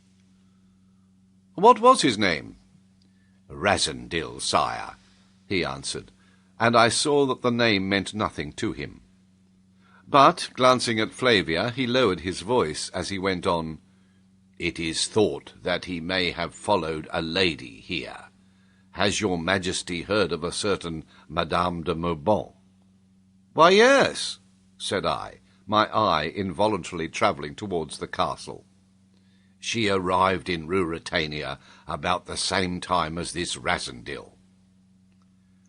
I caught the prefect's glance. He was regarding me with inquiry writ large on his face. "Sapt," said I must speak a word to the prefect. Will you ride on a few paces with the princess?" And I added to the prefect, "Come, sir, what do you mean?" He drew close to me, and I bent in the saddle. "If he were in love with the lady," he whispered, "nothing has been heard of him for 2 months." And this time it was the eye of the prefect which travelled towards the castle. "Yes, the lady is there," I said quietly, "but I don't suppose Mr. Rassendyll, is that the name, is?" "The Duke," he whispered, "does not like rivals, sire." "You're right there," said I, with all sincerity. "But surely you hint at a very grave charge." He spread his hands out in apology. I whispered in his ear, "This is a grave matter. Go back to Strelsau." "But, sire, if I have a clue here—" "Go back to Strelsau," I repeated. "Tell the ambassador that you have a clue, but that you must be left alone for a week or 2. Meanwhile, I'll charge myself with looking into the matter." "The ambassador is very pressing, sire." "You must quiet him. Come, sir, you see that if your suspicions are correct, it is an affair in which we must move with caution. We can have no scandal. Mind you return tonight." He promised to obey me, and I rode on to rejoin my companions, a little easier in my mind. Inquiries after me must be stopped at all hazards for a week or 2, and this clever official had come surprisingly near the truth. His impression might be useful some day, but if he acted on it now, it might mean the worst to the king. Heartily did I curse George Featherly for not holding his tongue. "Well," asked Flavia, "have you finished your business?" "Most satisfactorily," said I. "Come, shall we turn round? We are almost trenching on my brother's territory." We were, in fact, at the extreme end of the town, just where the hill begins to mount towards the castle. We cast our eyes up, admiring the massive beauty of the old walls, and we saw a cortege winding slowly down the hill. On it came. "Let us go back," said Sapt. "I should like to stay," said Flavia, and I reined my horse beside hers. We could distinguish the approaching party now. There came first 2 mounted servants in black uniforms, relieved only by a silver badge. These were followed by a car drawn by 4 horses. On it, under a heavy pall, lay a coffin. Behind it rode a man in plain black clothes, carrying his hat in his hand. Sapt uncovered, and we stood waiting, Flavia keeping by me and laying her hand on my arm. "It is one of the gentlemen killed in the quarrel, I expect," she said. I beckoned to a groom. "Ride and ask whom they escort," I ordered. He rode up to the servants, and I saw him pass on to the gentleman who rode behind. "It's Rupert of Hentzau," whispered Sapt. Rupert it was, and directly afterwards, waving to the procession to stand still, Rupert trotted up to me. He was in a frock-coat, tightly buttoned, and trousers. He wore an aspect of sadness, and he bowed with profound respect. Yet suddenly he smiled, and I smiled too, for old Sapt's hand lay in his left breast pocket, and Rupert and I both guessed what lay in the hand inside the pocket. "Your Majesty asks whom we escort," said Rupert. "It is my dear friend, Albert of Lauengram." "Sir," said I, "no one regrets the unfortunate affair more than I. My ordinance, which I mean to have obeyed, is witness to it." "Poor fellow," said Flavia softly, and I saw Rupert's eyes flash at her. Whereat I grew red, for if I had my way, Rupert Hentzau should not have defiled her by so much as a glance. Yet he did it, and dared to let admiration be seen in his look. "Your Majesty's words are gracious," he said. "I grieve for my friend. Yet, sire, others must soon lie, as he lies now." "It is a thing we all do well to remember, my lord," I rejoined. "Even kings, sire," said Rupert, in a moralizing tone, and old Sapt swore softly by my side. "It is true," said I. "How fares my brother, my lord?" "He is better, sire." "I am rejoiced." "He hopes soon to leave for Strelsau, when his health is secured." "He is only convalescent, then?" "There remain 1 or 2 small troubles," answered the insolent fellow, in the mildest tone in the world. "Express my earnest hope," said Flavia, "that they may soon cease to trouble him." "Your Royal Highness's wish is humbly my own," said Rupert, with a bold glance that brought a blush to Flavia's cheek. I bowed, and Rupert, bowing lower, backed his horse and signed to his party to proceed. With a sudden impulse I rode after him. He turned swiftly, fearing that even in the presence of the dead and before a lady's eyes I meant him mischief. "You fought as a brave man the other night," I said. "Come, you are young, sir. If you will deliver your prisoner alive to me, you shall come to no hurt." He looked at me with a mocking smile, but suddenly he rode nearer to me. "I'm unarmed," he said, "and our old Sapt there could pick me off in a minute." "I'm not afraid," said I. "No, curse you," he answered. "Look here. I made you a proposal from the Duke once." "I'll hear nothing from Black Michael," said I. "Then hear one from me." He lowered his voice to a whisper. "Attack the castle boldly. Let Sapt and Tarlenheim lead." "Go on," said I. "Arrange the time with me." "I have such confidence in you, my lord." "Tut, I'm talking business now. Sapt there and Fritz will fall. Black Michael will fall." "What?" "Black Michael will fall like the dog he is. The prisoner, as you call him, will go by Jacob's ladder. Ah, you know that. To hell. 2 men will be left, I, Rupert Hentzau, and you, the King of Ruritania." He paused, and then, in a voice that quivered with eagerness, added, "Isn't that a hand to play?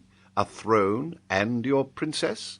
And for me, say a competence and your Majesty's gratitude." "Surely," I exclaimed, "while you're above ground, hell wants its master." "Well, think it over," he said, "and look you, It would take more than a scruple or two to keep me from yonder girl." And his evil eye flashed again at her I loved. "Get out of my reach," said I, and yet in a moment I began to laugh for the very audacity of it. "Would you turn against your master?" I asked. He swore at Michael for being what the offspring of a legal though morganatic union should not be called, and said to me in an almost confidential and apparently friendly tone, "He gets in my way, you know. He's a jealous brute. Faith, I nearly stuck a knife into him last night. He came most cursedly mal à propos." My temper was well under control now. I was learning something. "A lady?" I asked negligently. "Aye, and a beauty," he nodded. "But you've seen her." "Ah, was it at a tea-party when some of your friends got on the wrong side of the table?" "What can you expect of fools like Detchard and de Gautet? I wish I'd been there." "And the Duke interferes?" "Well," said Rupert, meditatively, "that's hardly a fair way of putting it, perhaps. I want to interfere." "And she prefers the Duke?" "Aye, the silly creature. Ah, well, you think about my plan." And with a bow he pricked his horse and trotted after the body of his friend. I went back to Flavia and Sapt, pondering on the strangeness of the man. Wicked men I have known in plenty, but Rupert Hentzau remains unique in my experience.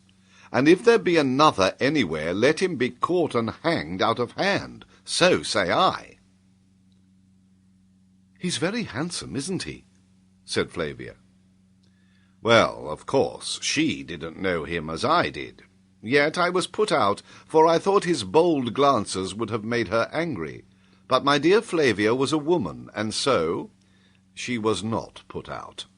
On the contrary, she thought young Rupert very handsome, as, beyond question, the ruffian was. "And how sad he looked at his friend's death," said she. "He'll have better reason to be sad at his own," observed Sapt with a grim smile. As for me, I grew sulky. Unreasonable it was, perhaps, for what better business had I to look at her with love than had even Rupert's lustful eyes?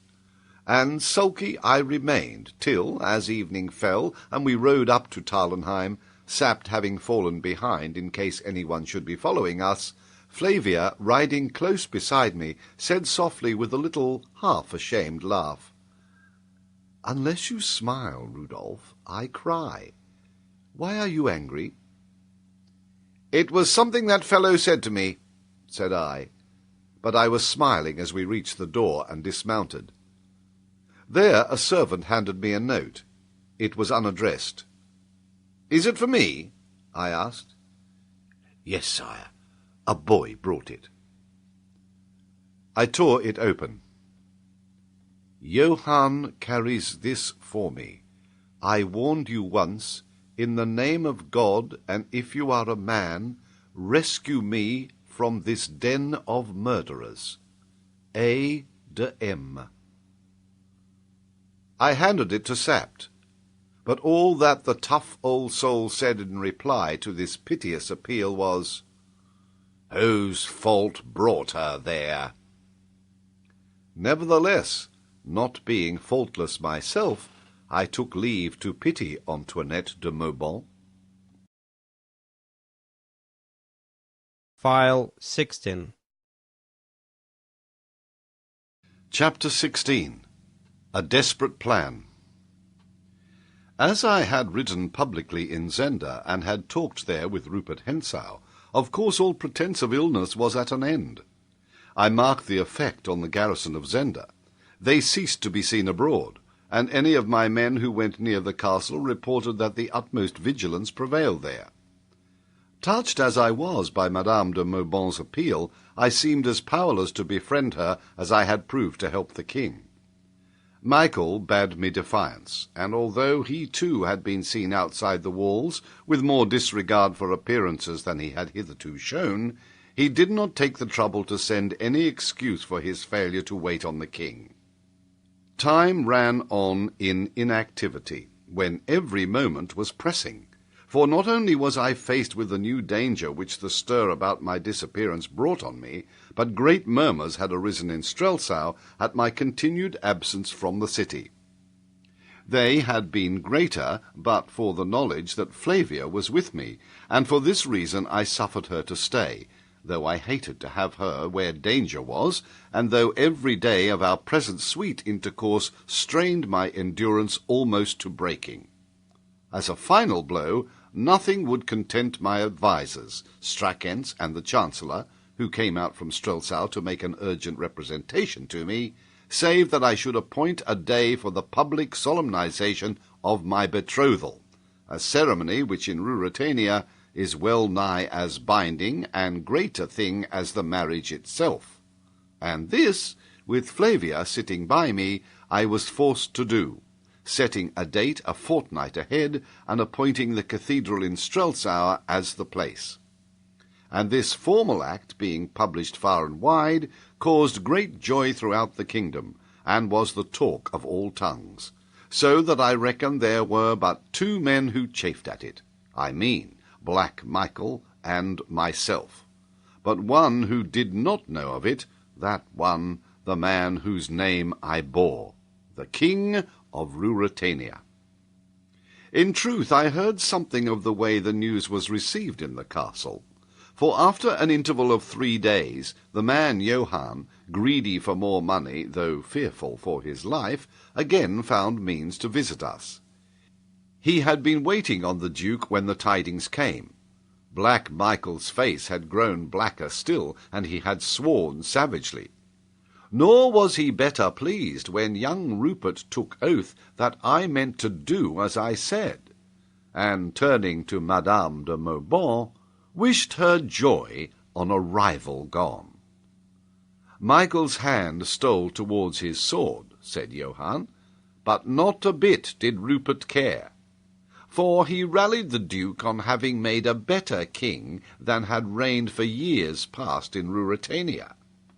And, said he, with a meaning bow to his exasperated master, the devil sends the princess a finer man than heaven had marked out for her, by my soul it does. Then Michael harshly bade him hold his tongue and leave them. But Rupert must needs first kiss Madame's hand, which he did as though he loved her, while Michael glared at him.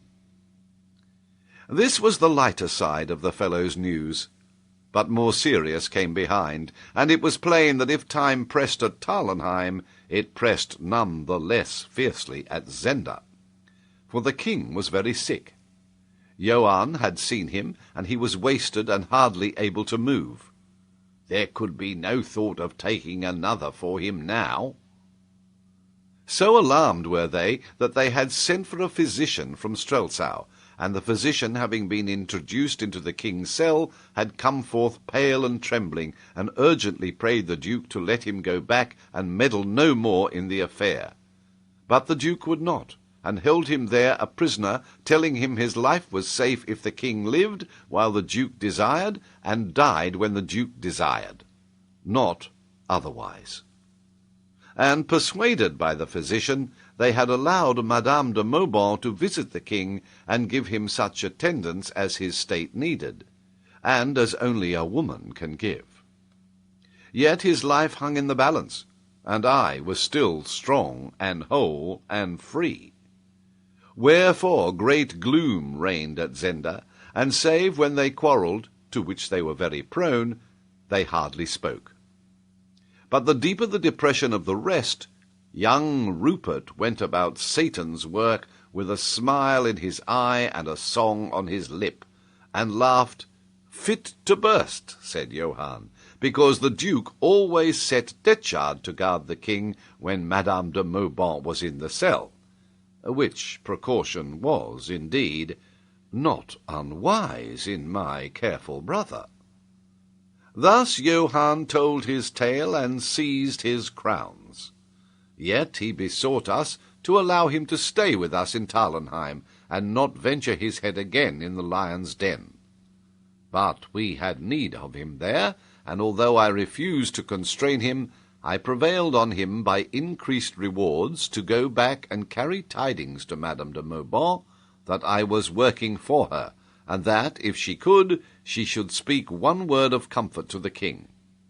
For while suspense is bad for the sick, yet despair is worse still, and it might be that the king lay dying of mere hopelessness, for I could learn of no definite disease that afflicted him. "And how do they guard the king now?" I asked, remembering that 2 of the 6 were dead, and Max Holf also. "Detchard and Bersonin watch by night, Rupert Hentzau and de Gautet by day, sir," he answered. "Only 2 at a time?" "Aye, sir, but the others rest in a room just above, and are within sound of a cry or a whistle." "A room just above? I didn't know of that. Is there any communication between it and the room where they watch?" "No, sir. You must go down a few stairs and through the door by the drawbridge, and so to where the king is lodged."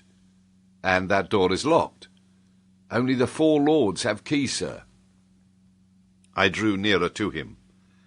"And have they keys of the grating?" I asked in a low whisper. "I think, sir, only Detchard and Rupert." "Where does the Duke lodge?" "In the chateau on the 1st floor. His apartments are on the right as you go towards the drawbridge." "And Madame de Mauban?" "Just opposite, on the left, and her door is locked after she has entered." "To keep her in?" "Doubtless, sir." "Perhaps for another reason?" "It is possible." "And the Duke, I suppose, has the key?" "Yes, and the drawbridge is drawn back at night, and of that too the Duke holds the key, so that it cannot be run across the moat without application to him." "And where do you sleep?" "In the entrance hall of the chateau, with 5 servants." "Armed?" "They have pikes, sir, but no firearms. The Duke will not trust them with firearms." Then at last I took the matter boldly in my hands. I had failed once at Jacob's Ladder. I should fail again there. I must make the attack from the other side. "I have promised you 20,000 crowns, said I. "You shall have 50,000 if you will do what I ask of you tomorrow night. But first, do those servants know who your prisoner is?" "No, sir. They believe him to be some private enemy of the Duke's." "And they would not doubt that I am the king?" "How should they?" he asked. "Look to this, then. Tomorrow, at 2 in the morning exactly, fling open the front door of the chateau. Don't fail by an instant." "Shall you be there, sir?" "Ask no questions. Do what I tell you. Say the hall is close, or what you will. That is all I ask of you." "And may I escape by the door, sir, when I have opened it?" "Yes, as quick as your legs will carry you. One thing more. Carry this note to Madame. Oh, it's in French. You can't read it. And charge her, for the sake of all our lives, not to fail in what it orders." The man was trembling, but I had to trust to what he had of courage and to what he had of honesty. I dared not wait, for I feared that the king would die. When the fellow was gone, I called Sapt and Fritz to me and unfolded the plan that I had formed. Sapt shook his head over it. "Why can't you wait?" he asked. "The king may die." "Michael will be forced to act before that." "Then," said I, "the king may live." "Well, and if he does?" "For a fortnight?" I asked simply, and Sapt bit his moustache. Suddenly Fritz von Tarlenheim laid his hand on my shoulder. "Let us go and make the attempt," said he. "I mean you to go. Don't be afraid," said I. "Aye, but do you stay here and take care of the princess." A gleam came into old Sapt's eye. "We should have Michael one way or the other, then," he chuckled. "Whereas if you go and are killed with the king, what will become of those of us who are left?" "They will serve Queen Flavia," said I, "and I would to God I could be one of them." A pause followed. Old Sapt broke it by saying sadly, yet with an unmeant drollery that set Fritz and me laughing, "Why didn't old Rudolf the Third marry your great-grandmother, was it?" "Come," said I, "it is the king we are thinking about." "It is true," said Fritz. "Moreover," I went on, "I have been an impostor for the profit of another, but I will not be one for my own. And if the king is not alive and on his throne before the day of betrothal comes, I will tell the truth, come what may." "You shall go, lad," said Sapt. Here is the plan I had made. A strong party under Sapt's command was to steal up to the door of the chateau. If discovered prematurely, they were to kill anyone who found them, with their swords, for I wanted no noise of firing. If all went well, they would be at the door when Johann opened it. They were to rush in and secure the servants if their mere presence and the use of the king's name were not enough. At the same moment, and on this hinged the plan, a woman's cry was to ring out loud and shrill from Antoinette de Maubant's chamber. Again and again she was to cry, "Help, help, Michael, help," and then to utter the name of young Rupert Hentzau. Then, as we hoped, Michael in fury would rush out of his apartments opposite and fall alive into the hands of Sapt. Still the cries would go on, and my men would let down the drawbridge, and it would be strange if Rupert, hearing his name thus taken in vain, did not descend from where he slept and seek to cross. De Gautet might or might not come with him, that must be left to chance. And when Rupert set his foot on the drawbridge, there was my part, for I was minded for another swim in the moat, and lest I should grow weary, I had resolved to take with me a small wooden ladder, on which I could rest my arms in the water, and my feet when I left it. I would rear it against the wall just by the bridge, and when the bridge was across, I would stealthily creep onto it. And then, if Rupert or de Gautet crossed it safely, it would be my misfortune, not my fault. They dead, 2 men only would remain, and for them we must trust in the confusion we had created and to a sudden rush. We should have the keys of the door that led to the all-important rooms. Perhaps they would rush out. If they stood by their orders, then the king's life hung on the swiftness with which we could force the outer door, and I thanked God that not Rupert Hentzau watched, but Detchard. For though Detchard was a cool man, relentless and no coward, he had neither the dash nor the recklessness of Rupert. Moreover, he, if any one of them, really loved Black Michael, and it might be that he would leave Bressenin to guard the king and rush across the bridge to take part in the affray on the other side. So I planned, desperately. And that our enemy might be the better lulled to security, I gave orders that our residence should be brilliantly lighted from top to bottom, as though we were engaged in revelry, and should so be kept all night, with music playing and people moving to and fro. Strackens would be there, and he was to conceal our departure if he could from Flavia. And if we came not again by the morning, he was to march openly and in force to the castle and demand the person of the king. If Black Michael were not there, as I did not think he would be, the marshal would take Flavia with him, as swiftly as he could, to Strelsau, and there proclaim Black Michael's treachery and the probable death of the king, and rally all that there was honest and true round the banner of the princess. And to say truth, this was what I thought most likely to happen. For I had great doubts whether either the king or Black Michael or I had more than a day to live. Well, if Black Michael died, and if I, the play-actor, slew Rupert Hentzau with my own hand, and then died myself, it might be that fate would deal as lightly with Ruritania as could be hoped, notwithstanding that she demanded the life of the king, and to her dealing thus with me I was in no temper to make objection. It was late when we rose from conference, and I betook me to the princess's apartments. She was pensive that evening, yet when I left her she flung her arms about me and grew for an instant bashfully radiant as she slipped a ring on my finger.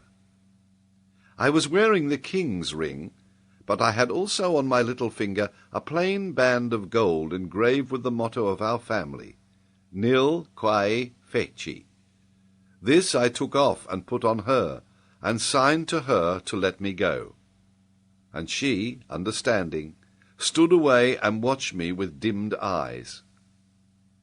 "Wear that ring, even though you wear another when you are queen," I said. "Whatever else I wear, this I will wear till I die and after," said she, as she kissed the ring. File 17. Chapter 17. Young Rupert's Midnight Diversions. The night came fine and clear. I had prayed for dirty weather, such as had favoured my previous voyage in the moat, but fortune was this time against me. Still, I reckoned that by keeping close under the wall and in the shadow I could escape detection from the windows of the chateau that looked out on the scene of my efforts. If they searched the moat, indeed, my scheme must fail, but I did not think they would. They had made Jacob's ladder secure against attack. Johann had himself helped to fix it closely to the masonry on the other side, so that it could not now be moved from below any more than from above.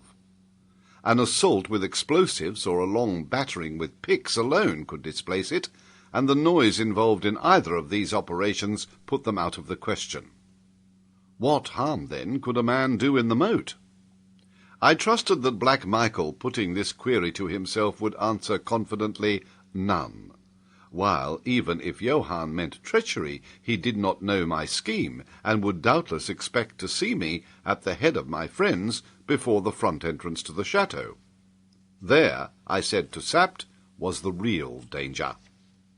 "And there," I added, "you shall be. Doesn't that content you?" But it did not. Dearly would he have liked to come with me, had I not utterly refused to take him.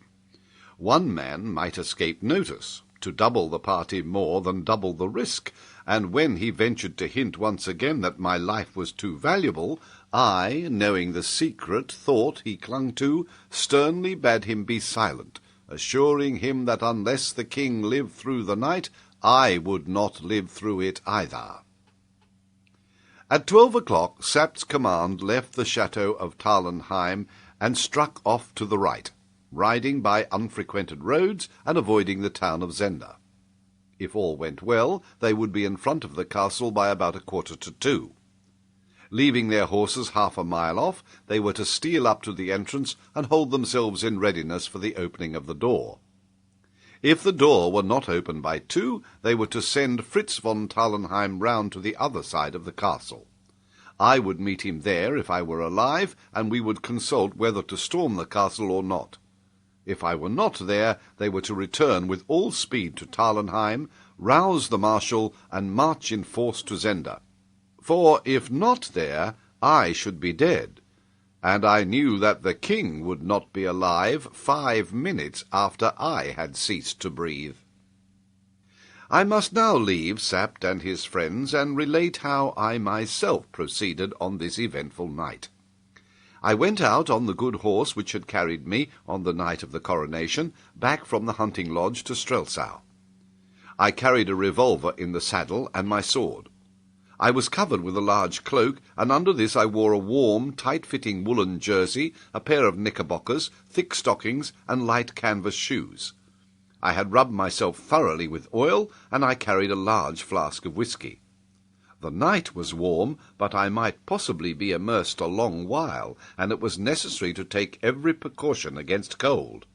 For cold not only saps a man's courage if he has to die, but impairs his energy if others have to die, and finally gives him rheumatics, if it be God's will that he lives. Also I tied round my body a length of thin but stout cord, and I did not forget my ladder. I, starting after Sapt, took a shorter route, skirting the town to the left, and found myself in the outskirts of the forest at about 12:30. I tied up my horse in a thick clump of trees, leaving the revolver in its pocket in the saddle. It would be no use to me, and, ladder in hand, made my way to the edge of the moat. Here I unwound my rope from about my waist, bound it securely round the trunk of a tree on the bank, and let myself down. The castle clock struck 1:45 as I felt the water under me and began to swim around the keep, pushing the ladder before me and hugging the castle wall. Thus voyaging, I came to my old friend, Jacob's ladder, and felt the ledge of the masonry under me. I crouched down in the shadow of the great pipe. I tried to stir it, but it was quite immovable, and waited. I remember that my predominant feeling was neither anxiety for the king nor longing for Flavia, but an intense desire to smoke, and this craving, of course, I could not gratify. The drawbridge was still in place. I saw its airy, slight framework above me some 10 yards to my right, as I crouched with my back against the wall of the king's cell. I made out a window 2 yards my side of it, and nearly on the same level. That, if Johann spoke true, must belong to the Duke's apartments, and on the other side, in about the same relative position, must be Madame de Maubant's window. Women are careless, forgetful creatures. I prayed that she might not forget that she was to be the victim of a brutal attempt at 2 o'clock precisely. I was rather amused at the part I had assigned to my young friend Rupert Hentzau, but I owed him a stroke, for even as I sat, my shoulder ached where he had, with an audacity that seemed half to hide his treachery, struck at me, in the sight of all my friends, on the terrace at Tarlenheim. Suddenly the Duke's window grew bright.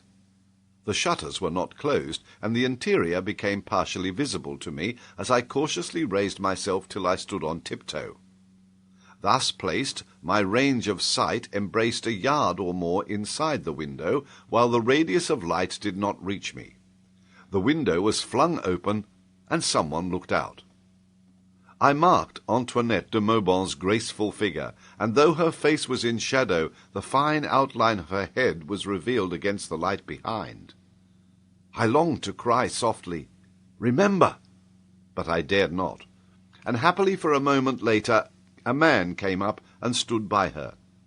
He tried to put his arm around her waist, but with a swift motion she sprang away and leant against the shutter, her profile towards me. I made out who the newcomer was. It was young Rupert.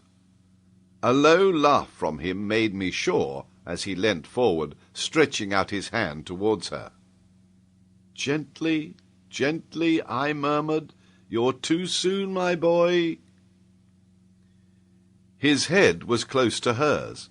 I suppose he whispered to her, for I saw her point to the moat, and I heard her say in slow and distinct tones, "I had rather throw myself out of this window." He came close up to the window and looked out. "It looks cold," said he. "Come, Antoinette, are you serious?" She made no answer so far as I heard, and he, smiting his hand petulantly on the window-sill, went on in the voice of some spoilt child. "Hang Black Michael! Isn't the princess enough for him? Is he to have everything? What the devil do you see in Black Michael?" "If I told him what you say—" she began. "Well, tell him," said Rupert carelessly, and, catching her off her guard, he sprang forward and kissed her, laughing, and crying, "There's something to tell him." If I had kept my revolver with me, I should have been very sorely tempted. Being spared the temptation, I merely added this new score to his account. "Though, faith," said Rupert, "it's little he cares. He's mad about the princess, you know. He talks of nothing but cutting the play actor's throat." "Didn't he, indeed?" "And if I do it for him, what do you think he's promised me?" The unhappy woman raised her hands above her head in prayer or in despair. "But I detest waiting," said Rupert, and I saw that he was about to lay his hand on her again, when there was a noise of a door in the room opening, and a harsh voice cried, "What are you doing here, sir?" Rupert turned his back to the window, bowed low, and said in his loud, merry tones, "Apologizing for your absence, sir, could I leave the lady alone?" The newcomer must be Black Michael. I saw him directly as he advanced towards the window. He caught young Robert by the arm. "The moat would hold more than the king," said he, with a significant gesture. "Does your highness threaten me?" asked Rupert. "A threat is more warning than most men get from me." "Yet," observed Rupert, "Rudolf Rassendyll has been much threatened, and yet lives."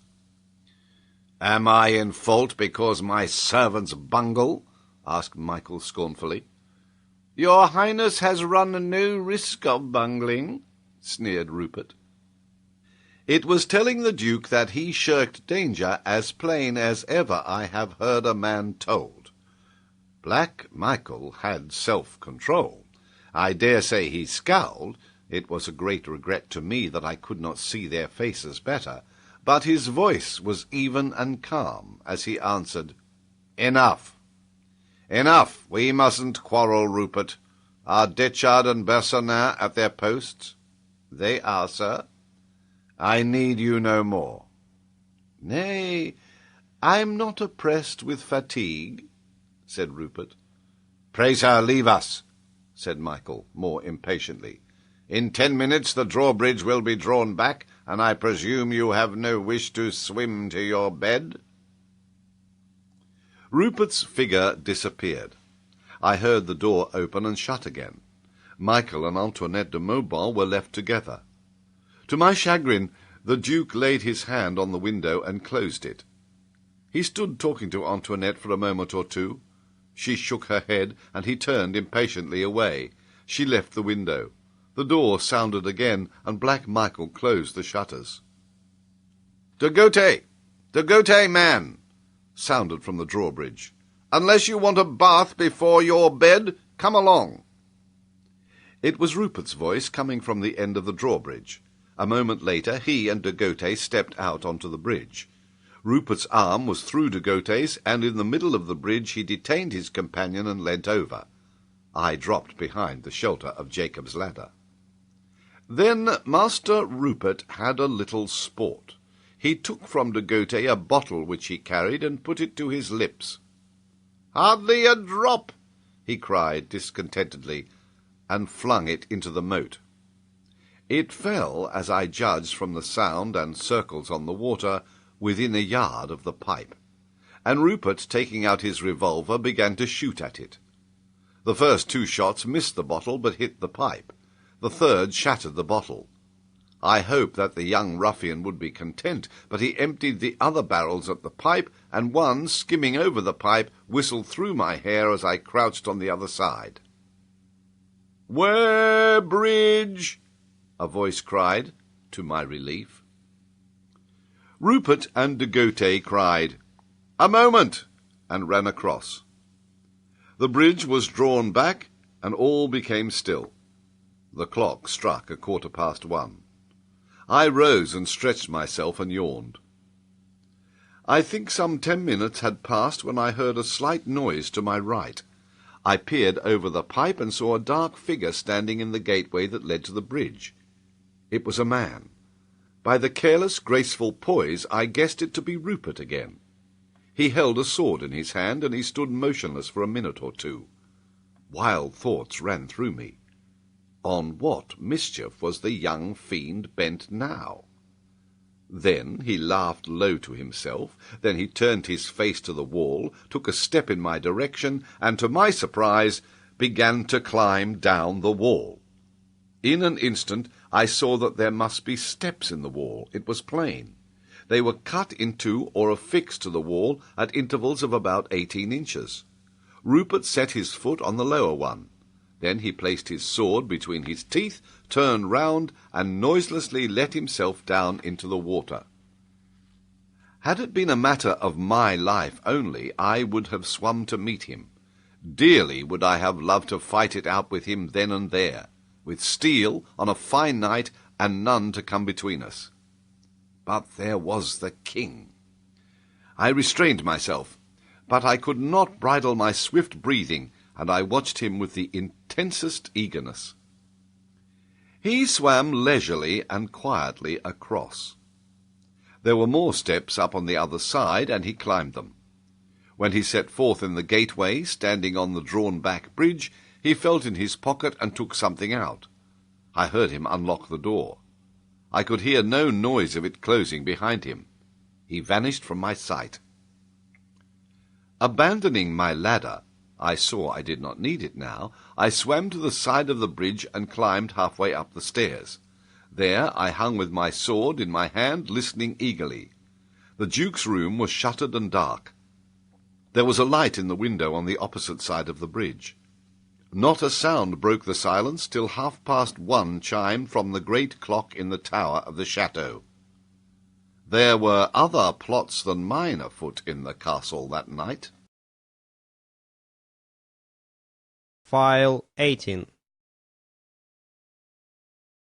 Chapter 18. The Forcing of the Trap. The position wherein I stood does not appear very favourable to thought. Yet for the next moment or two I thought profoundly. I had, I told myself, scored 1 point. Be Rupert Hensow's errand what it might, and the villainy he was engaged on what it would, I had scored 1 point. He was on the other side of the moat from the king, and it would be by no fault of mine if ever he set foot on the same side again. I had 3 left to deal with, 2 on guard, and de Gautet in his bed. Ah, if I had the keys! I would have risked everything and attacked Detchard and Bersenin before their friends could join them. But I was powerless. I must wait till the coming of my friends enticed someone to cross the bridge, someone with the keys. And I waited, as it seemed, for half an hour, really for about 5 minutes, before the next act in the rapid drama began. All was still on the other side. The Duke's room remained inscrutable behind its shutters. The light burned steadily in Madame de Maubant's window. Then I heard the faintest sound. It came from behind the door which led to the drawbridge on the other side of the moat.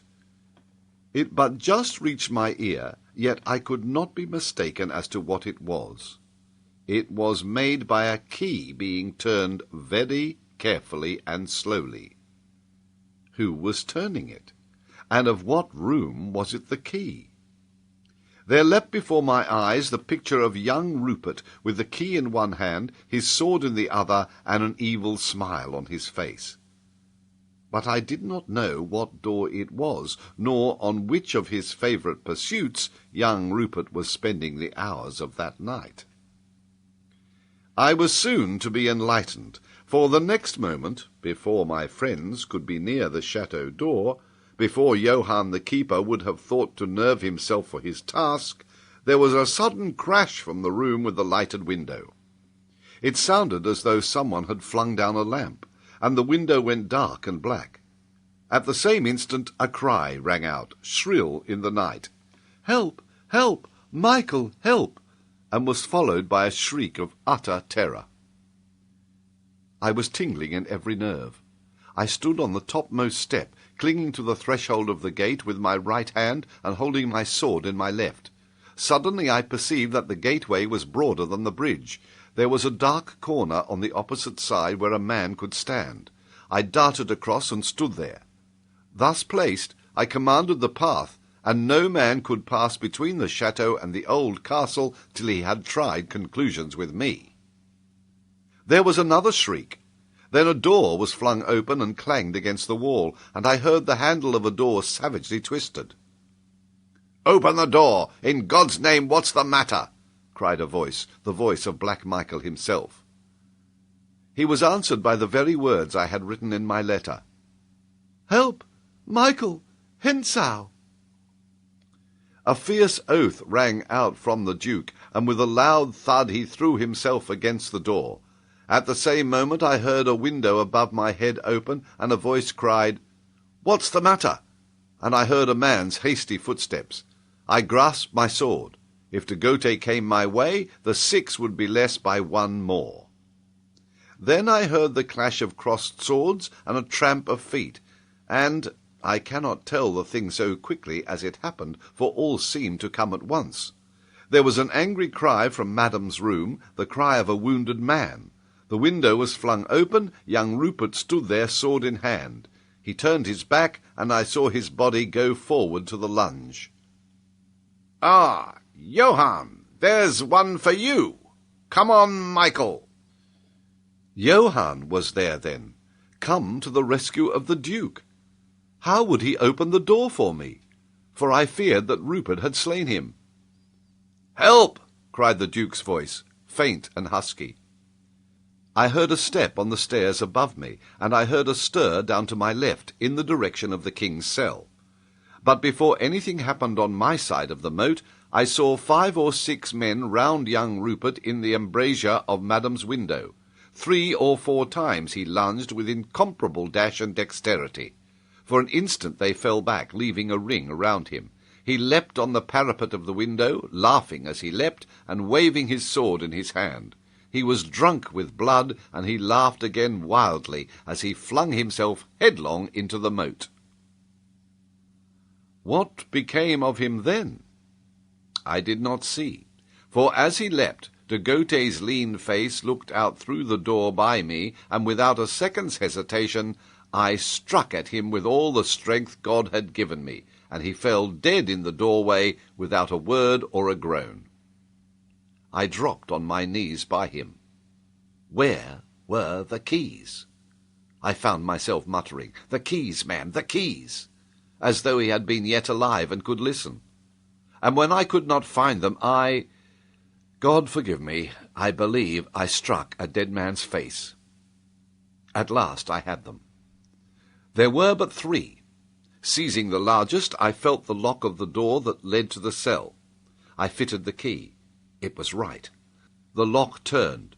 I drew the door close behind me and locked it as noiselessly as I could, putting the key in my pocket. I found myself at the top of a flight of steep stone stairs. An oil lamp burnt dimly in the bracket. I took it down and held it in my hand, and I stood and listened. "What in the devil can it be?" I heard a voice say. It came from behind a door that faced me at the bottom of the stairs.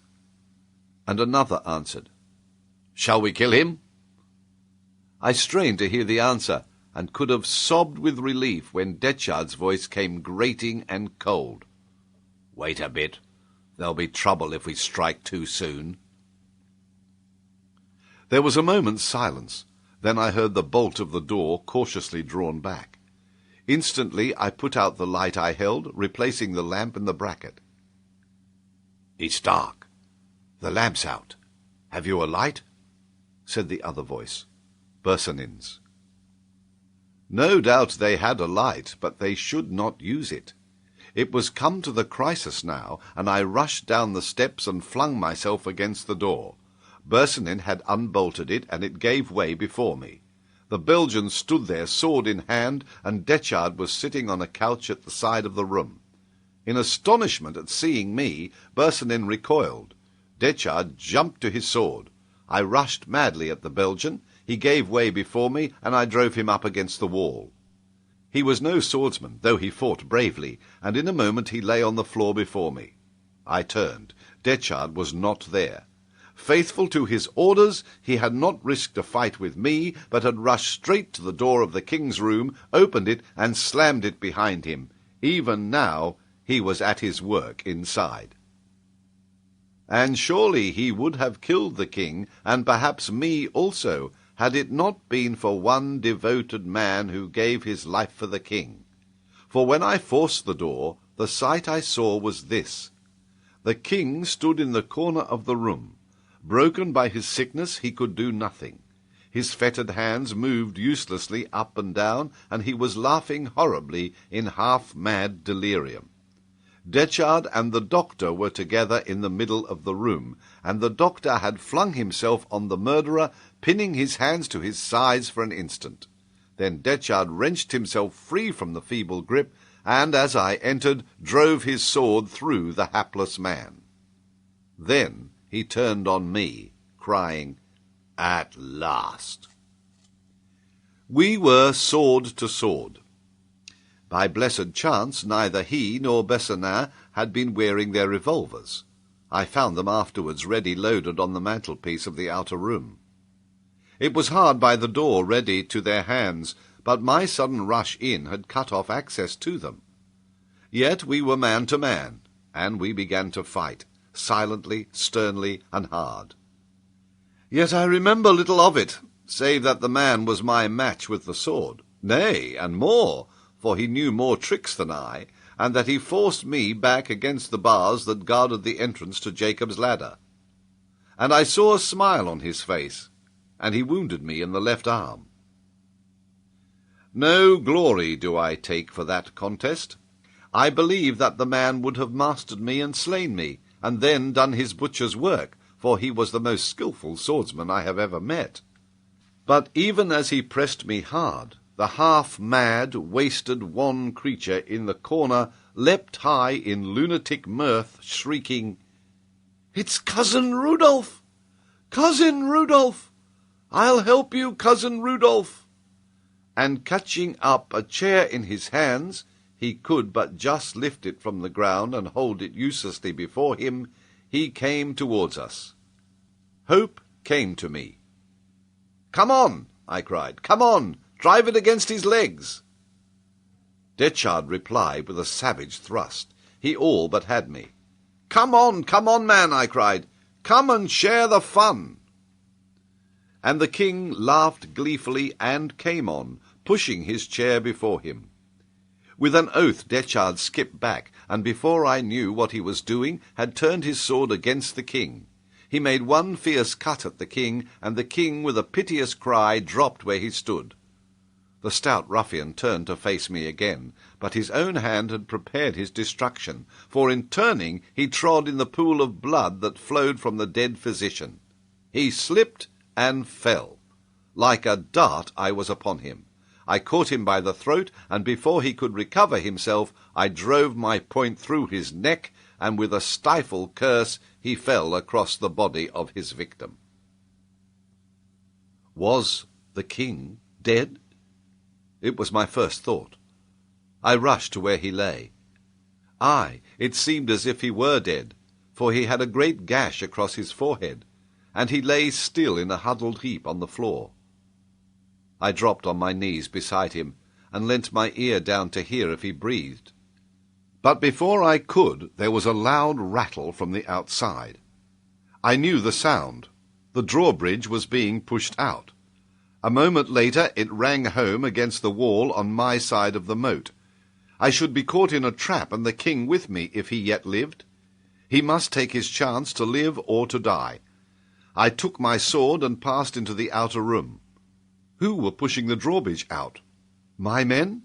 If so, all was well. My eye fell on the revolvers, and I seized one, and paused to listen in the doorway of the outer room. To listen, say I? Yes, and to get my breath, and I tore my shirt and twisted a strip of it round my bleeding arm, and stood listening again. I would have given the world to hear Sapt's voice, for I was faint, spent, and weary, and that wildcat Rupert Hentzau was yet at large in the castle. Yet because I could better defend the narrow door at the top of the stairs than the wider entrance to the room, I dragged myself up the stairs and stood behind it listening. What was the sound? Again a strange one for the place and the time. An easy, scornful, merry laugh, the laugh of young Rupert Hentzau. I could scarcely believe that a sane man would laugh. Yet the laugh told me that my men had not come, for they must have shot Rupert ere now if they had come, and the clock struck 2:30. My God! The door had not been opened. They had gone to the bank. They had not found me. They had gone by now back to Tarlenheim with the news of the king's death, and mine. Well, it would be true before they got there. Was not Rupert laughing in triumph? For a moment I sank unnerved against the door. Then I started up alert again, for Rupert cried scornfully, "Well, the bridge is there. Come over it, and in God's name let's see Black Michael. Keep back, you curs. Michael, come and fight for her." If it were a three-cornered fight, I might yet bear my part. I turned the key in the door and looked out. File 19. Chapter 19. Face to Face in the Forest. For a moment I could see nothing, for the glare of lanterns and torches caught me full in the eyes from the other side of the bridge. But soon the scene grew clear, and it was a strange scene. The bridge was in its place. At the far end of it stood a group of the Duke's servants. 2 or 3 carried the lights which had dazzled me, 3 or 4 held pikes in rest. They were huddled together. Their weapons were protruded before them. Their faces were pale and agitated. To put it plainly, they looked in as arrant a fright as I have seen men look, and they gazed apprehensively at a man who stood in the middle of the bridge, sword in hand. Rupert Hentzau was in his trousers and shirt. The white linen was stained with blood, but his easy, buoyant pose told me that he was himself either not touched at all or merely scratched. There he stood, holding the bridge against them and daring them to come on, or rather, bidding them send Black Michael to him. And they, having no firearms, cowered before the desperate man and dared not attack him.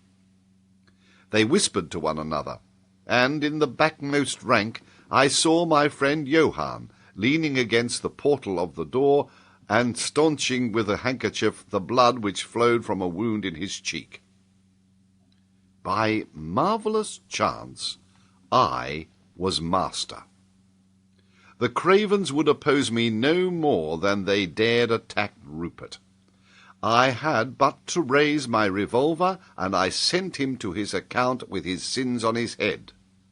He did not so much as know that I was there. I did nothing. Why, I hardly know to this day. I had killed one man stealthily that night, and another by luck rather than skill. Perhaps it was that. Again, villain as the man was, I did not relish being one of a crowd against him. Perhaps it was that. But stronger than either of these restrained feelings came a curiosity and a fascination which held me spellbound, watching for the outcome of the scene. "Michael, you dog! Michael, if you can stand, come on!" cried Rupert, and he advanced a step, the group shrinking back a little before him. "Michael, you bastard, come on!" The answer to his taunts came in the wild cry of a woman. "He's dead! My God, he's dead!" "Dead?" shouted Rupert. "I struck better than I knew." And he laughed triumphantly. Then he went on, "Down with your weapons there! I'm your master now. Down with them, I say!" I believe they would have obeyed, but as he spoke came new things. First there arose a distant sound, as of shouts and knockings from the other side of the chateau. My heart leapt. It must be my men, come by a happy disobedience to seek me. The noise continued, but none of the rest seemed to heed it. Their attention was chained by what now happened before their eyes. The group of servants parted, and a woman staggered onto the bridge. Antoinette de Mauban was in a loose white robe. Her dark hair streamed over her shoulders. Her face was ghastly pale, and her eyes gleamed wildly in the light of the torches. In her shaking hand she held a revolver, and as she tottered forward, she fired it at Rupert Hentzau. The ball missed him and struck the woodwork over my head.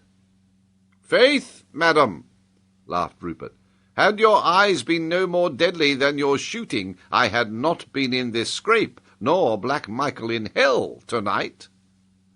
She took no notice of his words. With a wonderful effort she calmed herself till she stood still and rigid. Then, very slowly and deliberately, she began to raise her arm again, taking most careful aim. He would be mad to risk it. He must rush on her, chancing the bullet, or retreat towards me. I covered him with my weapon. He did neither. Before she had got her aim, he bowed in his most graceful fashion, cried, "I can't kill where I've kissed," and before she or I could stop him, laid his hand on the parapet of the bridge and lightly leapt into the moat. At that very moment I heard a rush of feet and a voice I knew, Sapt's, cry, "God! It's the Duke! Dead!" Then I knew that the king needed me no more, and throwing down my revolver, I sprang out on the bridge. There was a cry of wild wonder. "The king!" And then I, like Rupert Hentzau, sword in hand, vaulted over the parapet, intent on finishing my quarrel with him where I saw his curly head 15 yards off in the water of the moat. He swam swiftly and easily. I was weary and half crippled with my wounded arm. I could not gain on him. For a time I made no sound, but as we rounded the corner of the old keep, I cried, "Stop, Rupert, stop!" I saw him look over his shoulder, but he swam on. He was under the bank now, searching, as I guessed, for a spot that he could climb. I knew there to be none, but there was my rope, which would still be hanging where I had left it. He would come to where it was before I could.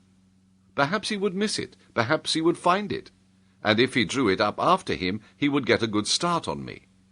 I put forth all my remaining strength and pressed on.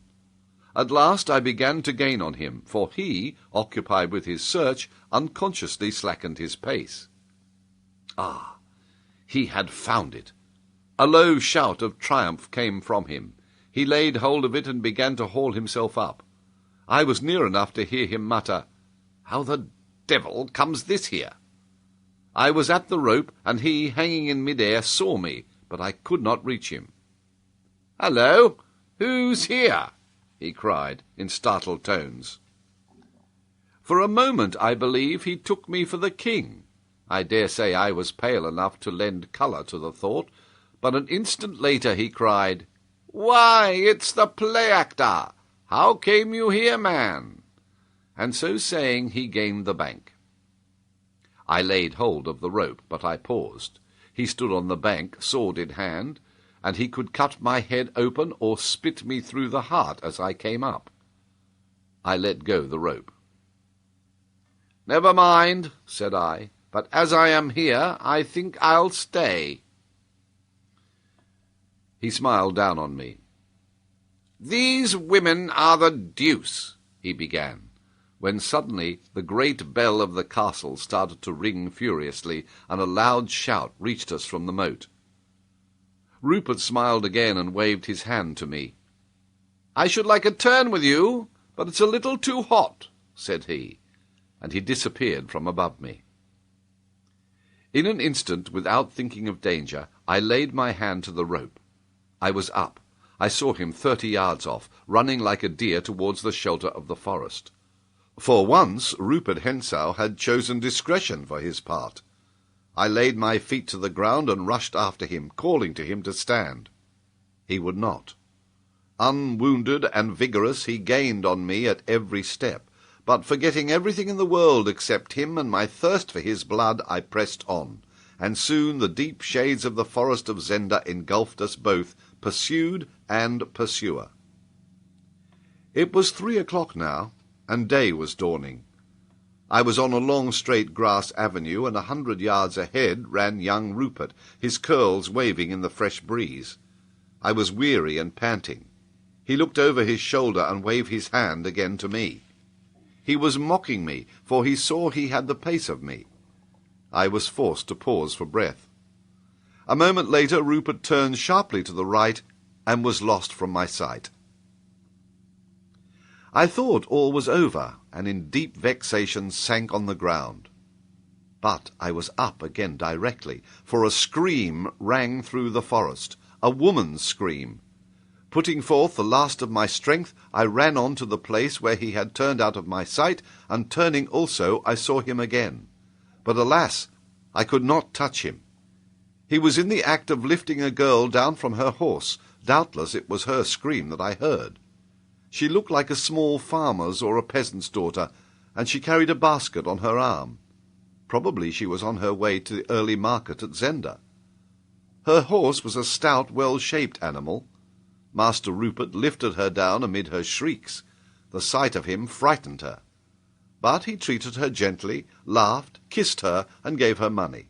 Then he jumped on the horse, sitting sideways like a woman, and then he waited for me.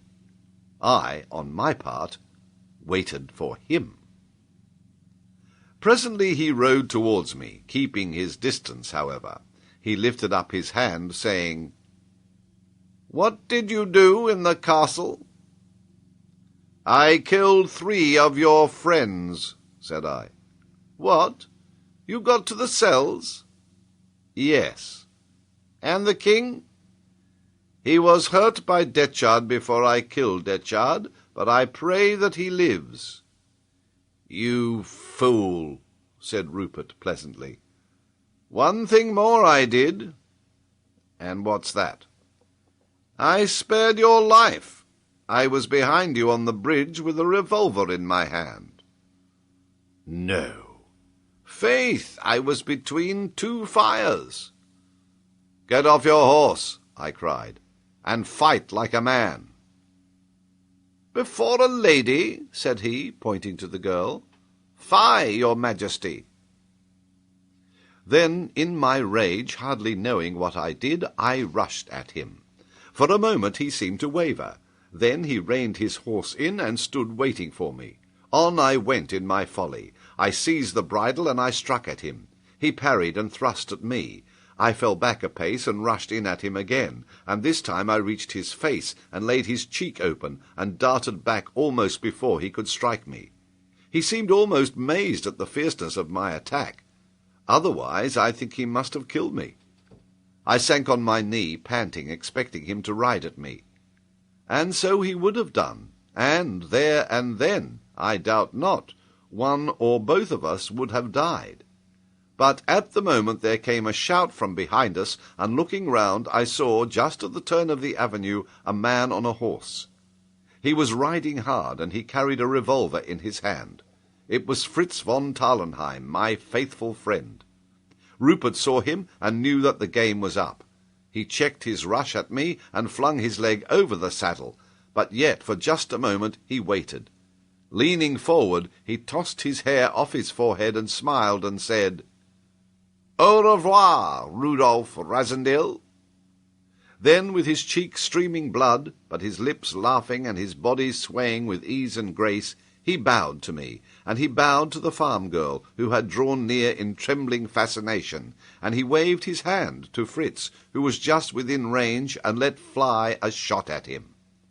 The ball came nigh doing its work, for it struck the sword he held, and he dropped the sword with an oath, wringing his fingers, and clapped his heels hard on the horse's belly, and rode away at a gallop.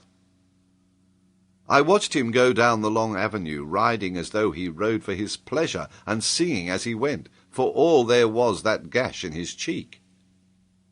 Once again he turned to wave his hand, and then the gloom of the thicket swallowed him, and he was lost from our sight.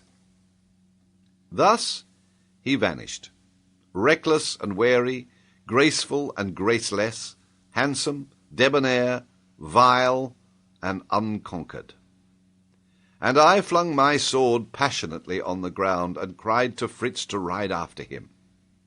But Fritz stopped his horse and leapt down and ran to me, and knelt, putting his arm about me. And indeed it was time, for the wound that Detchard had given me was broken forth afresh, and my blood was staining the ground. "Then give me the horse," I cried, staggering to my feet and throwing his arms off me. And the strength of my rage carried me so far as where the horse stood, and then I fell prone beside it. And Fritz knelt by me again. "Fritz," I said. "Ah, friend, dear friend," he said, tender as a woman. "Is the king alive?" He took his handkerchief and wiped my lips, and bent and kissed me on the forehead. "Thanks to the most gallant gentleman that lives," said he softly, "the king is alive." The little farm girl stood by us, weeping for fright, and wide-eyed for wonder, for she had seen me at Zenda, and was not I, pallid, dripping, foul, and bloody as I was, yet was not I the king? And when I heard that the king was alive, I strove to cry hurrah, but I could not speak, and I laid my head back in Fritz's arms and closed my eyes, and I groaned. And then, lest Fritz should do me wrong in his thoughts, I opened my eyes and tried to say hurrah again, but I could not. And being very tired, and now very cold, I huddled myself close up to Fritz to get the warmth of him, and shut my eyes again, and went to sleep. File 20. Chapter 20. The Prisoner and the King. In order to gain a full understanding of what had occurred in the castle of Zenda, it is necessary to supplement my account of what I myself saw and did on that night by relating briefly what I afterwards learnt from Fritz and Madame de Maubant. The story told by the latter explained clearly how it happened that the cry which I had arranged as a stratagem and a sham had come, in dreadful reality, before its time, and had thus, as it seemed at the moment, ruined our hopes, while in the end it had favoured them. The unhappy woman, fired, I believe, by a genuine attachment to the Duke of Strelsau, no less than by the dazzling prospects which a dominion over him opened before her eyes, had followed him at his request from Paris to Ruritania. He was a man of strong passions, but of stronger will, and his cool head ruled both. He was content to take all and give nothing. When she arrived, she was not long in finding that she had a rival in the Princess Flavia. Rendered desperate, she stood at nothing which might give or keep for her power over the Duke.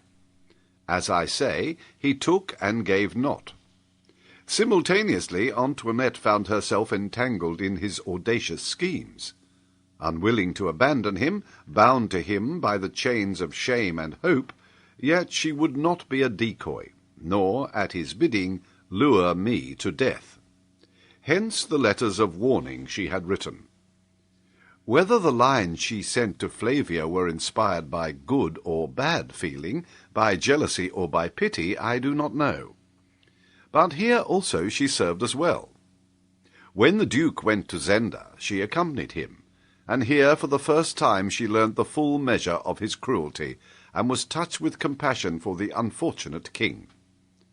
From this time she was with us, yet, from what she told me, I know that she still, as women will, loved Michael, and trusted to gain his life, if not his pardon, from the king, as the reward for her assistance. His triumph she did not desire, for she loathed his crime, and loathed yet more fiercely what would be the prize of it, his marriage with his cousin, Princess Flavia. At Zenda new forces came into play, the lust and daring of young Rupert. He was caught by her beauty, perhaps. Perhaps it was enough for him that she belonged to another man, and that she hated him. For many days there had been quarrels and ill will between him and the Duke, and the scene which I had witnessed in the Duke's room was but one of many. Rupert's proposals to me, of which she had, of course, been ignorant, in no way surprised her when I related them. She had herself warned Michael against Rupert, even when she was calling on me to deliver her from both of them. On this night, then, Rupert had determined to have his will. When she had gone to her room, he, having furnished himself with a key to it, had made his entrance. Her cries had brought the Duke, and there, in the dark room, while she screamed, the men had fought. And Rupert, having wounded his master with a mortal blow, had, on the servants rushing in, escaped through the window as I have described. The Duke's blood, spurting out, had stained his opponent's shirt, but Rupert, not knowing that he had dealt Michael his death, was eager to finish the encounter. How he meant to deal with the other three of the band I know not. I dare say he did not think, for the killing of Michael was not premeditated. Antoinette, left alone with the Duke, had tried to staunch his wound, and thus was she busied till he died. And then, hearing Rupert's taunts, she had come forth to avenge him.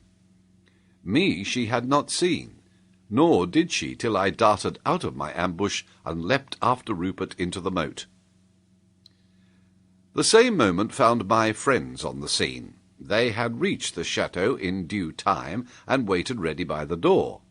But Johann, swept with the rest to the rescue of the Duke, did not open it. Nay, he took a part against Rupert, putting himself forward more bravely than any in his anxiety to avert suspicion, and he had received a wound in the embrasure of the window. Till nearly 2:30 Sapt waited. Then, following my orders, he had sent Fritz to search the banks of the moat. I was not there. Hastening back, Fritz told Sapt, and Sapt was for following orders still, and riding at full speed back to Tarlenheim, when Fritz would not hear of abandoning me, let me have ordered what I would. On this they disputed some few minutes. Then Sapt, persuaded by Fritz, detached a party under Berenstain to gallop back to Tarlenheim and bring up the marshal, while the rest fell to on the great door of the chateau. For several minutes it resisted them. Then, just as Antoinette de Mauban fired at Rupert Hentzau on the bridge, they broke in, 8 of them in all, and the first door they came to was the door of Michael's room, and Michael lay dead across the threshold, with a sword thrust through his breast. Sapt cried out at his death, as I had heard, and they rushed on the servants. But these, in fear, dropped their weapons, and Antoinette flung herself weeping at Sapt's feet. And all she cried was, that I had been at the end of the bridge and had leapt off. "What of the prisoner?" asked Sapt, but she shook her head. Then Sapt and Fritz, with the gentleman behind them, crossed the bridge slowly, warily, and without noise, and Fritz stumbled over the body of de Gautet in the way of the door. They felt him and found him dead. Then they consulted, listening eagerly for any sound from the cells below. But there came none, and they were greatly afraid that the king's guards had killed him, and having pushed his body through the great pipe, had escaped the same way themselves. Yet because I had been seen here, they had still some hope. Thus, indeed, Fritz, in his friendship, told me, and going back to Michael's body, pushing aside Antoinette, who prayed by it, they found a key to the door which I had locked, and opened the door. The staircase was dark, and they would not use a torch at first, lest they should be the more exposed to fire. But soon Fritz cried, "The door down there is open. See, there is light." So they went on boldly, and found none to oppose them. And when they came to the outer room and saw the Belgian, Boursanin, lying dead, they thanked God, Sapt saying, "Aye, he has been here." Then, rushing into the king's cell, they found Detchard lying dead across the dead physician, and the king on his back with his chair by him. And Fritz cried, "He's dead!" And Sapt drove all out of the room except Fritz, and knelt down by the king. And having learnt more of wounds and the sign of death than I, he soon knew that the king was not dead, nor, if properly attended, would die. And they covered his face and carried him to Duke Michael's room, and laid him there. And Antoinette rose from praying by the body of the duke, and went to bathe the king's head, and dress his wounds till a doctor came. And Sapt, seeing I had been there, and having heard Antoinette's story, sent Fritz to search the moat and then the forest. He dared send no one else. And Fritz found my horse and feared the worst. Then, as I have told, he found me, guided by the shout with which I had called on Rupert to stop and face me. And I think a man has never been more glad to find his own brother alive than was Fritz to come on me. So that, in love and anxiety for me, he thought nothing of a thing so great as would have been the death of Rupert Hentzau. Yet, had Fritz killed him, I should have grudged it. The enterprise of the king's rescue being thus prosperously concluded, it lay on Colonel Sapt to secure secrecy as to the king ever having been in need of rescue. Antoinette de Mauban and Johann the keeper, who indeed was too much hurt to be wagging his tongue just now, were sworn to reveal nothing, and Fritz went forth to find, not the king, but the unnamed friend of the king, who had lain in Zenda and flashed for a moment before the dazed eyes of Duke Michael's servants on the drawbridge. The metamorphosis had happened, and the king, wounded almost to death by the attacks of the jailers who guarded his friend, had at last overcome them, and rested now, wounded but alive, in Black Michael's own room in the castle.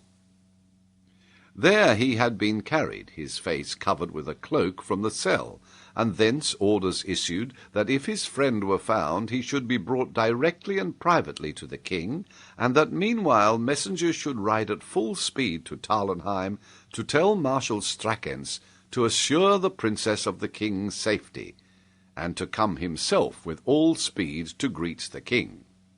The princess was enjoined to remain at Tarlenheim, and there await her cousin's coming or his further injunctions. Thus the king would come to his own again, having wrought brave deeds, and escaped, almost by a miracle, the treacherous assault of his unnatural brother. This ingenious arrangement of my long-headed old friend prospered in every way, save where it encountered a force that often defeats the most cunning schemes. I mean nothing else than the pleasure of a woman. For let her cousin and sovereign send what command he chose, or Colonel Sapt chose for him, and let Marshal Strackens insist as he would, the Princess Flavia was in no way minded to rest at Tarlenheim while her lover lay wounded at Zenda. And then the Marshal, with a small suite, rode forth from Tarlenheim on the way to Zenda. The princess's carriage followed immediately behind, and in this order they passed through the town, where the report was already rife that the king, going the night before to remonstrate with his brother, in all friendliness, for that he held one of the king's friends in confinement in the castle, had been most traitorously set upon, that there had been a desperate conflict, that the duke was slain with several of his gentlemen, and that the king, wounded as he was, had seized and held the castle of Zenda. All of which talk made, as may be supposed, a mighty excitement, and the wires were set in motion, and the tidings came to Strelsau only just after orders had been sent thither to parade the troops and overawe the dissatisfied quarters of the town with a display of force. Thus the Princess Flavia came to Zenda. And as she drove up the hill, with the marshal riding by the wheel and still imploring her to return in obedience to the king's orders, Fritz von Tarlenheim, with the prisoner of Zenda, came to the edge of the forest. I had revived from my swoon, and walked resting on Fritz's arm, and looking out from the cover of the trees, I saw the princess. Suddenly understanding from a glance at my companion's face that we must not meet her, I sank on my knees behind a clump of bushes. But there was one whom we had forgotten, but who followed us, and was not disposed to let slip the chance of earning a smile and maybe a crown or two. And while we lay hidden, the little farm girl came by us and ran to the princess, curtsying and crying, "Madam, the king is here, in the bushes. May I guide you to him, madam?" "Nonsense, child," said old Strackens. "The king lies wounded in the castle." "Yes, sir, he's wounded, I know, but he's there, with Count Fritz, and not at the castle," she persisted. "Is he in two places, or are there two kings?" asked Flavia, bewildered. "And how should he be here?" "He pursued a gentleman, madam, and they fought till Count Fritz came, and the other gentleman took my father's horse from me and rode away. But the king is here with Count Fritz.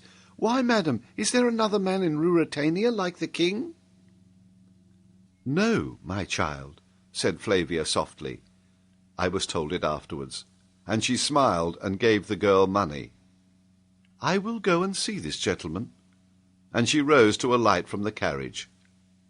But at this moment Sapt came riding from the castle, and seeing the princess, made the best of a bad job, and cried to her that the king was well tended and in no danger. "In the castle?" she asked. "Where else, madam?" said he, bowing. "But this girl says he is yonder, with Count Fritz." Sapt turned his eyes on the child with an incredulous smile. "Every fine gentleman is a king to such," said he. "Why, he's as like the king as one pea to another, madam," cried the girl, a little shaken, but still obstinate. Sapt started round. The old marshal's face asked unspoken questions. Flavia's glance was no less eloquent. Suspicion spreads quick. "I'll ride myself and see this man," said Sapt hastily. "Nay, I'll come myself," said the princess. "Then come alone," he whispered. And she, obedient to the strange hinting in his face, prayed the marshal and the rest to wait, and she and Sapt came on foot towards where we lay, Sapt waving to the farm girl to keep at a distance. And when I saw them coming, I sat in a sad heap on the ground and buried my face in my hands. I could not look at her. Fritz knelt by me, laying his hand on my shoulder.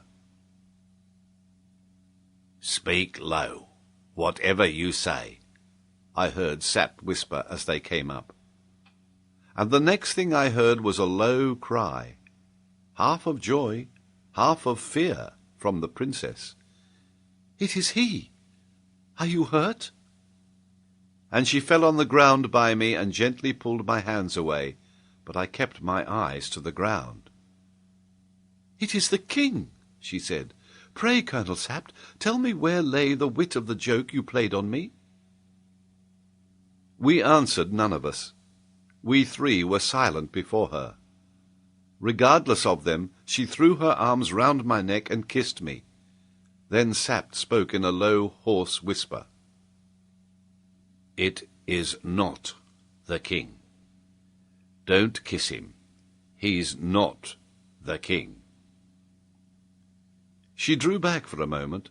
Then, with an arm still round my neck, she asked, in superb indignation, "Do I not know my love? Rudolf, my love!"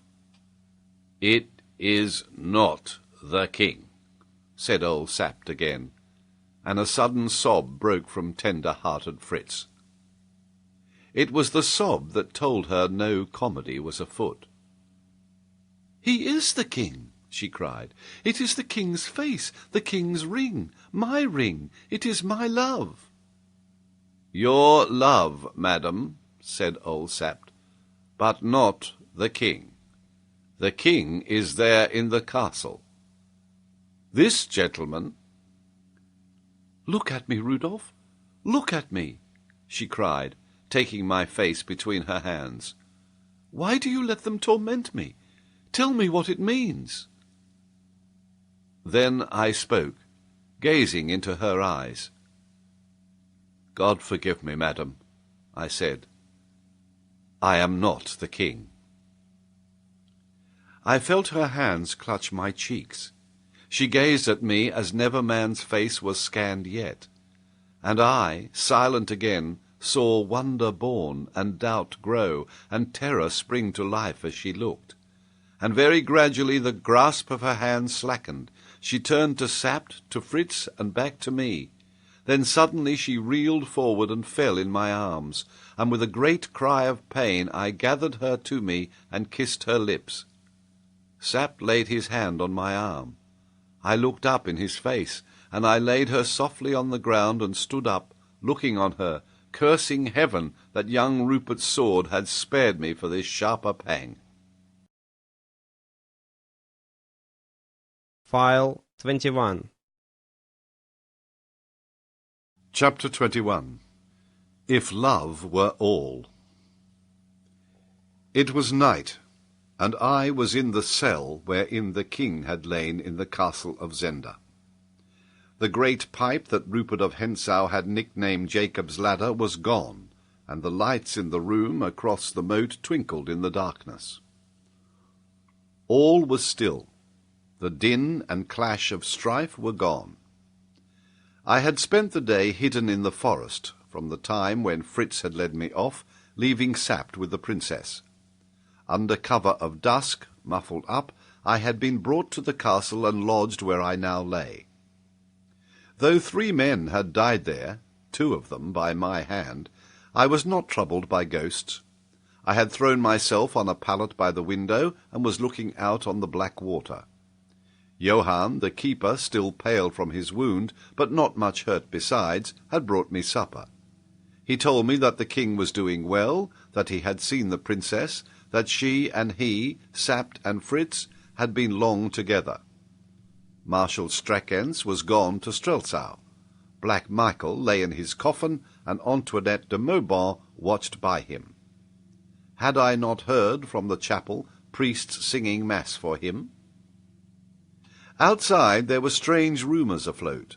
Some said that the prisoner of Zenda was dead, some that he had vanished yet alive, some that he was a friend who had served the king well in some adventure in England, others that he had discovered the duke's plots and had therefore been kidnapped by him. 1 or 2 shrewd fellows shook their heads and said only that they would say nothing, but they had suspicions that more was to be known than was known, if Colonel Sapt would tell all he knew. Thus Johann chattered till I sent him away and lay there alone, thinking, not of the future, but, as a man is wont to do when stirring things have happened to him, rehearsing the events of the past weeks, and wondering how strangely they had fallen out. And above me, in the stillness of the night, I heard the standards flapping against their poles, for Black Michael's banner hung there half-mast high, and above it the royal flag of Ruritania, floating for 1 night more over my head. Habit grows so quick that only by an effort did I recollect that it floated no longer for me. Presently Fritz von Tarlenheim came into the room. I was standing then by the window.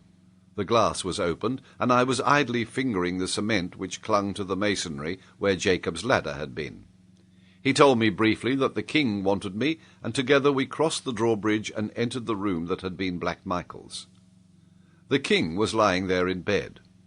Our doctor from Tarlenheim was in attendance on him, and whispered to me that my visit must be brief.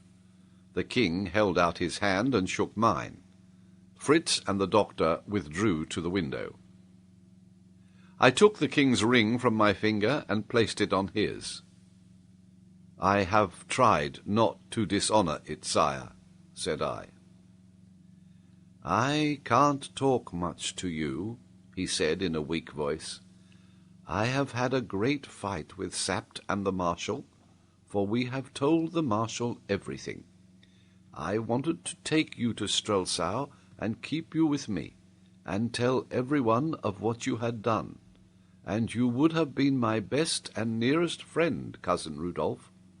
but they tell me I must not, and that the secret must be kept, if kept it can be." "They are right, sire. Let me go. My work here is done." "Yes, it is done, as no man but you could have done it. When they see me again, I shall have my beard on. I shall, yes, faith, I shall be wasted with sickness. They will not wonder that the king looks changed in face. Cousin, I shall try to let them find him changed in nothing else. You have shown me how to play the king."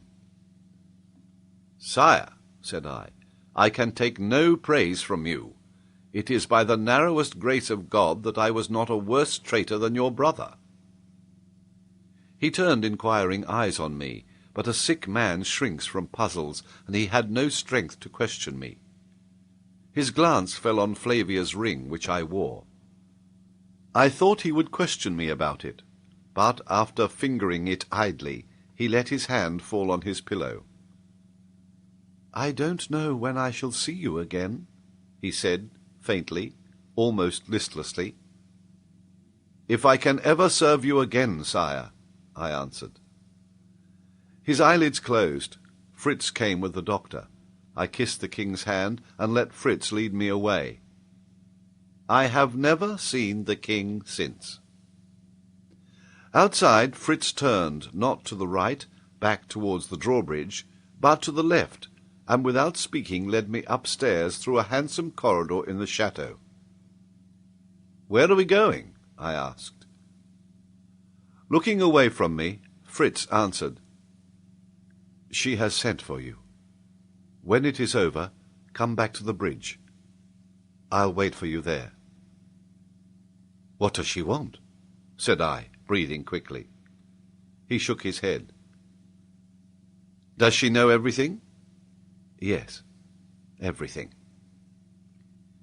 He opened a door and, gently pushing me in, closed it behind me. I found myself in a drawing-room, small and richly furnished. At first I thought that I was alone, for the light that came from a pair of shaded candles on the mantelpiece was very dim. But presently I discerned a woman's figure standing by the window. I knew it was the princess, and I walked up to her, fell on one knee, and carried the hand that hung by her side to my lips. She neither moved nor spoke. I rose to my feet, and piercing the gloom with my eager eyes, saw her pale face and the gleam of her hair, and before I knew, I spoke softly. "Flavia." She trembled a little and looked round. Then she darted to me, taking hold of me. "Don't stand. Don't stand. No, you mustn't. You're hurt. Sit down here, here." She made me sit on a sofa and put her hand on my forehead. "How hot your head is," she said, sinking on her knees by me. Then she laid her head against me, and I heard her murmur, "My darling, how hot your head is." Somehow love gives even to a dull man the knowledge of his lover's heart. I had come to humble myself and pray pardon for my presumption, but what I said now was, "I love you with all my heart and soul." For what troubled and shamed her? Not her love for me, but the fear that I had counterfeited the lover as I had acted the king, and taken her kisses with a smothered smile. "With all my life and heart," said I, as she clung to me. "Always, from the first moment I saw you in the cathedral. There has been but one woman in the world to me, and there will be no other. But God forgive me the wrong I've done you." "They made you do it," she said quickly, and she added, raising her head and looking in my eyes, "It might have made no difference if I'd known it. It was always you, never the king." "I meant to tell you," said I. "I was going to on the night of the ball in Strelsau, when Sapt interrupted me. After that I couldn't. I couldn't risk losing you before... I must. My darling, for you I nearly left the king to die." "I know. "I know. What are we to do now, Rudolf?" I put my arm round her and held her up while I said, "I am going away tonight." "Oh, no, no," she cried, "not tonight." "I must go tonight, before more people have seen me. And how would you have me stay, sweetheart, except—" "If I could come with you," she whispered very low. "My God," said I roughly, "don't talk about that," and I thrust her a little back from me. "Why not? I love you. You are as good a gentleman as the king." Then I was false to all that I should have held by, for I caught her in my arms and prayed her, in words that I will not write, to come with me, daring all Ruritania to take her from me. And for a while she listened with wondering, dazzled eyes. But as her eyes looked on me, I grew ashamed, and my voice died away in broken murmurs and stammerings, and at last I was silent. She drew herself away from me and stood against the wall, while I sat on the edge of the sofa, trembling in every limb, knowing what I had done, loathing it, obstinate not to undo it. So we rested a long time. "I am mad," I said sullenly. "I love your madness, dear," she answered. Her face was away from me, but I caught the sparkle of a tear on her cheek. I clutched the sofa with my hand and held myself there. "Is love the only thing?" she asked, in low, sweet tones that seemed to bring a calm even to my wrung heart. "If love were the only thing, I would follow you, in rags if need be, to the world's end, for you hold my heart in the hollow of your hand. But is love the only thing?" I made no answer. It gives me shame now to think that I would not help her. She came near me and laid her hand on my shoulder. I put my hand up and held hers. "I know people write and talk as if it were. Perhaps for some fate lets it be. Ah, if I were one of them! But if love had been the only thing, you would have let the king die in his cell." I kissed her hand. "Honour binds a woman too, Rudolf. My honour lies in being true to my country and my house.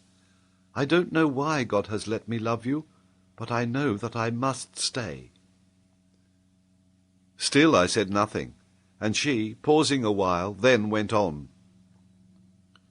"Your ring will always be on my finger, your heart in my heart, the touch of your lips on mine. But you must go, and I must stay. Perhaps I must do what it kills me to think of doing." I knew what she meant, and a shiver ran through me. But I could not utterly fail beside her. I rose and took her hand. "Do what you will, or what you must," I said. "I think God shows his purpose to such as you. My part is lighter, for your ring shall be on my finger and your heart in mine, and no touch save of your lips will ever be on mine. So may God comfort you, my darling." There struck on our ears the sound of singing. The priest in the chapel was singing masses for the souls of those who lay dead. They seemed to chant a requiem over our buried joy, to pray forgiveness for our love that would not die. The soft, sweet, pitiful music rose and fell as we stood opposite one another, her hands in mine. "My queen and my beauty," said I. "My lover and true knight," she said. "Perhaps we shall never see one another again. Kiss me, my dear, and go." I kissed her as she bade me. But at the last she clung to me, whispering nothing but my name, and that over and over again, and again, and again. And then I left her. Rapidly I walked down to the bridge. Sapt and Fritz were waiting for me.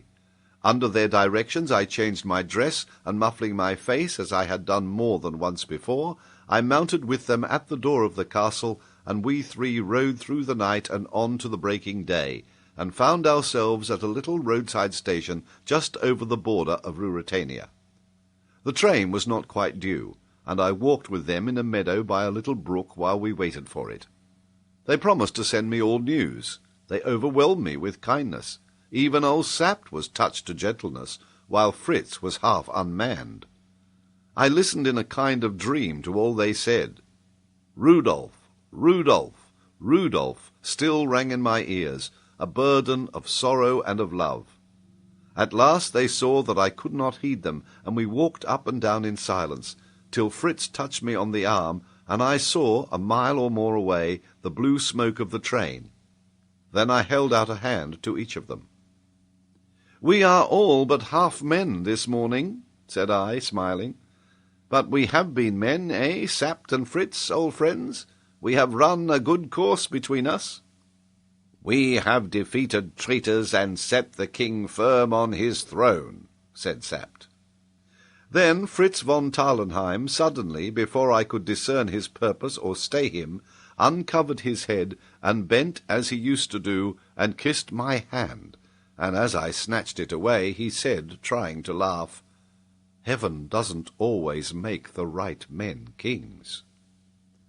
Old Sapt twisted his mouth as he wrung my hand. "The devil has his share in most things," said he. The people at the station looked curiously at the tall man with the muffled face, but we took no notice of their glances. I stood with my two friends and waited till the train came up to us. Then we shook hands again, saying nothing, and both this time, and indeed from old Sapt it seemed strange, bared their heads, and so stood still till the train bore me away from their sight.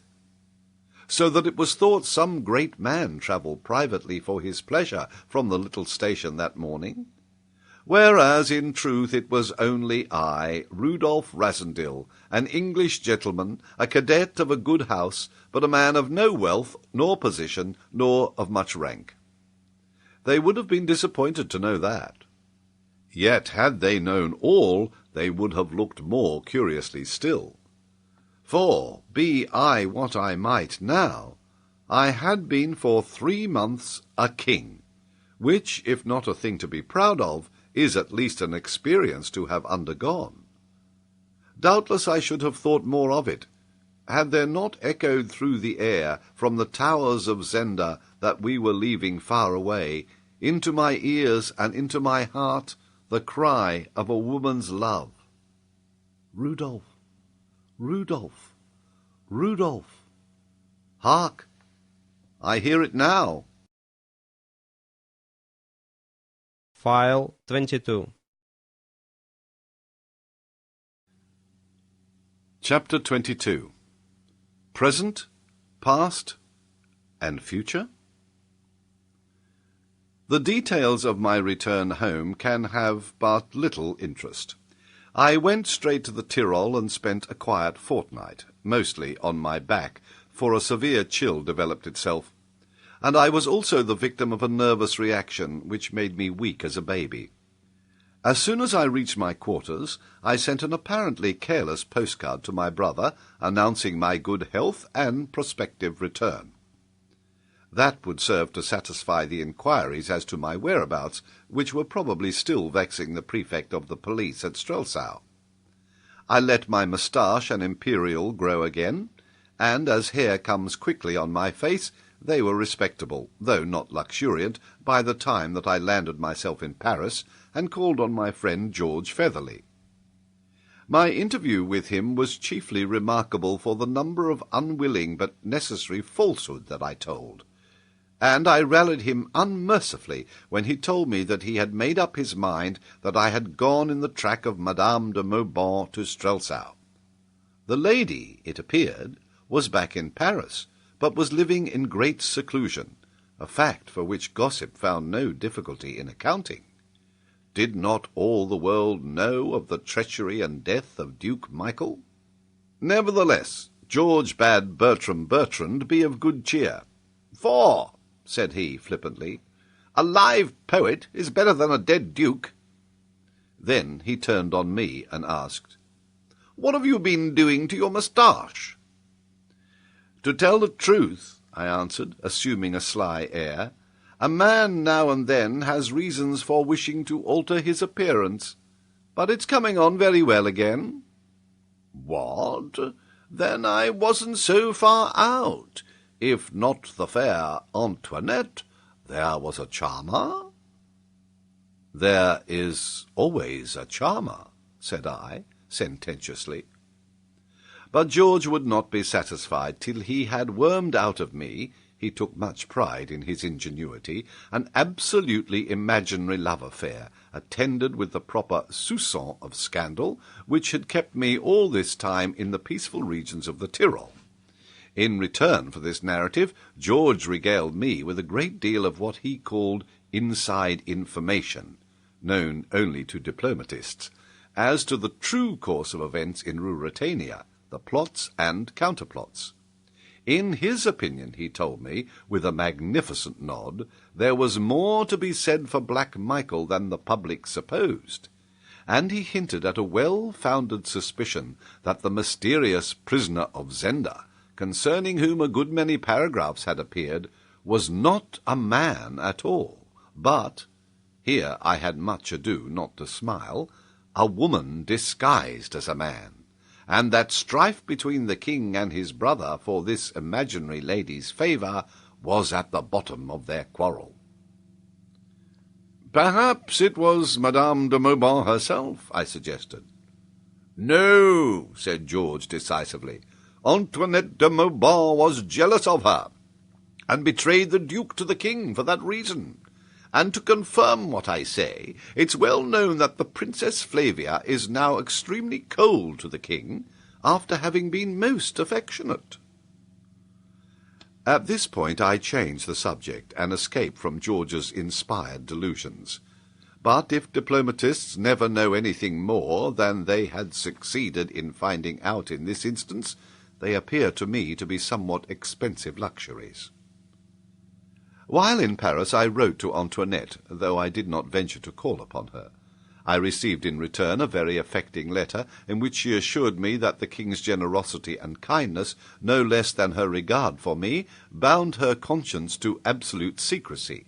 She expressed the intention of settling in the country, and withdrawing herself entirely from society. Whether she carried out her designs I have never heard, but as I have not met her, or heard news of her up to this time, it is probable that she did. There is no doubt that she was deeply attached to the Duke of Strelsau, and her conduct at the time of his death proved that no knowledge of the man's real character was enough to root her regard for him out of her heart. I had one more battle left to fight, a battle that would, I knew, be severe, and was bound to end in my complete defeat.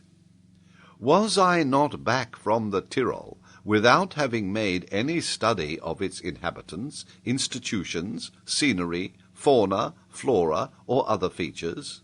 Had I not simply wasted my time in my usual frivolous, good-for-nothing way? That was the aspect of the matter which, I was obliged to admit, would present itself to my sister-in-law, and against a verdict based on such evidence, I had really no defence to offer. It may be supposed, then, that I presented myself in Park Lane in a shamefaced, sheepish fashion. On the whole, my reception was not so alarming as I had feared. It turned out that I had done not what Rose wished, but the next best thing, what she prophesied. She had declared that I should make no notes, record no observations, gather no materials. My brother, on the other hand, had been weak enough to maintain that a really serious resolve had at length animated me. When I returned empty-handed, Rose was so occupied in triumphing over Burlesdon that she let me down quite easily, devoting the greater part of her reproaches to my failure to advertise my friends of my whereabouts. "We've wasted a lot of time trying to find you," she said. "I know you have," said I. "Half our ambassadors have led weary lives on my account. George Featherly told me so. But why should you have been anxious? I can take care of myself." "Oh, it wasn't that," she cried scornfully, "but I wanted to tell you about Sir Jacob Borrodale. You know he's got an embassy, at least he will have in a month, and he wrote to say he hoped you would go with him." "Where's he going to?" "He's going to succeed Lord Topham at Strelsau," said she. You couldn't have a nicer place, short of Paris. Strelsau? Said I, glancing at my brother. Oh, that doesn't matter, exclaimed Rose impatiently. Now, you will go, won't you? I don't know that I care about it. Oh, you're too exasperating. And I don't think I can go to Strelsau. My dear Rose, would it be suitable? Oh, nobody remembers that horrid old story now. Upon this I took out of my pocket a portrait of the King of Ruritania. It had been taken a month or two before he ascended the throne. She could not miss my point when I said, putting it into her hands, In case you've not seen or not noticed a picture of Rudolf V, there he is. Don't you think they might recall the story if I appeared at the court of Ruritania? My sister-in-law looked at the portrait, and then at me. Good gracious, she said, and flung the photograph down on the table. What do you say, Bob? I asked. Burlesdon got up, went to a corner of the room, and searched in a heap of newspapers. Presently he came back with a copy of the Illustrated London News. Opening the paper, he displayed a double-page engraving of the coronation of Rudolf V at Strelsau. The photograph and the picture he laid side by side. I sat at the table fronting them, and as I looked, I grew absorbed. My eye travelled from my own portrait to Sapt, to Strachens, to the rich robes of the cardinal, to Black Michael's face, to the stately figure of the princess by his side. Long I looked, and eagerly. I was roused by my brother's hand on my shoulder. He was gazing down at me with a puzzled expression. "It's a remarkable likeness, you see," said I. "I really think I had better not go to Ruritania." Rose, though half convinced, would not abandon her position. "It's just an excuse," she said pettishly. "You don't want to do anything. Why, you might become an ambassador." "I don't think I want to be an ambassador," said I. "It's more than you ever will be," she retorted. "That is very likely true, but it is no more than I have been. The idea of being an ambassador could scarcely dazzle me. I had been a king." So pretty Rose left us in dudgeon, and Burlesdon, lighting a cigarette, looked at me still with that curious gaze. "That picture in the paper," he said. "Well, what of it? It shows that the King of Ruritania and your humble servant are as like as two peas." My brother shook his head. "I suppose so," he said, "but I should know you from the man in the photograph." "And not from the picture in the paper?" "I should know the photograph from the picture. The picture's very like the photograph, but—" "Well?" "It's more like you," said my brother.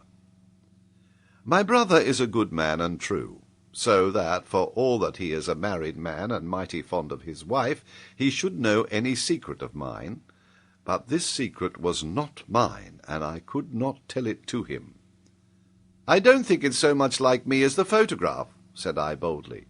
"But anyhow, Bob, I won't go to Strelsau." "No, don't go to Strelsau, Rudolf," said he. And whether he suspects anything, or has a glimmer of the truth, I do not know. If he has, he keeps it to himself, and he and I never refer to it. And we let Sir Jacob Borrodale find another attaché. Since all these events whose history I have set down happened, I have lived a very quiet life at a small house which I have taken in the country. The ordinary ambitions and aims of men in my position seem to me dull and unattractive. I have little fancy for the whirl of society, and none for the jostle of politics.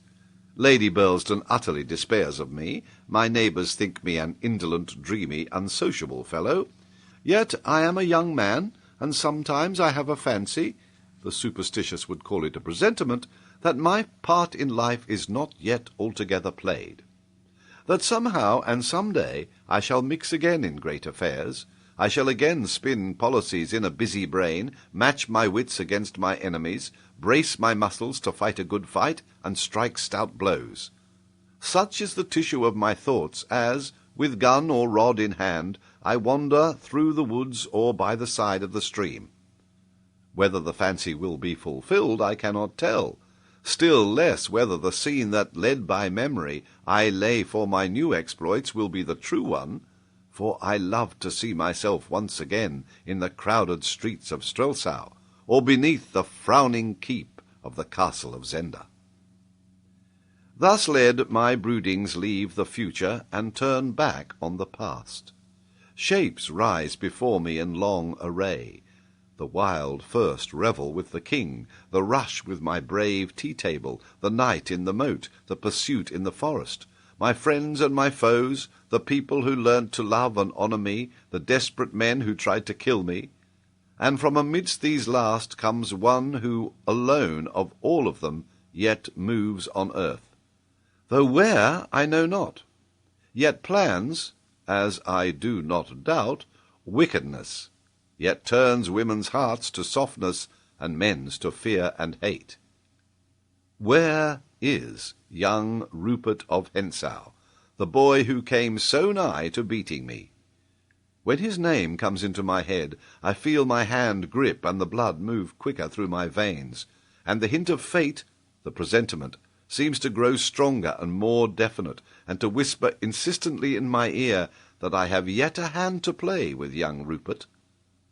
Therefore I exercise myself in arms, and seek to put off the day when the vigour of youth must leave me. One break comes every year in my quiet life. Then I go to Dresden, and there I am met by my dear friend and companion, Fritz von Tarlenheim. Last time his pretty wife Helga came, and a lusty crowing baby with her, and for a week Fritz and I are together, and I hear all of what falls out in Strelsau. And in the evenings, as we walk and smoke together, we talk of Sapt, and of the king, and often of young Rupert. And as the hours grow small, at last we speak of Flavia. For every year Fritz carried with him to Dresden a little box.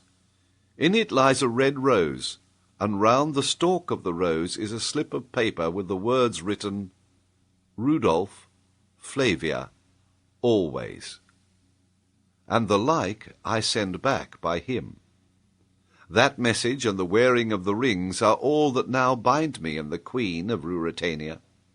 For, nobler as I hold her for the act, she has followed where her duty to her country and her house led her, and is the wife of the king, uniting his subjects to him by the love they bear to her, giving peace and quiet days to thousands by her self-sacrifice. There are moments when I dare not think of it, but there are others when I rise in spirit to where she ever dwells. Then I can thank God that I love the noblest lady in the world, the most gracious and beautiful, and that there was nothing in my love that made her fall short in her high duty. Shall I see her face again? The pale face and the glorious hair? Of that I know nothing. Fate has no hint, my heart no presentiment. I do not know. In this world, perhaps, nay, it is likely never. And can it be that somewhere, in a manner whereof our flesh-bound minds have no apprehension, she and I will be together again, with nothing to come between us, nothing to forbid our love? That I know not, nor wiser heads than mine. But if it be never, if I can never hold sweet converse again with her, or look upon her face, or know from her her love, why then, this side the grave, I will live as becomes the man whom she loves, and for the other side I must pray a dreamless sleep. The End.